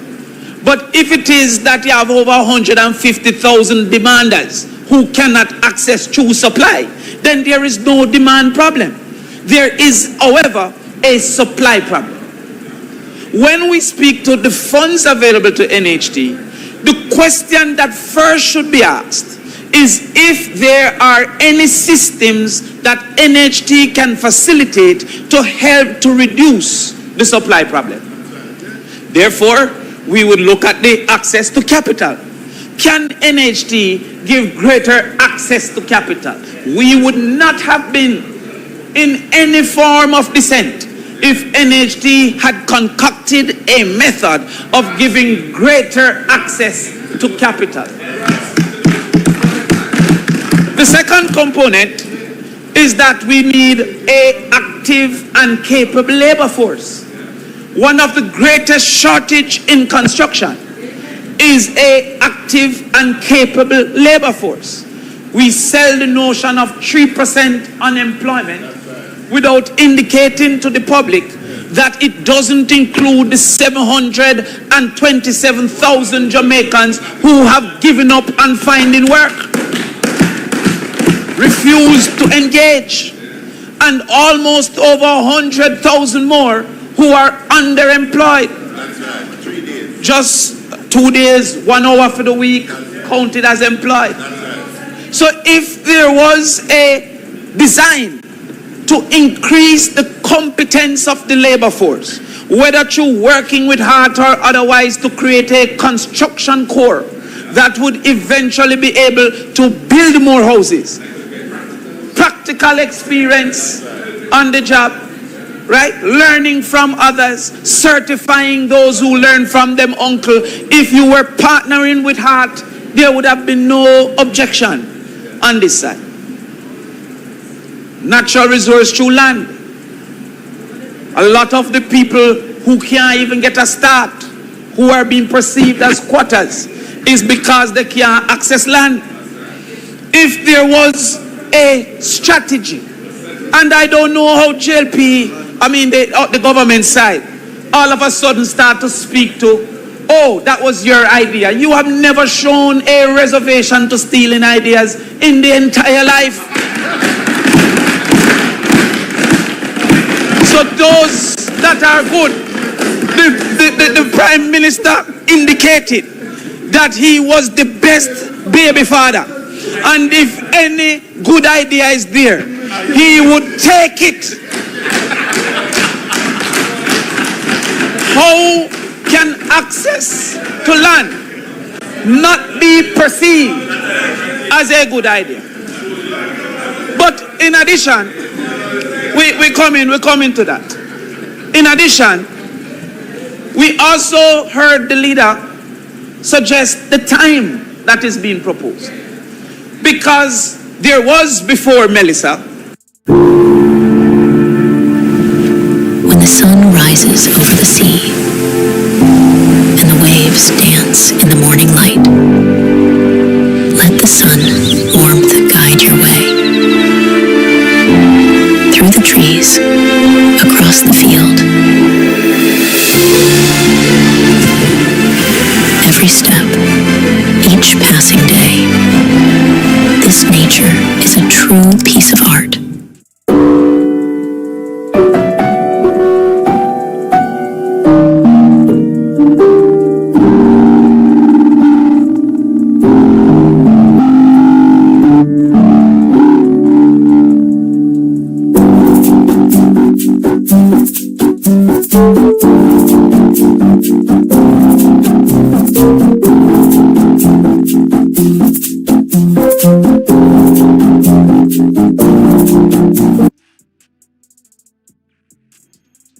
That as is being operated, the NHT can be perceived as assisting the better off through the contributions of the worst off. As is being operated. But there is nothing within the rules of the NHT that disqualifies fixing that. I will tell you of one of the things that stuck with me when my father died when I was 15 years old. And I'll mention his name for the record, George Crawford. When he was sick, he said, I can only leave you advice. I'll never forget that. He said, me can't give you nothing but advice. As a little boy, them time, you know, why you nothing what your parents say. And so in talking to you, he must say, yo, me have nothing else to give other than advice. As I got older, I said to myself, how did he feel? That he couldn't leave me a house. He couldn't leave me a car. He never even drove a car. He said he had nothing but advice. And since then, I became committed to the concept of willing NHT to your children. Because at that time, I couldn't use his points. But he worked all his life, contributed to NHT, and died with it. If he could will that NHT to me, how much quicker would I have been able to own a piece of property? If that was a proposal here today, none of us would have been in resistance. Right? I don't assume come to that. But I knew that many a Jamaican who are on their deathbed wish they could sign a paper that I have nothing but than what I have worked for you. That can change within the NHT. If that was before us, no one would have been in opposition. Additionally, it is indeed a different conversation. But the more the money is taken, is the less we can afford the things we are discussing. It is not unlimited funds. So therefore, when the barn is ready, there's no fruits to deliver to the people. But because the law does not define the principle, I hear the member from St. James talking about the law has changed. The principle that was defined was that this was an important spend for the housing needs of the people. How much of us in here? I mean, most of us had equal experience. Well, when you come off a bus, no one turn up in your yard because there's zinc fence and your dirt road. You walk past a yard till bus driver.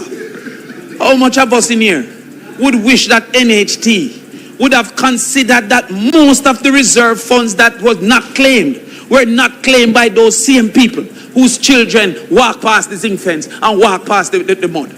How much of us? We move again to that fact that housing isn't defined only by the walls and the shelter, the roof. Look at Old Harbour now, who needs a high school with greatest import.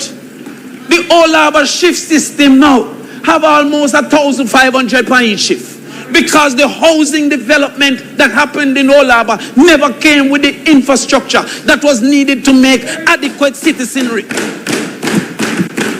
This proposal is not to build a school for those communities, or to transform the schools that we have experienced, that when I go to my school now, is the same setup as when I was in school.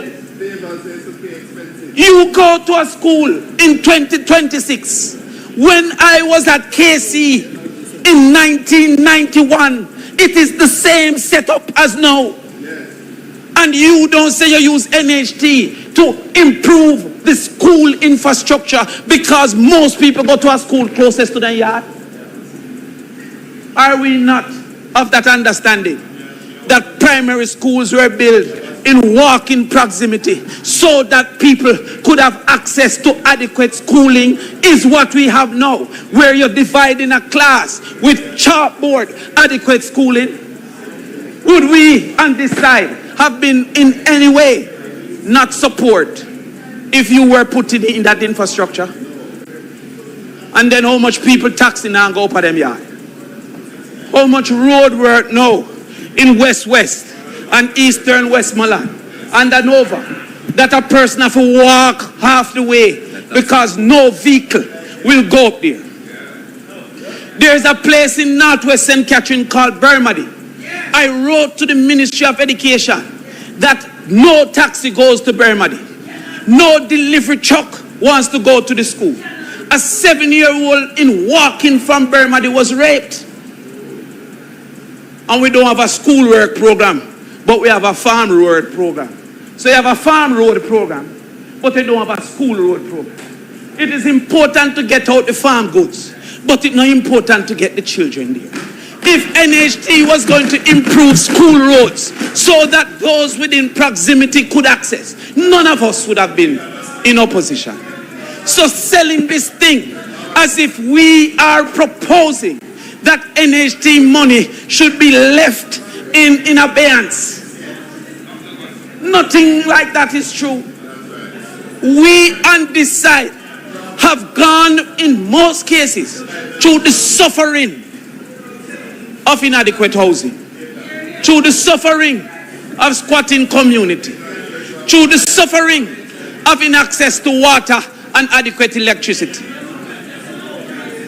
I am saying to you, my friend, that if you were transferring some funds to rural electrification so as to appropriately carry electricity to communities that have to stretch wire, you have indicated you're taking it to the consolidated fund. And what we are saying is not the non-spending of NHT money. It is the likely misspending when it goes within the consolidated fund. So what I'm saying, you can't stop me today. What I'm saying,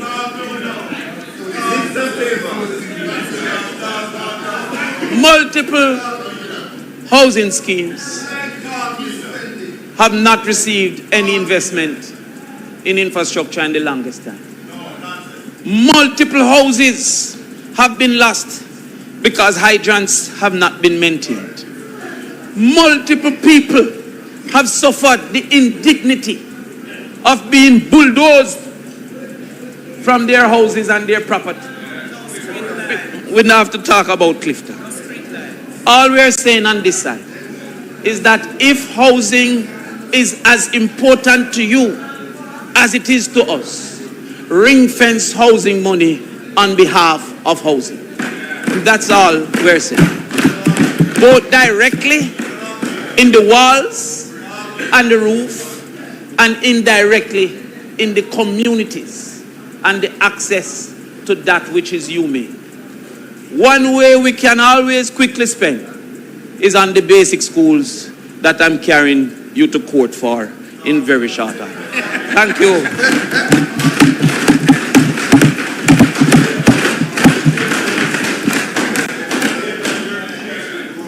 Member from Centre and South East. Thank you. Thank you, Mr. Speaker. You know, the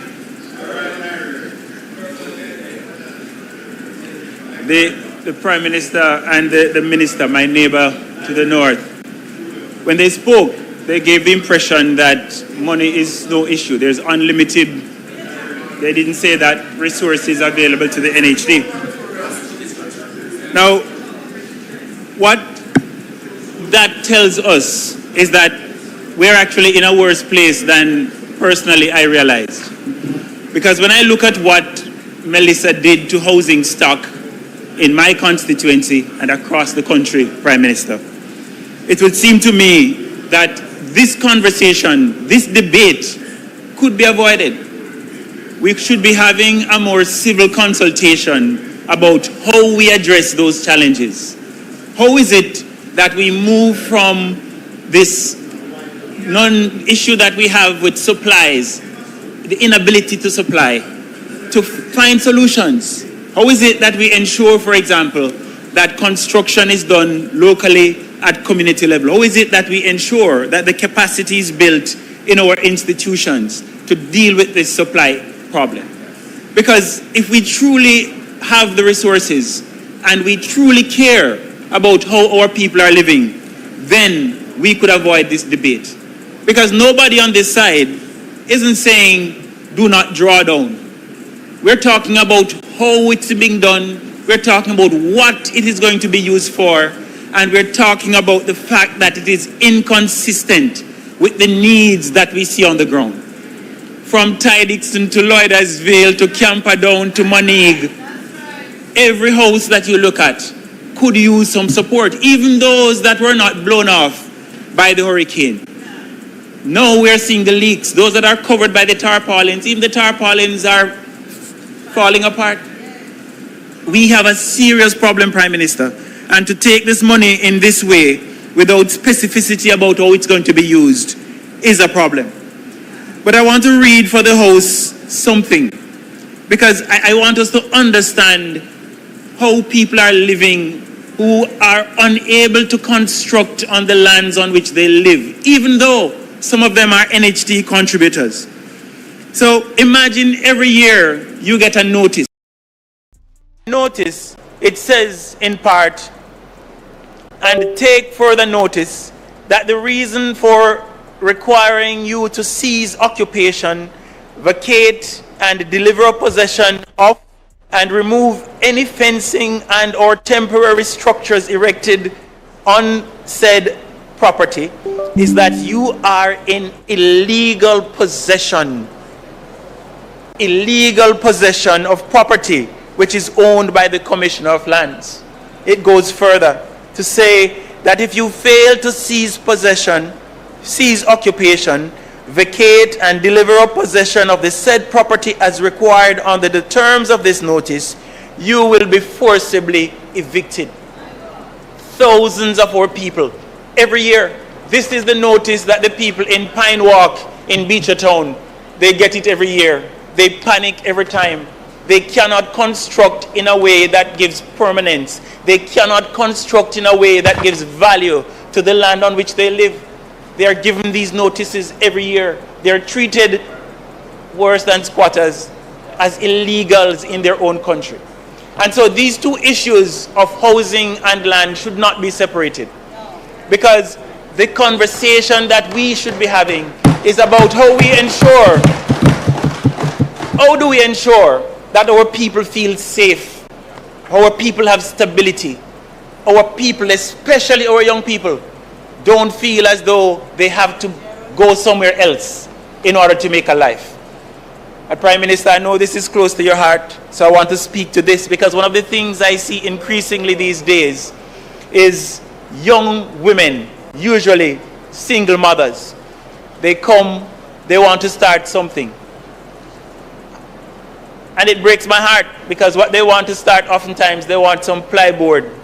They want a basement, a concrete base that they can put up 4 or 6 sheets of plyboard on to start a little house. In this day and age, we should not be subjecting our people to this. And if we're serious about the money being drawn down from the NHT to be used to ensure that we're more resilient after Hurricane Melissa, we should dedicate the money to the construction of houses. Now, while we have heard the argument that the money is because of Melissa, it's a continuation of the situation but made worse by Melissa, we notice that there is no exit plan. 5 years seems unreasonable. But in addition to that, there is nothing mentioned about how it is that it is going to be used specifically to address what Melissa has caused. But further to that, we are drawing down the same amount that we drew down before Melissa. And so the $57 billion which we are going to draw down over the next 5 years is not going to make any difference than what it has done in the past. It's not dedicated to the purpose for which you're speaking to. But, you know, the other contradiction, Mr. Speaker, the NHT contributors who were given a grant after Melissa, the grant maximum amount they could receive was $500,000. I know NHT mortgagers who lost their entire roof. That $500,000 is a drop in the bucket. It wouldn't allow them to really replace their roof. And so what we're seeing is that instead of building back in a way that allow people to be more resilient, we are building back vulnerability. A lot of our people are building back weaker, Mr. Speaker, than they were before the hurricane. And so again, I come back to the central point that we're trying to make. We're saying, you knew the position of this side because we've made it public as far as NHT funds are concerned. What the leader of the opposition was saying is that let us have a conversation because we are not stuck in a way that we would not listen to reason. We would have had a discussion that would take us to a place where we ensure that our people are better protected and that the resources of the NHT go to the purposes for which it is meant. And so I think what this is pointing us to is the need for us to have a serious discussion about how we protect our people, how we ensure that the resilience that we are aiming for is actually achieved. You know, I would love,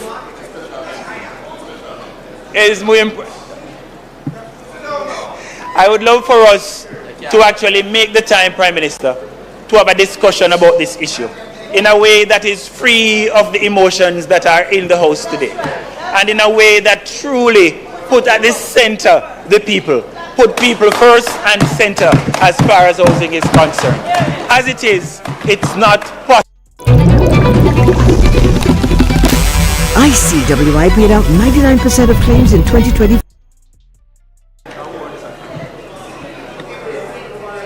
And center as far as housing is concerned. As it is, it's not possible for us to support this bill. Thank you, Mr. Speaker.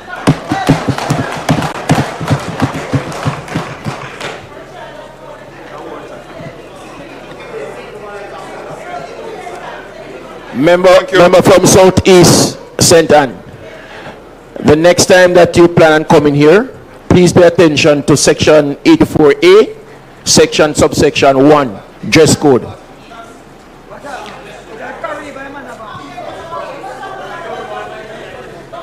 Read it. Mr. Speaker. Mr. Speaker.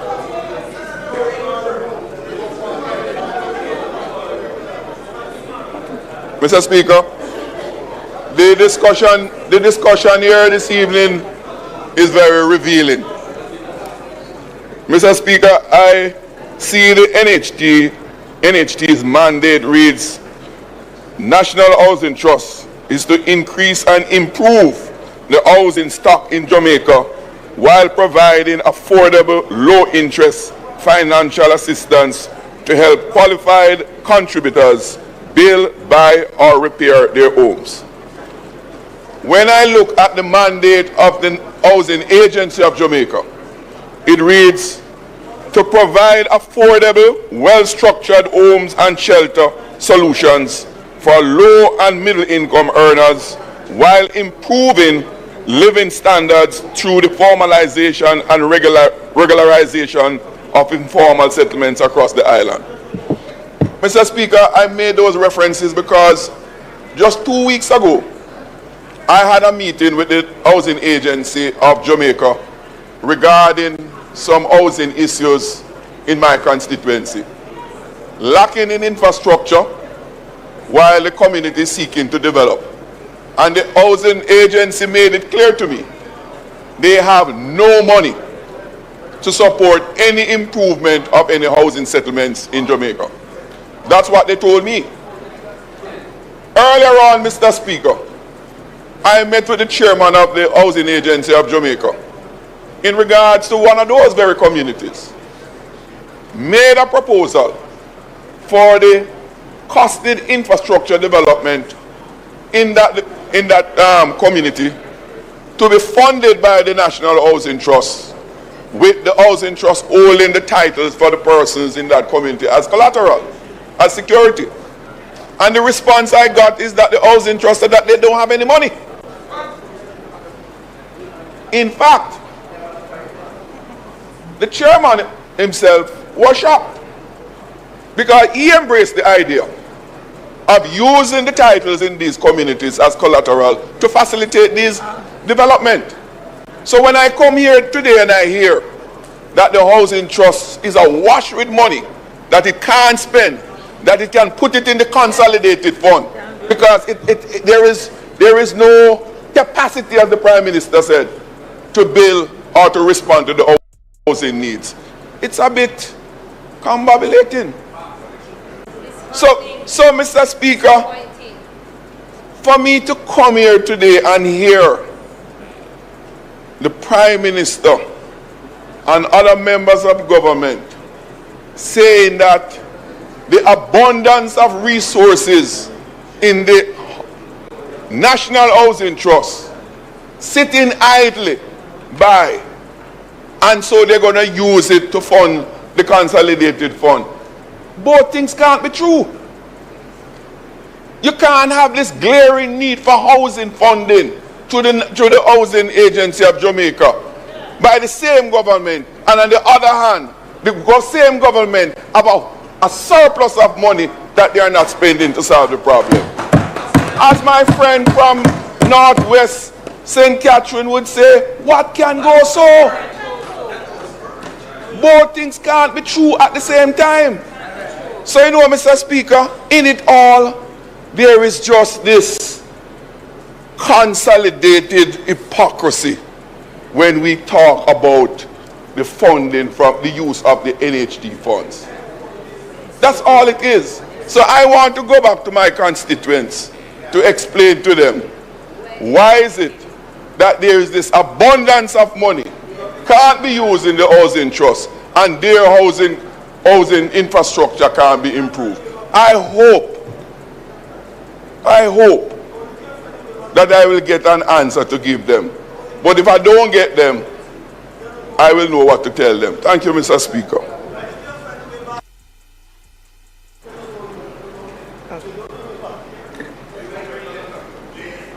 Mr.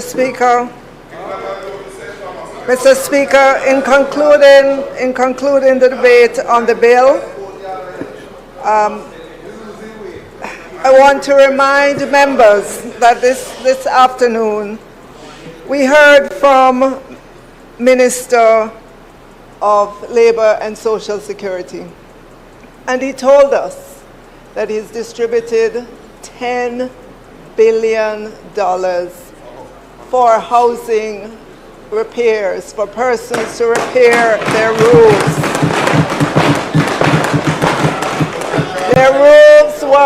Their roofs were destroyed by Melissa. The $10 billion is 1.4 billion shy of the NHT drawdown of $11.4 billion. And the minister also said he could use another $10 billion because there is so much need in the constituencies that have been destroyed by Melissa. So, Mr. Speaker, I'm sitting here listening to the opposition rail against the drawdown of the National Housing Trust. And I'm wondering if when was the last time they visited their constituency to see the damage that is there and the need for this drawdown from the NHT to benefit those people in their constituencies. Mr. Speaker, you know, as the persons who have already received a grant and as those who are hoping to get a grant listen to the opposition, they must be shaking their heads and saying those in the opposition are out of touch with what is happening across Jamaica.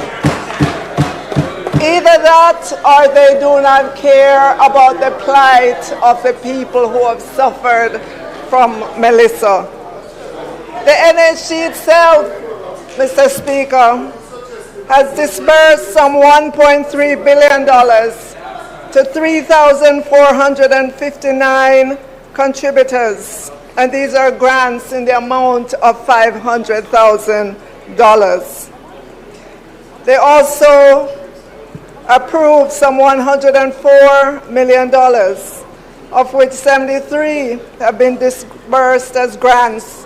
$73 million have been dispersed as grants for repairs. So, Mr. Speaker, the $11.4 billion is coming to the consolidated fund. But already, as I said, the Minister of Labor and Social Security indicated that $10 billion have already been spent for housing repairs. So, Mr. Speaker, the concept of a consolidated fund is that monies come into the fund and they are used accordingly for what the needs are. So the fact that we have not yet drawn down the 11.4, but we're spending $10 billion already on housing repairs shows the power of having a consolidated fund. Things do not have to be ring-fenced or earmarked.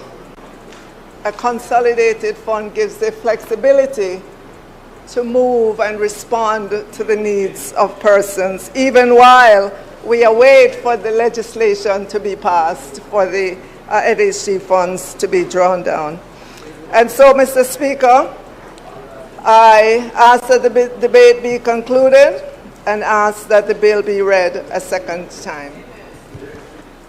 The question is that the bill be read a second time. Those in favor? Those against? Ayes have it. A bill entitled An Act to Amend the National Housing Trust read a second time. The House will now resolve itself into a committee of the whole House to consider bill clause by clause.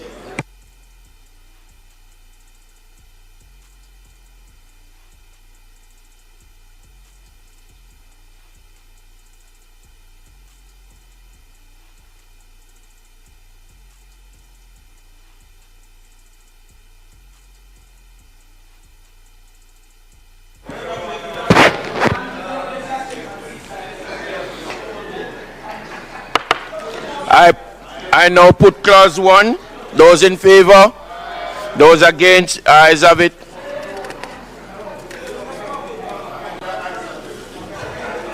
I put clause 2. Those in... Mr. Chairman, I'd like to move an amendment to Clause 2. And Clause 2 purports to amend Section 4 of the Principal Act by inserting a new subsection 1A. And that subsection 1A would provide for $11.4 billion per annum being removed from the National Housing Trust in 5 successive fiscal years. And I wish to propose an amendment that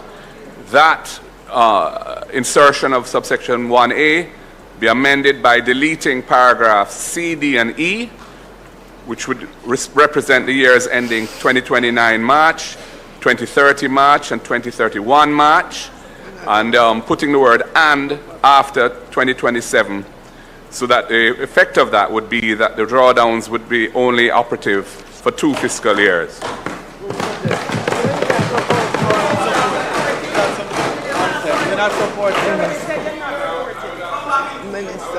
We're not supporting Minister, Mr. Speaker.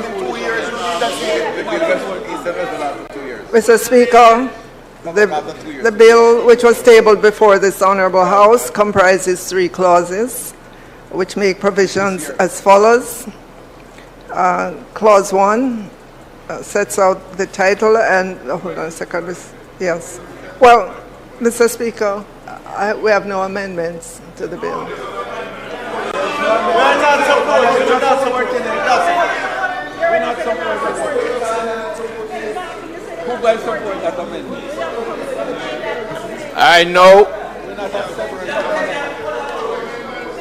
I now put the amendment as proposed. Those in favor?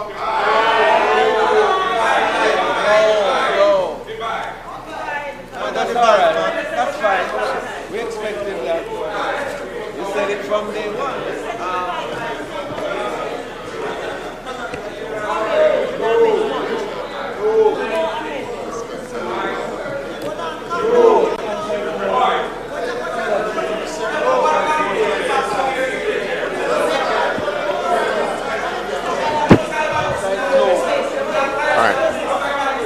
All right, so voting on the proposed amendment to Clause 2. On the proposed amendment to Clause 2. Mr. Azan. Mr. Bartlett. Mr. Brown. Dr. Brown-Burke. Mr. Buchanan. Mr. Bunting. Ms. Burchell. Dr. Campbell. Dr. Chang.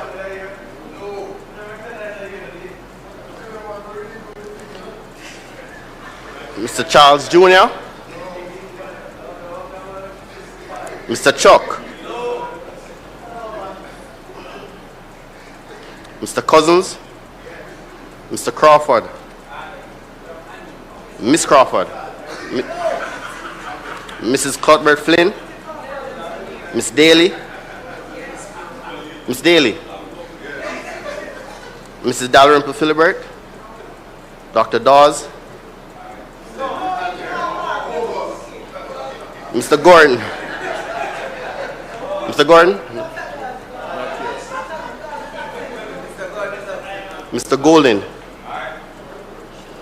Ms. Grange. Mr. Green. Ms. Hamilton. Mr. Hales.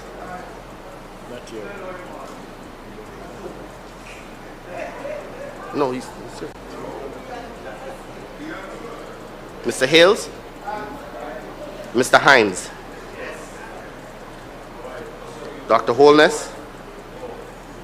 Mr. Hilton? Mr. Jackson? Miss Jess? Miss Lee? Mrs. Malahoo Fort? Ambassador Marks? Mr. Maine? Mr. Mackenzie? Mrs. Miller Bennett? Mr. Montague? Mr. Morgan? Mr. Morris? Mr. Morris? Mr. Morrison? Mrs. Nita Garvey, rather. Mr. Newell, Mr. Paulwell, Mr. Phillips, Ms. Perkis, Mr. Robertson, Mr. Robinson, Dr. Russell, Mr. Samuda,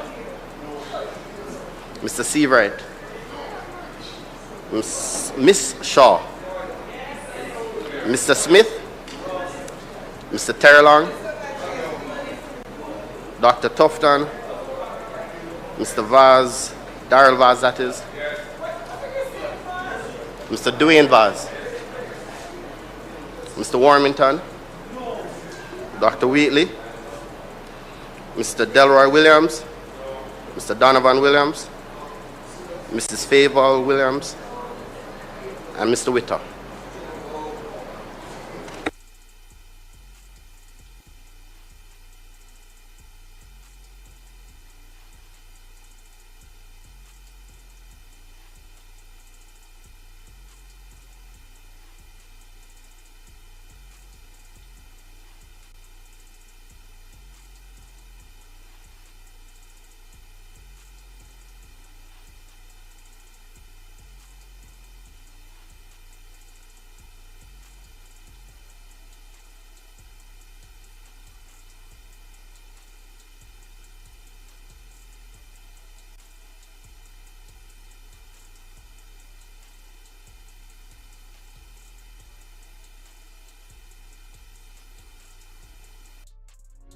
Hey babes, remember the pizza for dinner later. Don't worry yourself, no cooking today. Mommy, remember the pizza for the class party tomorrow. Girl, remember the pizzas for the baby shower on Sunday. At dominoes.com.jm, I can place future orders. I just choose.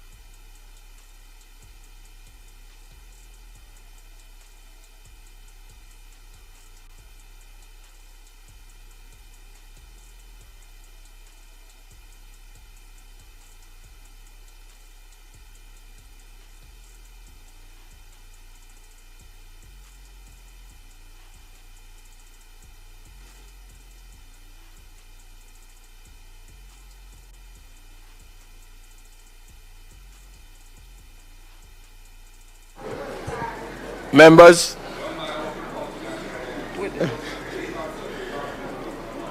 No, it's okay. It is okay.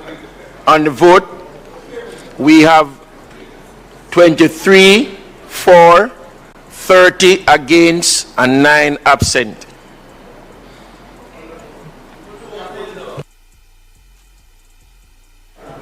We now put clause 3. We now put clause 2.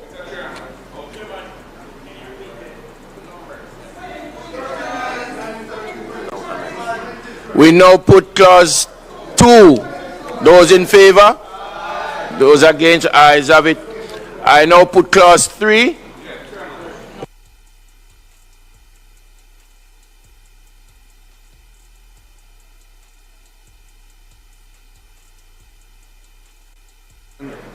Chairman, thank you. On clause 3, I was minded to had the amendment to clause 2 been agreed by the House, then a consequential amendment to clause 3 would have been necessary to change the date from March 31, 2031, which is the end of the 5-year period of extracting the $57 billion more from the NHT, to March 31, 2028, which would have been the end of the 2-year period that we would live with.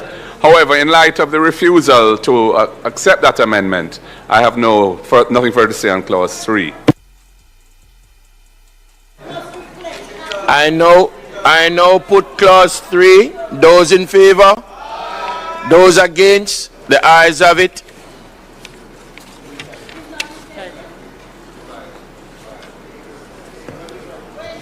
I now put the title enacting clause and enacting clause. Those in favor? Those against? Ayes have it. The question is that I do report the bill as having passed committee stage without any amendment. Those in favor? Those against? Ayes have it.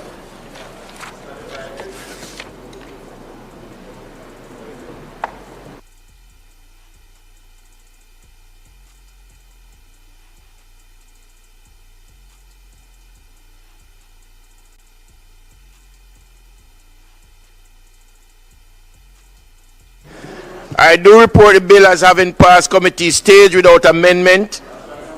Any amendment? Minister?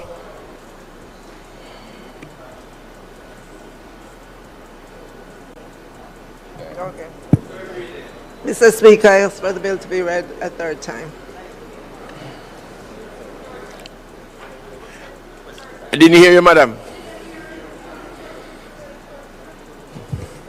Mr. Speaker, I now ask that the bill be read a third time.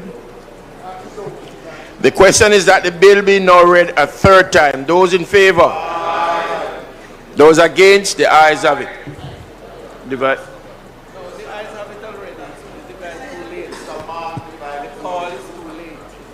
On third reading, Mr. Azan, Mr. Bartlett, Mr. Bartlett, Mr. Brown, Dr. Brown Burke, Mr. Buchanan, Mr. Buchanan,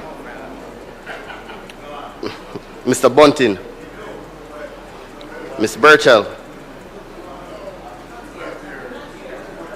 Dr. Campbell, Dr. Chang, Mr. Charles Jr., Mr. Chuck, Mr. Cousins, Mr. Crawford,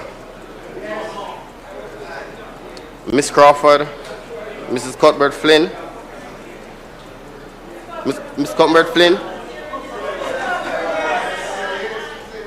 Miss Daly, Mrs. Dalrymple Philibert, Dr. Dawes, Mr. Golden, Mr. Gordon,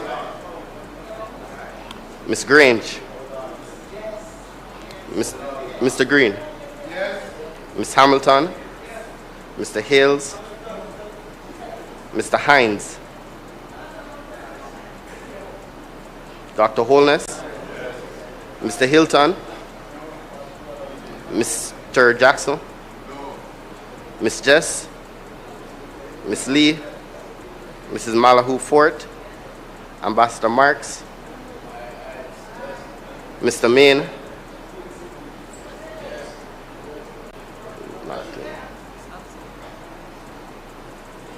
Mr. Mackenzie, Mrs. Miller Bennett, Mr. Montague, Mr. Morgan, Mr. Morris, Miss Morrison, Mrs. Nita Garvey, Mr. Newell, Mr. Paulwell, Mr. Phillips, Miss Perkis, Mr. Robertson, Mr. Robinson, Dr. Russell, Mr. Samuda, Mr. Seabright, Ms. Shaw,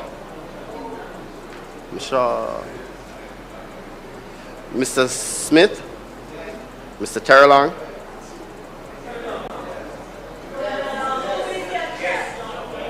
Dr. Tufton, Mr. Darrell Vaz, Mr. Dwayne Vaz, Mr. Warmington, Dr. Wheatley,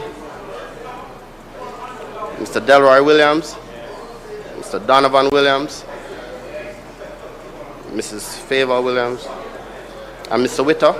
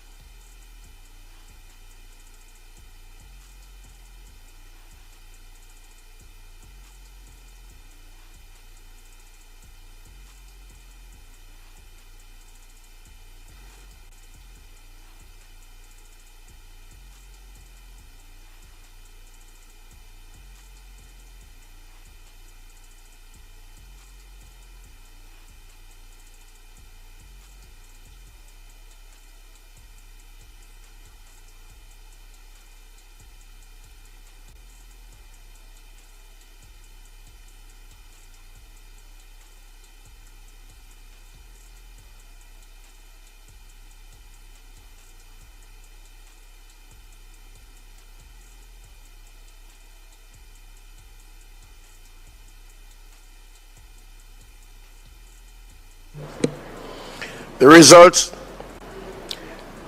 29 yes, 24 noes, 10 absent.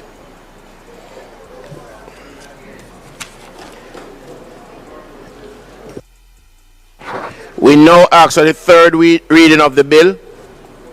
Those in favor? Those against? Ayes have it. A bill entitled, An Act to Amend the National Housing Trust Act, read a third time and passed.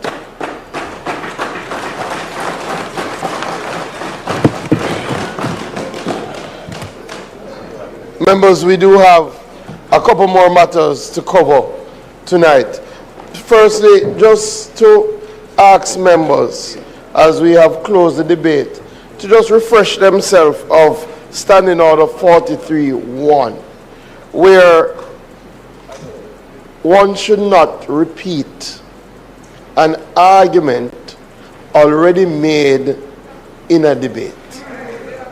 It would save us tremendous time in this house. We do appreciate that members want to speak and they have been sent here by their constituents, but if you are going to add to the debate, add to the debate. And Section 43.1 makes it very clear that one is not to be persist in irrelevance, tedious repetition of his own arguments or the arguments used by other members in the debate. Please, members, I will ask for the recommittal of the agenda. We do have a statement and we do have a tribute that we will give today. When it reaches closer, it won't take long. The statement is... The request is that we recommit all the items on the agenda. The request is that we recommit to items on the agenda. Those in favor? Those against? Ayes have it. Statement by ministers. Announcement. Statement by ministers.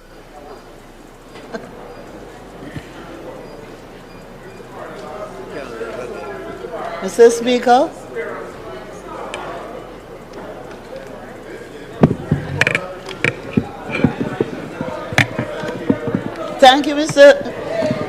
Thank you, Mr. Speaker. My statement will be very brief. At this hour, I'm sure we all will listen and then just give support. Yes, Mr. Speaker, the nation again pauses to commemorate two activities in combination, Workers' Week and Labor Day. Workers' Week celebrates Jamaican workers who through decent, hard work have made their contribution to the building of this nation. During this period, Mr. Speaker, we recall the struggles of our forebears for equality and basic rights under a system that was designed to extract and utilize their skills without reasonable returns. This is also a time to review how far we have come in the labor movement and to pay homage to the brave men and women who did what needed to be done to give us the rights, privileges, and benefits we have today. While 1938 stands out as the start of the labor movement, led by Sir Alexander Bustamante, we should never forget the determination of people such as Sam Sharp, Paul Bogle, Taki, and others who rose up against forced labor and helped future generations see that inequity in the workplace was unacceptable. But we also use this opportunity, Mr. Speaker, to recognize more recent champions in the fight for workers' rights. This year, we honor two of those modern voices.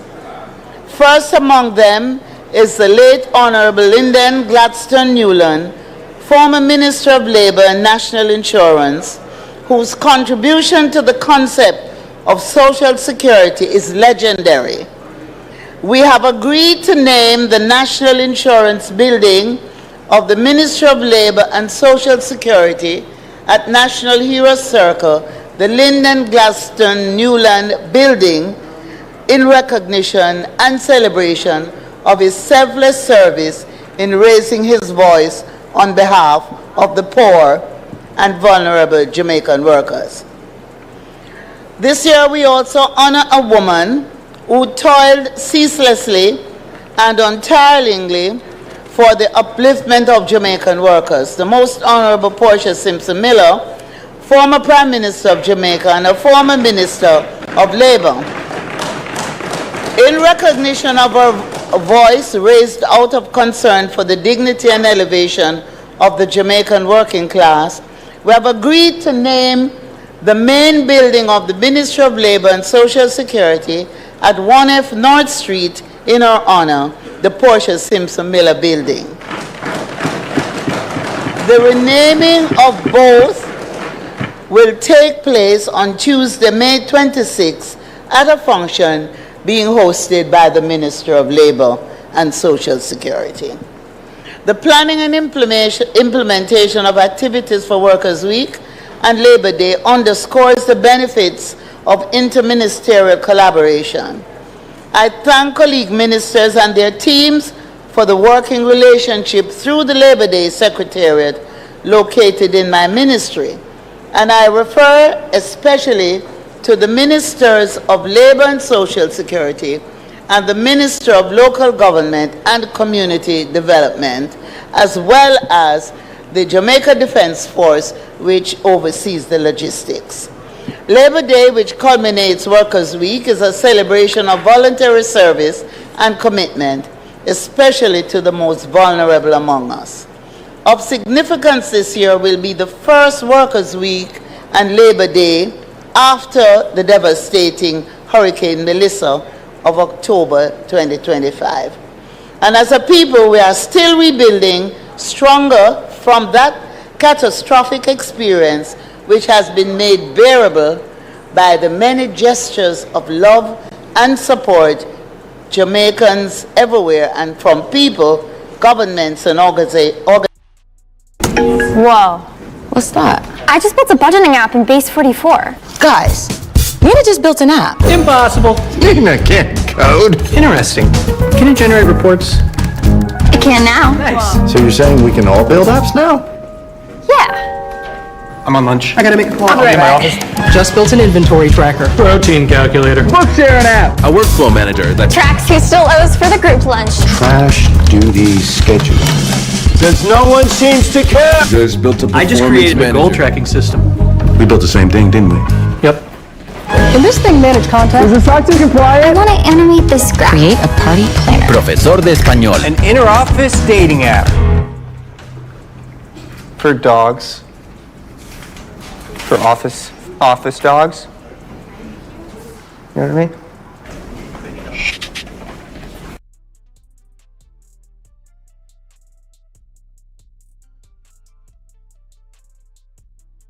Traveling the world? Just arrived to a new destination? Don't know how to get around? Or how to do it on a budget? 12go.asia will get you to your destination at the touch of a button on your smartphone, offering you airport transfers, booking bus tickets to your next intended destination, finding you the best of old school train journeys with scenic views and sights. We will also help you grab a regional flight or even book you. So we welcome all to work alongside us at Lewistown Early Childhood Institution on Labor Day. And of course, the Prime Minister will be there, and the Leader of the Opposition is being invited to also join, as usual, in the Labor Day initiatives. The other national project is Sabina Park in Kingston, a significant space in the modern history of Jamaica. As we prepare for the return of the Caribbean Premier League to Jamaica, and to host the West Indies home series against Sri Lanka, there is need to undertake significant work at the historic site to, one, ensure the success of the competitions, and two, that we continue to build Jamaica's reputation as a place of choice to watch, participate in, and discuss sports. The work at Sabina Park includes site clearance, general landscaping and beautification, painting, minor remedial works, enhancing user safety, and overall visitor experience. Each year, we are pleased with the enthusiasm displayed across Jamaica as people of all ages everywhere get involved in projects as we put work into Labor Day. All across Jamaica, we see people engage in painting, bushing, fixing and remodeling infrastructure, cleaning drains, beautifying or creating community parks and recreation centers, upgrading basic schools and kindergarten spaces, including even targeting the elderly by creating new homes or fixing old homes. For all of this, we give thanks to the various stakeholders, including the ministries, departments, and agencies, members of Parliament here, who are being encouraged to be in your constituency and to initiate and support community projects. So the mayors and councillors, churches, civil organizations, youth clubs, service clubs, police clubs, businesses and institutions, and individuals. It is a joy to see across the length and breadth of Jamaica our people engage in serving each other, especially the weak and vulnerable. I'm also heartened by some organizations that have taken on what they have called pre-Labor Day projects. Some of these are people who do some earlier work before Labor Day as part of the effort to finish their project on the day. Today, I want to especially highlight the Ministry of Justice and Constitutional Affairs for using the concept of the pre-Labor Day project to do significant retrofitting of the reading room at Catherine Hall Primary and Infant School in St. James today and tomorrow.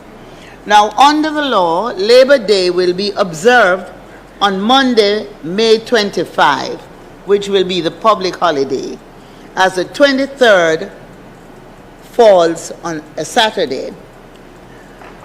But on May 23, we will, however, have wreath-laying ceremonies in honor of Sam Sharp, who was martyred on that day. And so one such wreath laying will be at his shrine in Heroes Park, and the other in Sam Sharp Square, led by Mayor Vernon. The theme for Labor Day is One People, One Purpose in all things Jamaica wins. Also wish to announce that members of Parliament, and I'm sure they have been already advised, will each be given $900,000 for the implementation of projects from your CDF. Existing CDF. We also commend private sector entities that contribute to projects, including the contribution of kind, such as pay. We're asking that all projects be registered with the Jamaica Information Service. There's a registration form on the JAS website, and we also have a link to the registration page on the website of the ministry. So, as usual, after a hard day of voluntary service, we will gather at Emancipation Park for a Labor Day praise and worship concert as we give thanks to the Almighty Father for a day well spent in fellowship within and service to the Jamaican family. And I'm encouraging communities across Jamaica, after the work is done, to just gather and have some fun. So, Mr. Speaker, as I close, one people, one purpose in all things Jamaica wins is not just a slogan. It is the beating heart of who we are as Jamaicans. It captures our unbreakable resilience, our unshakable unity, and our fierce determination. When we stand together as one people with one purpose, there is no storm, there is no challenge, there is no obstacle too great for us to conquer. We have proven it time and time again. Last year, Hurricane Melissa came like a thief in the night and tested our nation to its core. Communities were battered, school damaged, sporting facilities torn apart, and homes left in ruins. But true to our Jamaican character, that indomitable spirit passed down from our ancestors, we rolled up our sleeves, wiped the sweat from our brows, and said, "Not today, we will rebuild." And rebuild we did and continue to do so. And so I invite all parliamentarians and the people of Jamaica to let us unite on Labor Day and ensure that we assist those who need our help most. Thank you, Mr. Speaker. Thank you very much, Mr. Speaker. I would like to join with the Minister in giving full support with both nominees. And just to say that in respect to the Most Honorable Portia Simpson-Miller, I hope this is the beginning, as the first female Prime Minister of Jamaica, that we start looking at some of her legacy and rename them after her. But I believe it's a step in the right direction. Congratulations, and we will be giving as much support as possible in going forward.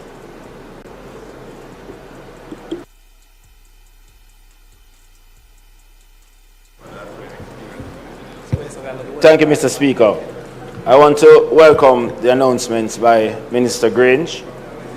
She had named Mr. Lindell Gladstone Newland and the Honorable Portia Simpson-Miller, naming of the buildings. I welcome that. I want to go a little further in asking that a bust of the Honorable Portia Simpson-Miller be placed at the building that's been commissioned. Thank you very much.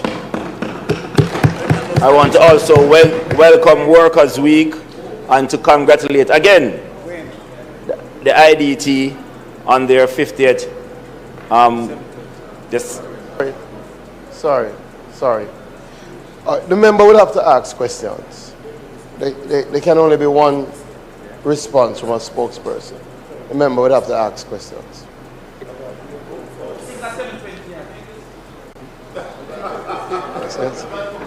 That too. Since I'm on my feet, Mr. Speaker, the time now being 7:20, we ask that the House be allowed to sit beyond 7:30. The request is on the floor. Those in favor, those against, ayes have it. Thank you. Member, as is stated, you are to ask questions. Okay. Can the minister tell the House when will the Ministry of Gender, Entertainment and Sport be allocating some funds for Labor Day for each constituency? First question. Can the minister inform the House if after the 25th of May on the actual work of Labor Day at Sabina Park, will the minister be continuing the works in preparation of us hosting international and regional cricket? That's the second question. And you're doing very well today when you were sleeping. Can the minister state the timeline as to when the Honorable Portia Simpson Miller's bust will be unveiled at the ministry's building? Thank you very much, Mr. Speaker.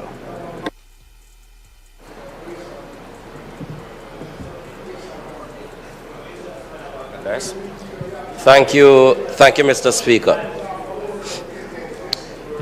Can the minister just clarify to the people who are viewing that this $900,000 is an increase on the regular $500,000 usually available for Labor Day, and not coming out of the $20 million and not additional funds being provided for Labor Day?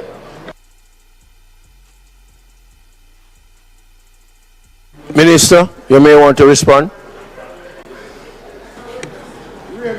Thank you, Mr. Speaker. First, I will respond to the question regarding Sabina Park. Just to indicate that Sabina Park is in an extremely bad condition. It really needs a lot of repairs and a facelift. The murals that we have on the wall, we are going to be refreshing those murals, and we will continue the work. We are doing pre-Labor Day, work on Labor Day, and post-Labor Day, so we can get Sabina Park facilities in better condition. And of course, while we are doing that, we are also doing our research to see what are the commitments that were made previously, the arrangements in terms of the management of Sabina Park, what is the situation with Sabina Park Holdings, where the shareholders included Jamaica Cricket Association and Kingston Cricket Club, because that is a very untidy situation. So we are focusing on Sabina Park in all the areas that need to be sorted out.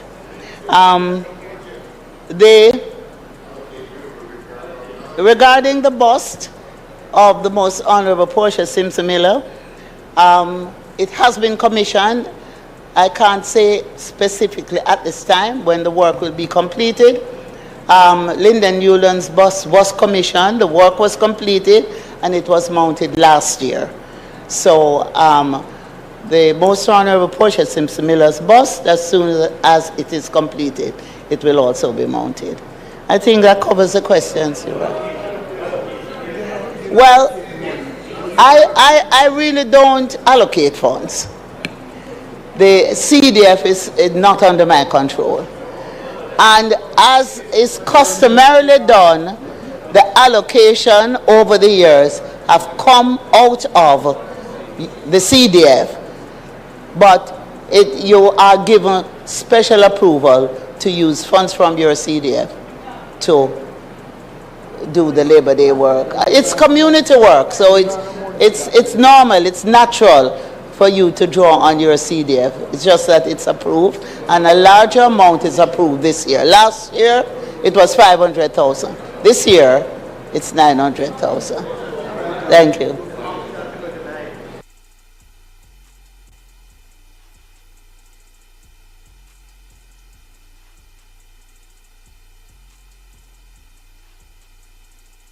House Leader. Announcements.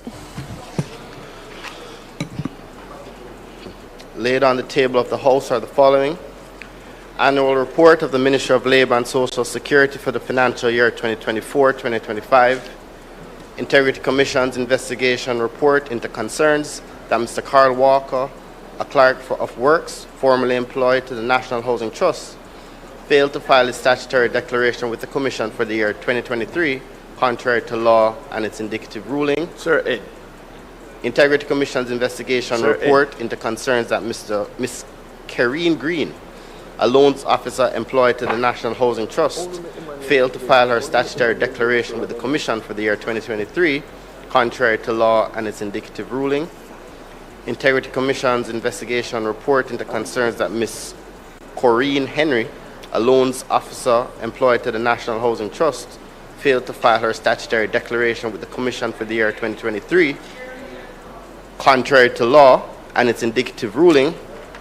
Integrity Commission's investigation report into concerns that Mr. Kashif Ford, a programmer analyst employed to the Information and Communication Technology Authority, failed to file his statutory declaration with the Commission for the year 2023, contrary to law and its indicative ruling.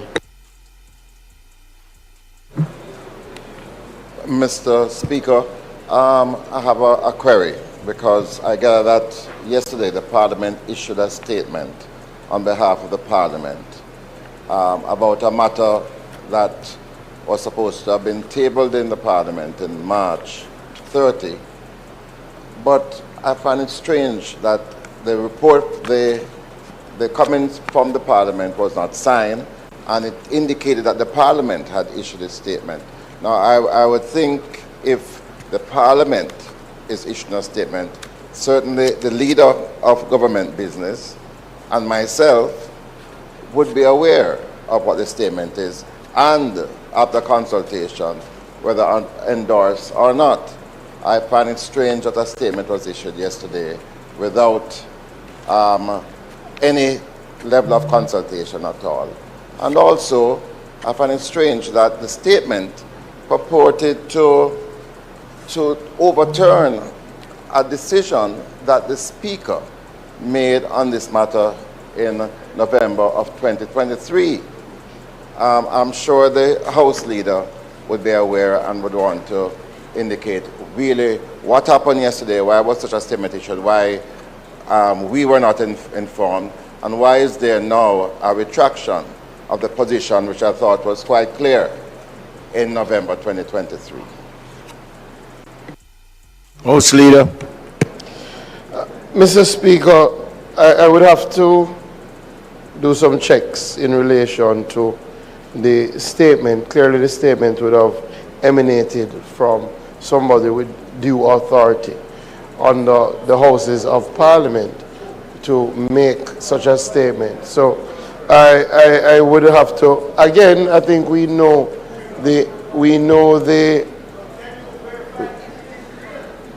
I will have to do some checks in relation to the statement of the statement that was indicated. Outside of the statement, I don't see any retraction of the position of the Speaker. That has not arisen on this matter at all. And I think that's as far as I will go on this matter. I don't see a retraction. I see a consistency in relation to how matters are treated in this regard. I see a member also has an intervention. Thank you, Mr. Speaker. It is an inconsistency because in the background to this is that there was considerable controversy toing and froing for a long time on delays in the tabling of reports coming to Parliament from the Auditor General and the Integrity Commission. That culminated in the Speaker, I think on November 11th, 2023, issuing her position on that matter. And I'm going to read from that. and I quote, reports of the Director of Investigation submitted under Section 54, subsection 4, and that's of the Integrity Commission Act, will be tabled as soon as possible after receipt by the Parliament, having regard to the serious nature of the matters that are contained therein. It will be requiring the immediate and direct attention of the House. After it is tabled, it will then be submitted to the Integrity Commission Oversight Committee for their consideration and report. And I add in parentheses, at that point it would be a public document that the media, the whole of Jamaica, and all parliamentarians would have had the benefit of being able to see. I continue. Kindly note, all reports from the Integrity Commission will be reviewed by the officers before they're tabled, and it will be tabled in the soonest possible time. No effort will be made to delay such reports. End of quote. That was the Speaker's ruling. This report concerning the Firearms Licensing Authority, a public body. Me need that crispy crunchy fried chicken, delicious tantalizing. I figure a better for that chicken cause I'm fantasizing. Yum. Burn shock, original crispy. Burn shock, Cajun spicy. Burn shock, a barbecue. Burn shock, we are go a burn shock. Legs and thighs and breasts, oh mine. Legs and thighs and wings, all mine. Sandwiches, wedges, hot and ready. Burn shock, fried chicken, always ready. Filing deadline concerning government. This report concerning the Firearms Licensing Authority, a public body that has most serious statutory functions, came to this House on March 30, 2026. The cover letter from the Integrity Commission said that the report contains serious matters concerning governance, maladministration, corruption, etc. We are now in mid-May, and that report has not been tabled today. Reports that came to Parliament on Thursday last week, 4 of them, about relatively junior public servants who didn't comply with their statutory declaration filing deadlines. Those have been tabled today. But a most serious report has not been. Parliament allegedly says because the FLA brought proceedings in court, that is relevant to this decision. But in the Ian Hales matter, the court definitively said that the tabling of reports or any other document in Parliament is a matter which is immune from any kind of jurisdiction of the courts. And there's no court order, and there could not properly be any court order affecting the tabling of this report. So this is a most serious matter. We are sure that that report contains very serious matters that the public, the opposition, the media has a right to see and wants to see. And yet we see it being suppressed by the delay in tabling it. And that is untenable. The whole purpose and objective of the Integrity Commission Act is thwarted and undermined if the work of the Integrity Commission, its investigative work culminating in its reports, are sent to Parliament and are not tabled on a timely basis. This is affecting the democracy of the country, the governance of the country, and the public have a right to see it. And we demand that it be tabled today. Mr. Speaker, the opposition's characterizations are most unfortunate for somebody who holds his office. There is absolutely no suppression, there is absolutely no undermining, and there's absolutely no infringement on our democracy. And I will indicate why quite clearly. As the opposition leader indicated, the Speaker has said that the report, any report, will be tabled at the earliest possible time after a review is done.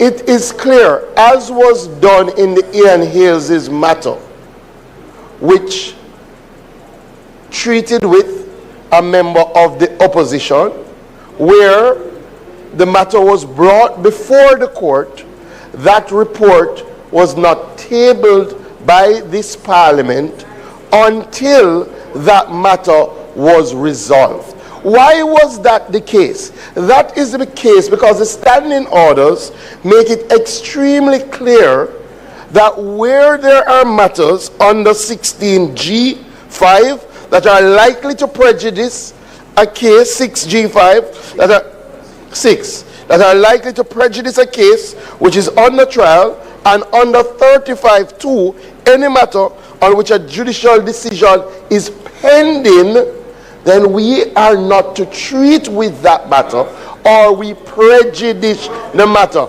It would make no sense that this Parliament would do something, as learned King's Counsel said. It would make no sense that this Parliament would do something that would then take away the power from another arm of government, right? So the leader of the opposition is quite aware that this is how we proceeded with Member Hales. This is nothing new. This is no suppression. If it was good at that time for him and no issue was raised by the opposition in 2017 when this government, I'll say it again, and the member from Eastern Westmoreland waxed eloquently earlier about hypocrisy. In 2017, no issue was raised by the opposition when the matter involving Member Hales, when that report was not tabled by this Parliament. The right decision was made then. That decision is being made now, and I ask that we proceed to public business. And another thing, there is no, we have spoke on this matter, but you have been kind, Speaker, but there is no debate on this matter. This is not an opportunity. This is not how, if a debate is to be had, the leader of the opposition would have to move an appropriate motion, right? We have the leader of government, the leader of opposition business has intervened. The leader of the opposition has intervened. The government has responded. This is not a space for a debate. Of order. On a point of order, the leader of government business in the House is misleading the House on this matter, and it must be corrected. The question of Ian Hale's case is very relevant. The final ruling, the only substantive ruling in that case, was a reasoned and written judgment, and the court ruled that the Speaker of the House and the President of the Senate would have been acting intra vires, in other words, within their powers, by tabling the report submitted by the OCG, as it then was. Their actions would be categorized as Parliament conducting their internal affairs, and as such, their actions would be immune to the jurisdiction of the court. I find that the Speaker of the House and the President of the Senate were improperly joined to the application for leave as interested parties. It is abundantly clear that a public body like the FLA should not be able to throw a cloak of secrecy Member, my point of order. You rose on a point of order, but you're making a presentation. Yeah, I'm completing my point of order. Member. I'm completing my point of order. No member that cannot be allowed. I'm completing my point No of member order. that cannot be allowed. You're making a presentation. You would have raised your point of order to the point. Now you're making a presentation. So we're not going to allow that. I'm responding to the point of order. I'm responding to the point of order. I am responding to the point of order. What the leader of the opposition has said is that the court has indicated that it is in the purview of the Parliament. That is what the court has indicated. The court has not said that you must table. The court has said that the Parliament has the right to decide. And I'm saying the Parliament decided that where the matter is before the court, as per the standing orders, if you were to prejudice that matter, then we will leave it alone. It's as simple as that.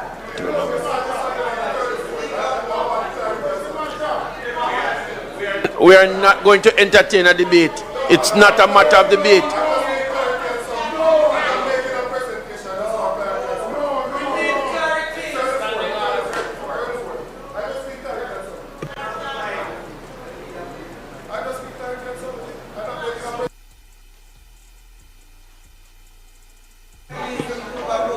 I don't wish to do that because it is going to open the floodgate for others to ask questions. No, I am not convinced, member. Member, I am not convinced. At this time, I am not convinced. I am not convinced. I am not convinced, member.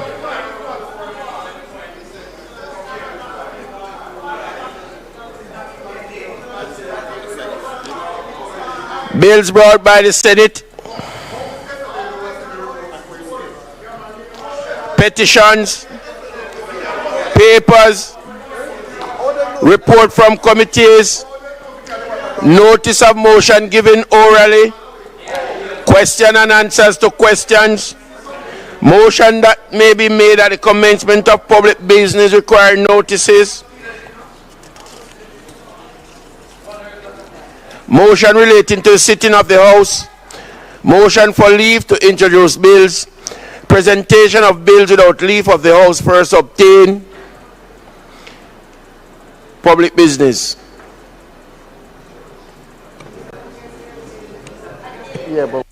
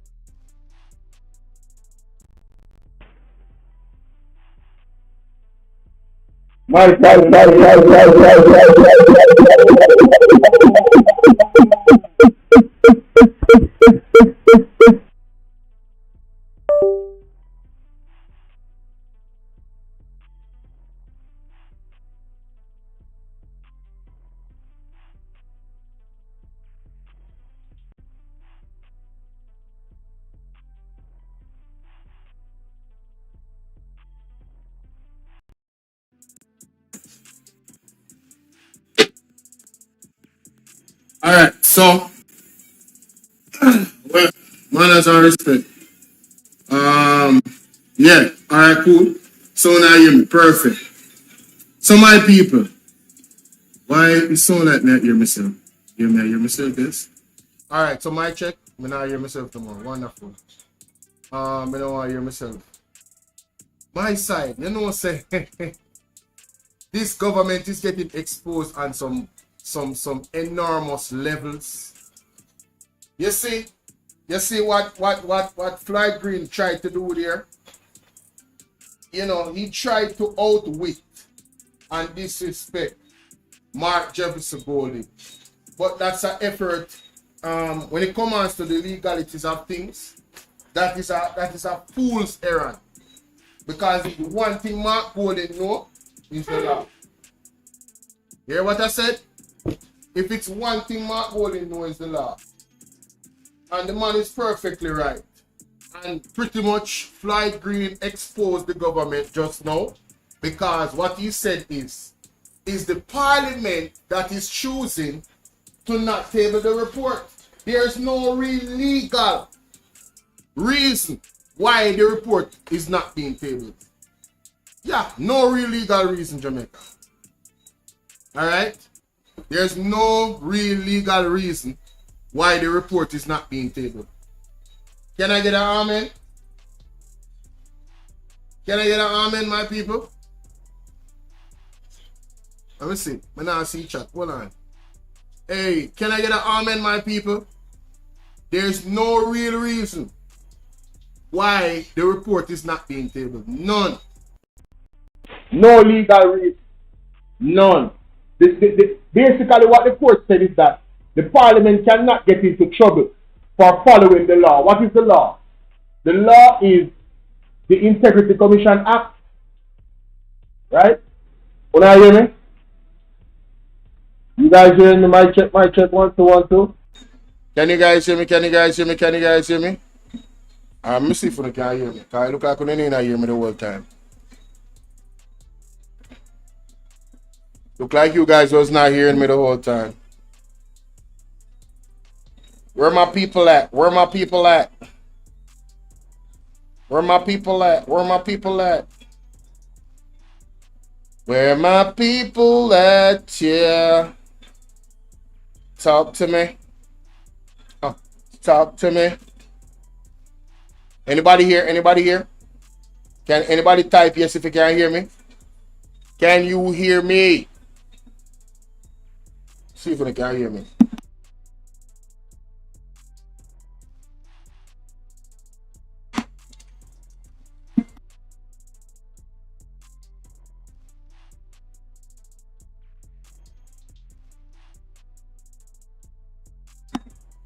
Can you hear me? Can you hear me? Can you hear me? Can you hear me?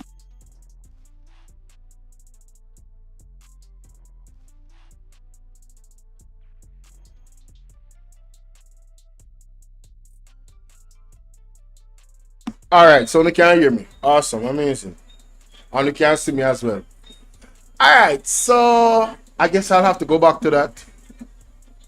That right there is super important to go back to. Let me see if it's this one. No, that's not the one. Is this the one?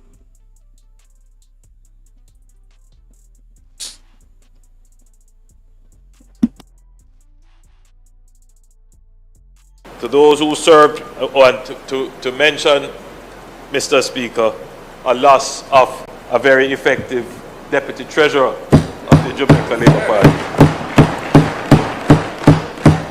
And to those who served...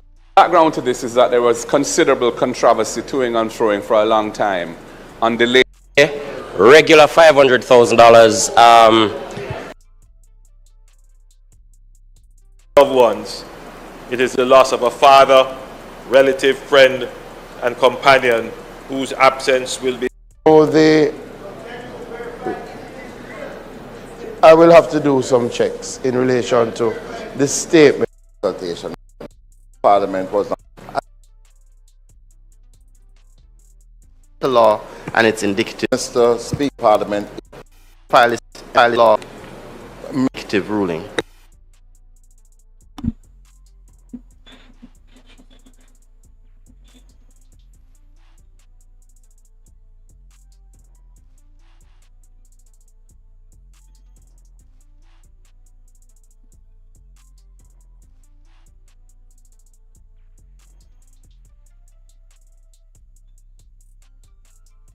All right, so I have to do this. This is very important. I have to do it quickly though. Where am I? Here am I. Here you are. Small this up. Yes.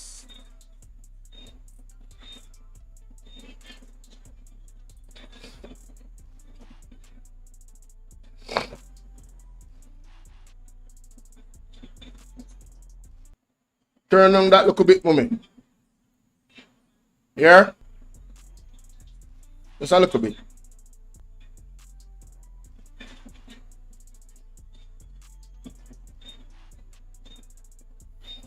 Alright, so ladies and gentlemen, it's your brother Bolo Tbv and I are in this space again. And of course, they tabled some reports today in Parliament. And there's a big issue of a report by the FLA that has not been tabled still. Listen to this.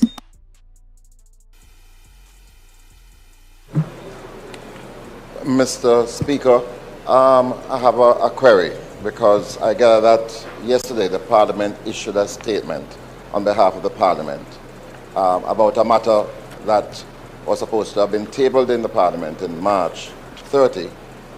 But I find it strange that the report, the comments from the Parliament was not signed, and it indicated that the Parliament had issued a statement.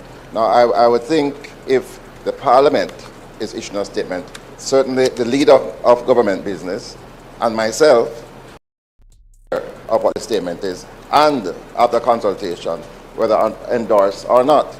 I find it strange that a statement was issued yesterday without any level of consultation at all. And also, I find it strange that the statement purported to overturn a decision that the Speaker made on this matter in November of 2023. I'm sure the House Leader would be aware and would want to indicate really what happened yesterday, why was such a statement issued, why we were not informed, and why is there now a retraction of the position which I thought was quite clear in November. Already have a T-tag for your vehicle? Just top it up and go through. Mr. Speaker, 2020 statement issued, why we were not informed, and why is there now a retraction of the position which I thought was quite clear in November 2023. House Leader. Mr. Speaker, I would have to do some checks in relation to the statement. Clearly the statement would have emanated from somebody with due authority under the Houses of Parliament to make such a statement. So I would have to, again, I think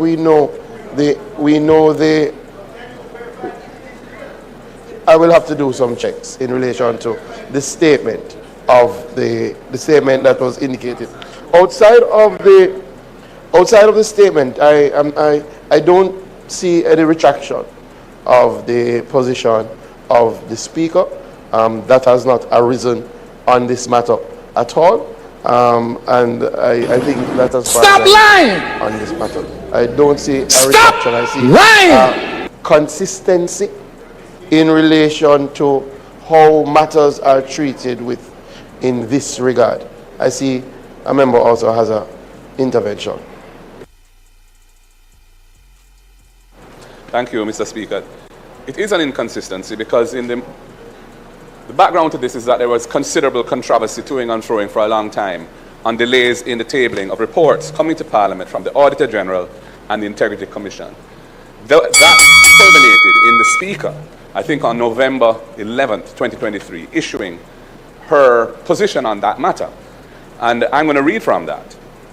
And I quote, reports of the Director of Investigation submitted under Section 54, subsection 4, and that's of the Integrity Commission Act, will be tabled as soon as possible after receipt by the Parliament, having regard to the serious nature of the matters that are contained therein. It will be requiring the immediate and direct attention of the House.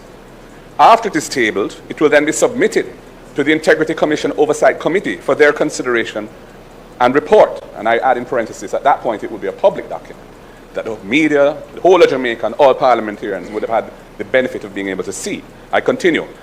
Kindly note, all reports from the Integrity Commission will be reviewed by the officers before they're tabled, and it will be tabled in the soonest possible time. No effort will be made to delay such reports. End of quote. That was the Speaker's ruling. This report concerning the Firearms Licensing Authority, a public body that has most serious statutory functions, came to this House on March 30, 2026. The cover letter from the Integrity Commission said that the report contains serious matters concerning governance, maladministration, corruption, etc. We are now in mid-May, and that report has not been tabled today. Reports that came to Parliament on Thursday last week, 4 of them, about relatively junior public servants who didn't comply with their statutory declaration filing deadlines. Those have been tabled today. But a more serious report has not been. Parliament allegedly says because the FLA brought proceedings in court, that is relevant to this decision. But in the Ian Hales matter, the court definitively said that the tabling of reports or any other document in Parliament is a matter which is immune from any kind of jurisdiction of the courts. And there's no court order, and there could not properly be any court order affecting the tabling of this report. So this is a more serious matter. We are sure that that report contains very serious matters that the public, the opposition, the media has a right to see and wants to see. And yet we see it being suppressed by the delay in tabling it. And that is untenable. The whole purpose and objective of the Integrity Commission Act is thwarted and undermined if the work of the Integrity Commission, its investigative work culminating in its reports, are sent to Parliament and are not tabled on a timely basis. This is affecting the democracy of the country, the governance of the country, and the public have a right to see it. And we demand that it be tabled today. Mr. Speaker, the opposition's characterizations are most unfortunate for somebody who holds his office. There is absolutely no suppression, there is absolutely no undermining, and there's absolutely no infringement on our democracy. And I will indicate why quite clearly. clearly. As the opposition leader indicated, the Speaker has said that any report will be tabled at the earliest possible time after a review is done. It is clear, as was done in the Ian Hales' matter, which treated with a member of the opposition, where the matter was brought before the court, that report was not tabled by this Parliament until that matter was resolved. Why was that the case? That is the case because the standing orders make it extremely clear that where there are matters under 16G5 that are likely to prejudice a case, 6G5, that are likely to prejudice a case which is under trial, and under 35(2), any matter on which a judicial decision is pending, then we are not to treat with that matter, or we prejudice the matter. It would make no sense that this Parliament would do something, as learned King's Counsel said. It would make no sense that this Parliament would do something that would then take away the power from another arm of government, right? So the leader of the opposition is quite aware that this is how we proceeded with Member Hales. This is nothing new. This is no suppression. If it was good at that time for him and no issue was raised by the opposition in 2017 when this government, I'll say it again, and the member from Eastern, the member from Eastern Westmoreland waxed eloquently earlier about hypocrisy. In 2017, no issue was raised by the opposition when the matter involving Member Hales, when that report was not tabled by the Parliament. The right decision was made then. That decision is being made now, and I ask that we proceed to public business. And another thing, there is no, we have spoke on this matter, but you have been kind, Speaker, but there is no debate on this matter. This is not an opportunity. This is not how, if a debate is to be had, the leader of the opposition would have to move an appropriate motion, right? We have the leader of government, the leader of opposition business has intervened. The leader of the opposition has intervened. The government has responded. This is not a space for a debate. Of order. On a point of order, the leader of government business in the House is misleading the House on this matter, and it must be corrected. The question of Ian Hales' case is very relevant. The final ruling, the only substantive ruling in that case, was a reasoned and written judgment, and the court ruled that the Speaker of the House and the President of the Senate would have been acting intra vires, in other words, within their powers, by tabling the report submitted by the OCG, as it then was. Their actions would be categorized as Parliament conducting their internal affairs, and as such, their actions would be immune to the jurisdiction of the court. I find that the Speaker of the House and the President of the Senate were improperly joined to the application for leave as interested parties. It is abundantly clear that a public body like the FLA should not be able to throw a cloak of secrecy Member, my point of order. You rose on a point of order, but you're making a presentation. Yeah, member. I'm completing my point of order. No member that cannot be allowed. I'm completing my point of order. No member that cannot be allowed. You're making a presentation. You would have raised your point of order to the point. No, you're making a presentation. So we're not going to allow that. I'm responding to the point of order. I'm responding to the point of order. We know why you're not well liar, officer. We know why you're not more officer. We just have to go back to the substantive issue right here, so ladies and gentlemen. You see, the last thing we're going to right here, sir, is the only thing that matter. I'm wanting you to listen carefully to the ruling of the judge. You know, this is for those who respect knowledge. Listen to this, ladies and gentlemen.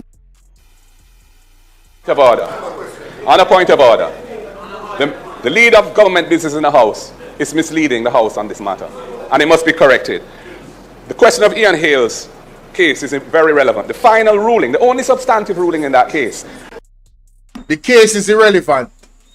The case itself is irrelevant. It's the ruling of the case that's relevant. Listen to the ruling of the judge. It was a reasoned and written judgment, and the court ruled that the Speaker of the House and the President of the Senate would have been acting intra vires, in other words, within their powers, by tabling. So, Ian Hills, the way they use as an example is an irrelevant example. As a matter of fact, it only strengthens the point of Mark Golding. That's all it does. Because the court already ruled on a similar situation. And the court said, they will not be breaking any laws. The court cannot do nothing to the parliament for tabling that report. You know, all they're doing, Jamaica, is doing what they want to do. Why they're doing it?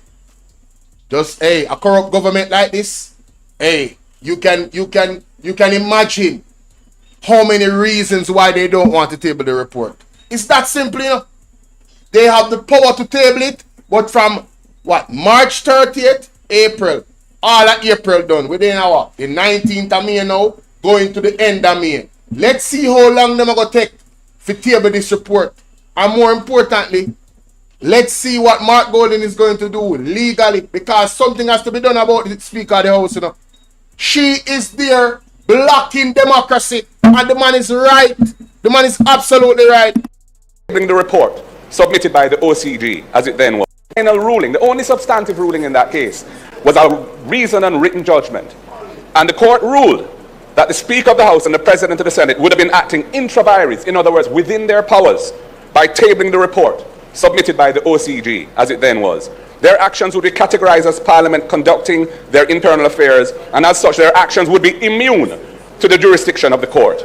I find that the Speaker of the House and the President...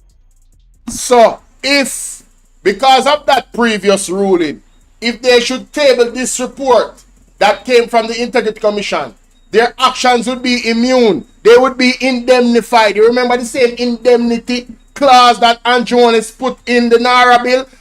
The House of Parliament would be indemnified Jamaica. Man, I don't think y'all hear me though. The House of Parliament, because of that ruling previously, would be indemnified if they were to table this report. No legal action would come to them. And they know it. But there's a reason why they're not tabling that report. President of the Senate were improperly joined to the application for leave as interested parties. It is abundantly clear that a public body like the FLA should not be able to throw a cloak of secrecy Member, my point of order. Your rules and a point of order, but you're making... And here comes the disrespect from the Speaker. Not understanding the moment. And it's because of their bias towards their party, because Mark Golding is exposing them right now. So the Speaker now has to come into the defense. This is a rogue government, you know? They have done everything in their absolute power to undermine democracy. Always disrespecting the leader of opposition.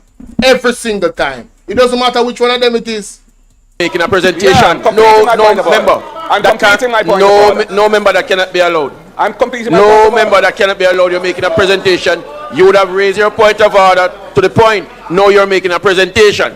So we're not going to allow that. I'm responding to the point of order. And for full context, ladies and gentlemen, I want you to remember that Speaker of the House was sued by Mark Golding. Just in case you didn't know, or for full context. I'm showing you how deep this thing is.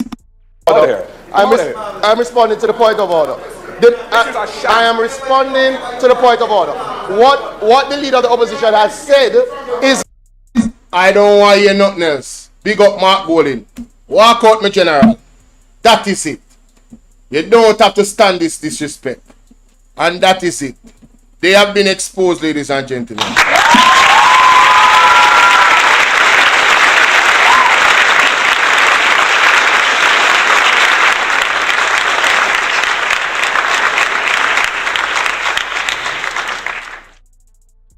One Marky G, never two.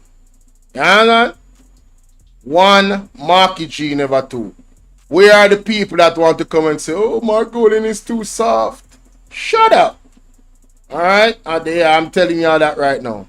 Nothing soft about this man right here.